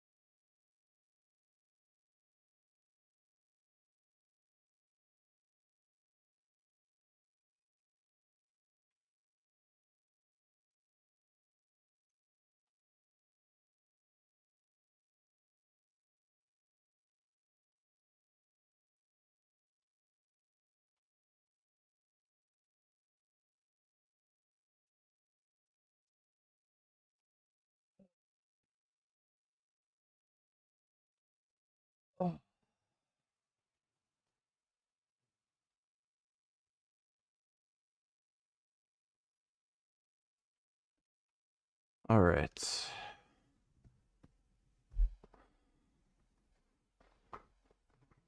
I'm fucking back.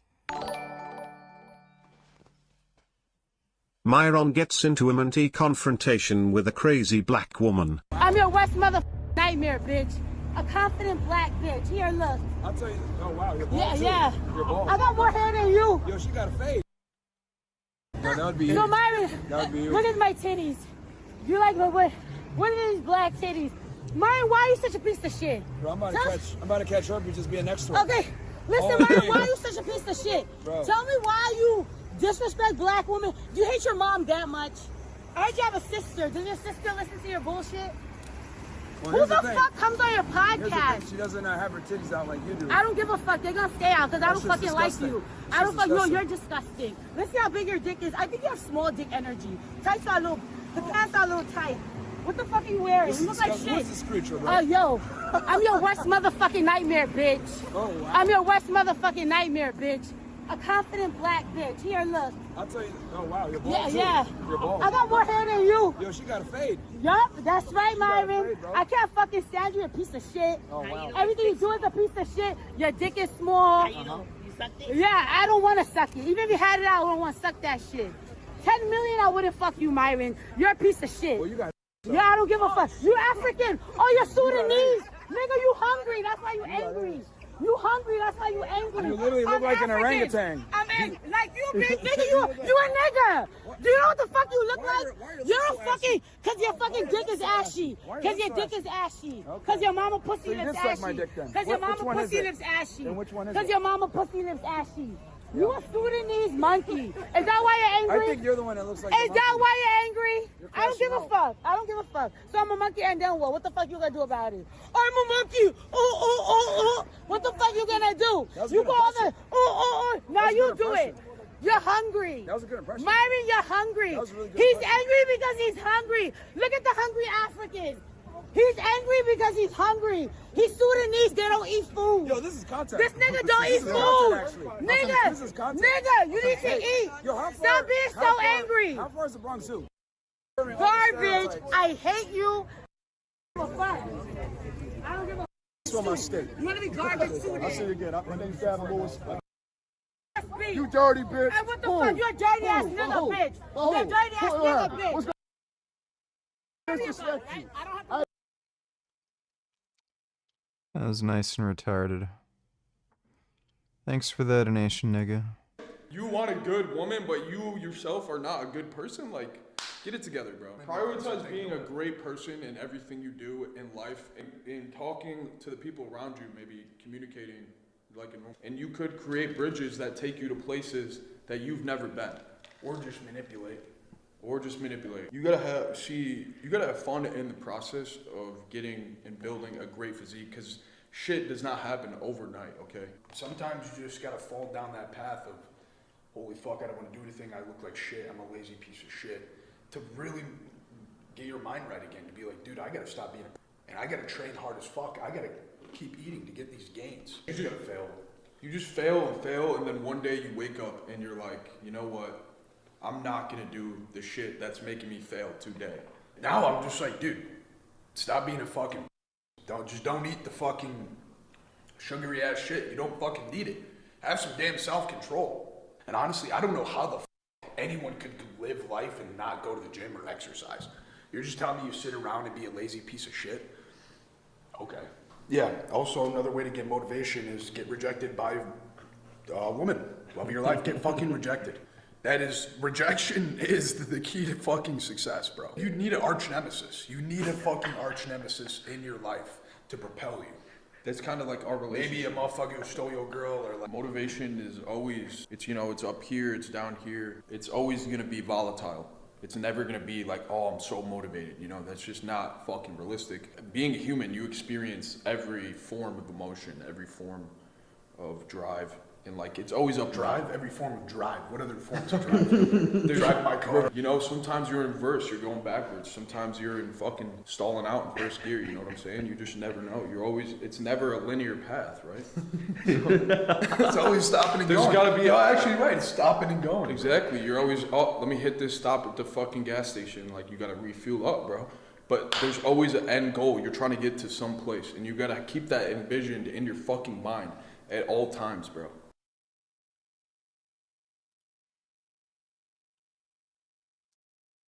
Yeah.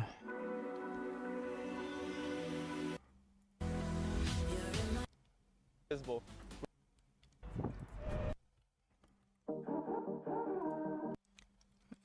What's up, YouTube? Alien. It's back. Welcome back here on Live Now from Fox. It is 7:27 on the East Coast and 4:27 on the West Coast. My name is Josh Breslow, and I do want to get to some breaking news that we are following coming in out of the Middle East. Take a look at this tweet coming in from the Israel War Room. They say, quote, initial reports say the body of Hamas terror leader Mohammed Sinwar has been found in a tunnel struck by the IDF in southern Gaza's Khan Yunis. Now, all of this information here just coming into our newsroom at this hour. Mohammed Sinwar had been targeted by the Israel Defense Forces just last week in an underground command compound below a hospital. The Saudi news reports also state that the bodies of 10 of the terror leader's aides were found alongside him. Now, we are working to get additional information on all of that, and we do have this photo that was released of Sinwar here, was released by the IDF several weeks ago, and again, it appears that he has been found dead. All of this information still coming in from the Israel War Room and reports. Well, that's some good news. When you think of Toronto music, you probably think of Drake, Tory Lanez, or The Weeknd. But what some of you may not know is that Toronto has one of the most violent and ruthless underground rap scenes in all of North America. Toronto rapper behind bars. A young Toronto rapper killed, identified as a popular Toronto rapper. I was shocked while researching this video at just how deadly the streets of Canada can get. So come with me as we venture to the north side of Jane and Finch, as well as Alexandra Park, to get a first-hand look inside Toronto's most dangerous hoods. Toronto, this is Jane and Finch, Lost Gang. Alexandra Park, PO, MG Furrow. Content creators got shot in their head out here. Come around here, you might not leave, nigga. Tell us a little bit about life here in Jane and Finch. It's the trenches. Most dangerous, most trench, most known in Canada, I feel like. Not even just Toronto, in Canada. This episode starts off in Jane and Finch, an area that has been producing famous hip-hop artists since the late 80s and is notorious for the crime and gang activity that goes on there. For years, there has been a clear divide in the neighborhood, with the north side of Jane and Finch, also known as Up Top, repping the Crips, and the south side, also known as Down Bottom, repping the Bloods. In 2007, police conducted a year-long investigation called Project Cryptic that led to over 700 criminal charges being laid against 95 different people, ultimately dismantling the Driftwood Crips and opening the door for a new generation to take over the neighborhood. But more on that in a minute. All right, guys, check it out. Right now I'm on the north side of Jane and Finch with the one and only number 35 YG. In the trap with your auntie. She up a brick in her panty. This is YG35, a popular rapper from the area that has racked up millions of views on songs like Heard of Me, which went #1 trending on YouTube, and Auntie, which earned him a gold plaque. He has a wild history with the law that we'll touch on here in a bit. There's a whole bunch of rappers from this area, right? Yeah. What if now you're rocking? What's good, my boy? What's up, Pressa? I couldn't believe it. As soon as I bought my Cuban chain, she called me back. This is Pressa. From going on tour with Drake to his song Canada Goose racking up nearly 30 million views on YouTube, he has cemented himself as one of the most famous rappers from the streets of Toronto, easily recognizable by his unique voice. Nobody came press. Nobody came press. And much like YG, he has had to overcome These people are retarded, degenerate scum. Like, their music actually fucking sucks.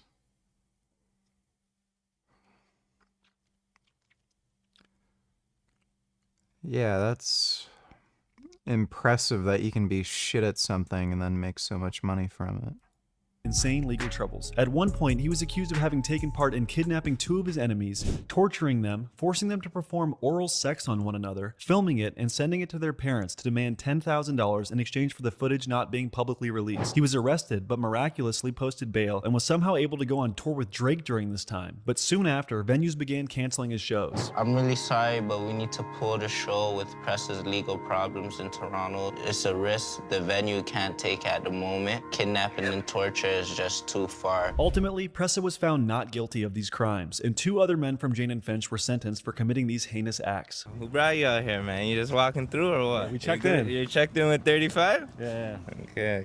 He said bring a little bit of honey and you're good. Yeah, you're good, you know? Bundog. Here in the cup. This is Pressa's older brother, BFR Bundog, a talented rapper in his own right. He has a crazy story that started before he was even in 1st grade. When Bundog was around 5 years old, his brother Pressa was born on May 10th, 1996. Only 36 days later, on June 15th, their father, Mark Prestige Gardner, who is alleged to have been a prominent member in the Driftwood Crips, shot and killed a volunteer security guard outside a community dance hall and has been in jail ever since. Pressa and Bundog would go on to hang out on the streets of Jane and Finch at a very young age, with photos existing of Pressa flexing wads of cash at what looks like 7 years old. And both the boys were seen frequently outside, appearing in rap videos as small children. Flash forward to 2007 when the Driftwood Crips were taken down by Project Cryptic, a new gang would emerge called YBK, or Young Buck Killers, specializing in drug and weapon trafficking. This gang was led by 3 men, Muhammad Hersey, Guled Mahadale, and Bundog. YBK grew so large that by the fall of 2011, they were classified by the police as a criminal organization, and the Canadian version of a RICO was put together called Project Marble that would soon lead to 900 officers executing search warrants all across Canada. Raided all this whole neighborhood, kicked everybody's doors. There was 66 people arrested. Damn.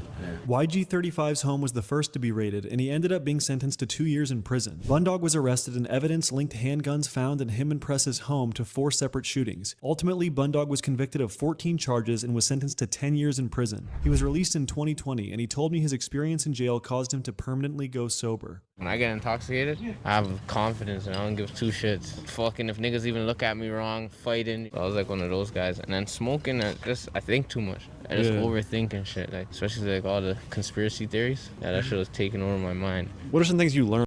Sounds like he had drug-induced psychosis.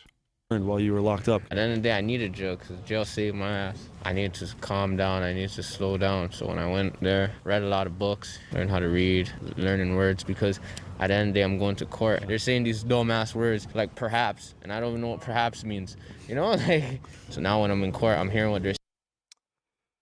Yeah, these people are genuinely retarded. And they can't finesse me no more. No, so how does it feel growing up with people and then Wow. watching them, rise to the top of the Canadian rap scene? Because you guys are some of the biggest people. I seen Pressa and Robin do it first. Like I was on the run. I dropped like 1 song and then I was on the run. I was in America for like 2 years. I lived in fucking LA, New York for like 2 years, and then I got caught in Ohio and they sent me back. But when they sent me back, I ended up beating my charges. In 2016, a man named Nathan Lee was gunned down at point-blank range on camera in the middle of the day by a man wearing a blue t-shirt. After police released footage of Nathan's ambush, his mother identified one of the men in the video as her former neighbor, YG. Soon his face was plastered all over Canada, and a warrant was put out for his arrest. Seeing this, YG decided to go on the run and flee to Los Angeles, hiding out for nearly 2 years until he was ultimately apprehended in Columbus, Ohio, and extradited back to Canada. How did you feel when you were on the run? Was that like a scary situation, or it was nothing? Was it light? At first, like, fuck.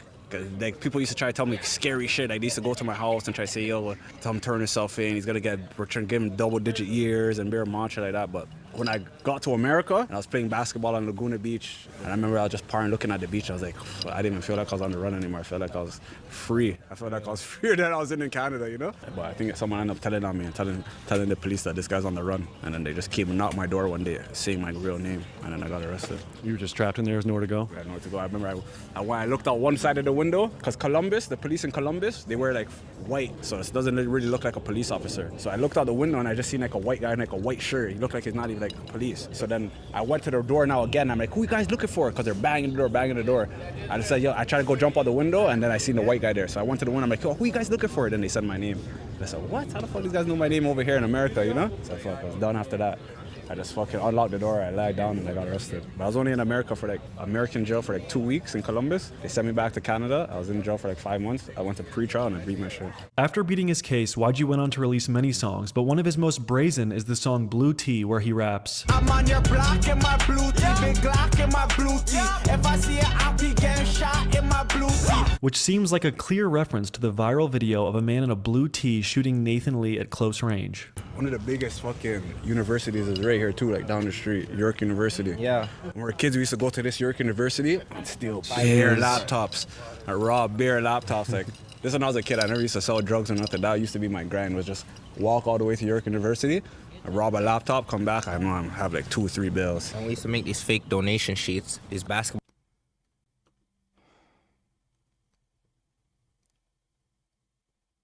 They should not be allowed in society. Donation sheets and go over to the university and like I used to go to school with like thousands of dollars and shit, stack up 2,000s.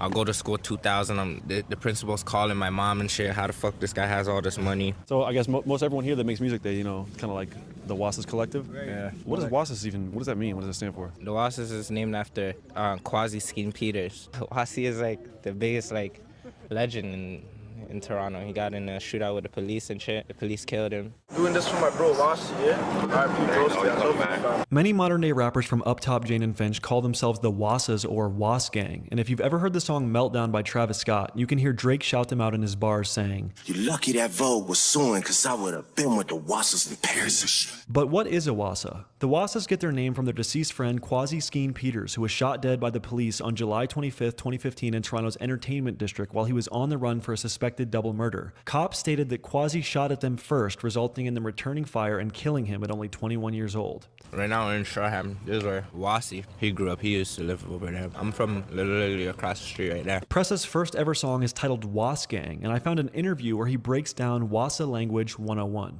Hey man, it's your boy Preston. This is Wassa language on the Upper Axe. Wassa. Wassa means like, not savage. Use it in a sentence. Hey yo Wassa, let me get the drink. One us. It means sex. Use it in a sentence. Yo Crody, I just want us that bad girl that you met last night. Koala. Koala means finesse. Use it in a sentence. Yo Crow, why you koaling like that? Like, why you trying to finesse me? Let's talk about some Jane and Finch slang, some Toronto slang. What's some of the words you guys use out here that maybe people wouldn't be into? probably hear Crody a lot. Yeah. Just to clarify, that's not a Crip thing. That's not a Crip thing? Because in America... It is a Crip thing. It's just, I heard it and then we have like kind of like enforced it. Like, you know what I mean? Like we use it all day over here. You feel me? Crody.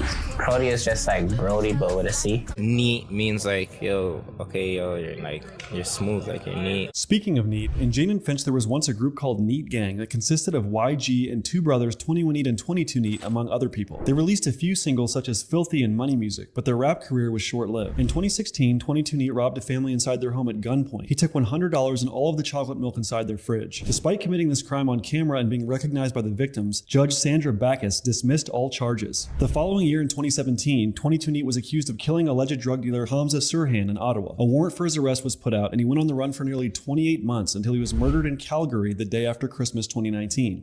We learned the name of the man who was killed. He is 23-year-old Farah Handul of Ontario. His brother 21 Neat murdered 2 people in downtown Toronto in broad daylight on camera, one of which was rising rapper Smoke Dogg, who was one of the biggest names in Toronto at the time. 21 Neat escaped arrest for over a year, but eventually got caught after he kidnapped someone in British Columbia. He was sentenced to life in prison for his crimes. In September of 2024, their younger brother was gunned down in a double homicide right here in Jane and Finch, not far from where we are all standing. Also means like death means like desperate, you know what I mean? Death. Chromons, wazzles, like, you know we're drenched, big spill out here. You guys say cheesin' if you're angry, right? No, we don't. No? No, we say we're cheese. We're not cheesing. We're cheese. Cheese. But that's some old slang. I'm bent. So if I step on your shoes, you'd be like, you got me cheese right No, now. I'm bent. Yeah, don't get him bent, Brody. Don't get him bent. We're gonna spin for that. If you step on our shoes, we might spin for that. What's some other Jane and Finch slang? You got like buck tees? What do you call a fiend? Rusty, Custy, a fucking Bhakti. What do you guys call Canadian money? Racks. Ricketies. Ricketies? I've been calling it CAD. Canadian dollar. No, I call it ricketies, my own self. That's like my slang for ricketies. We're heavy on the Jamaican and Somali culture over here, you know? It's different, bro. It's unique. For sure, it's different, but no one likes it. They said that we have the worst accent out of everyone. They hate the way I talk. You know, when they hear us talk, they don't take us serious. You don't think so? No, they don't take us serious. I feel like they take Jane and Finch serious, no? No, they don't. Gee, I wonder why people think you're retarded and don't take you seriously.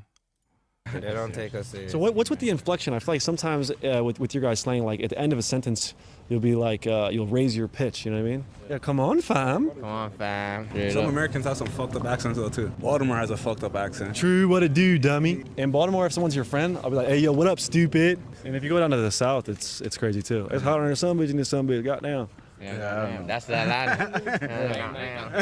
Hey man, say man, when are you gonna start on your content, Ryan? You gonna become a YouTuber? We made a vlog. Me and this guy made a vlog. We made a vlog in fucking Paris. Then I went and did the Mexico vlog, and we were just live with top 5 in the vlog, and the show went viral. Top 5. Tell us a little bit about top 5. You don't have to say anything crazy, but just like his story. My bro, he soon come home. Free 5, he soon come home. He's gonna be out soon. Yeah, he's coming home this year, and then we're gonna fuck it up top live. While filming this video, Top 5 was still in jail for his alleged murder of a man named Hashim Omar Hashi back in 2021. While on house arrest, Top 5 cut his ankle monitor off, fled to America, and mocked the mayor of Toronto, John Tory, on social media. But this is for John Toy. Yo, John Toy, the cup's waiting for you. Link up.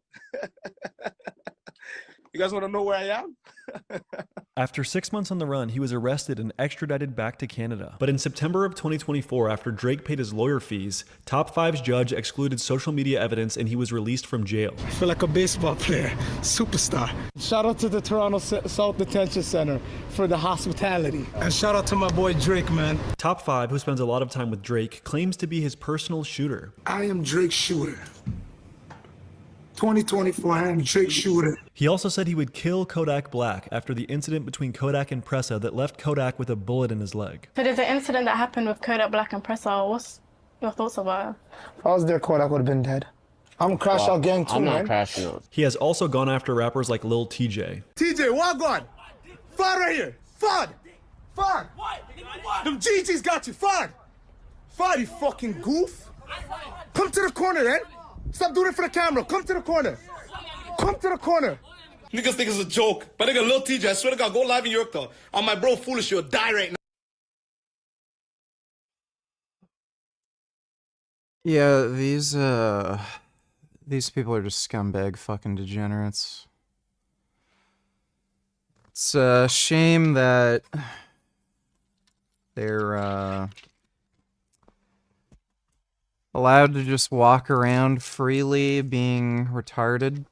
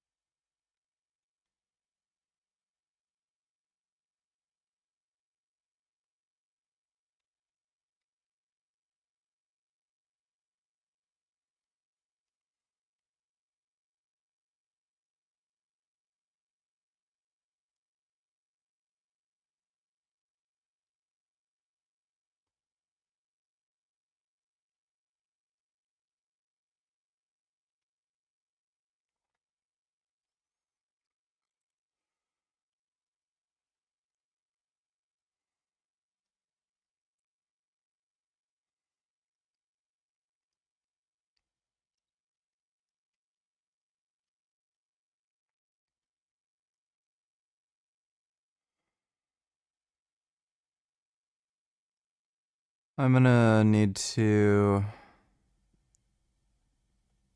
go eat and take a rest. My blood sugar is practically 0 right now.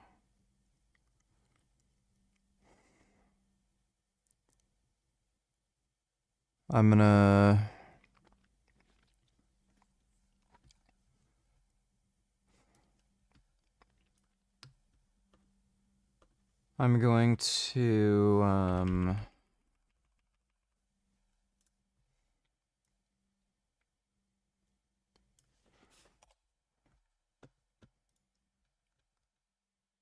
to go eat, rest for a bit, and then I'll probably be back on later. Like a few hours.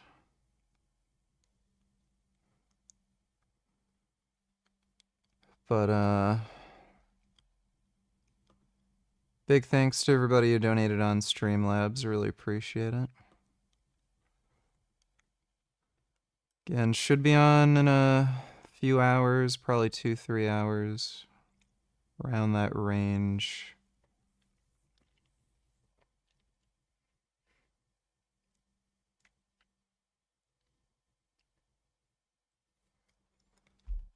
Yeah, I'll probably be back on around 9 p.m. Eastern. But thanks again, everybody. See you all later.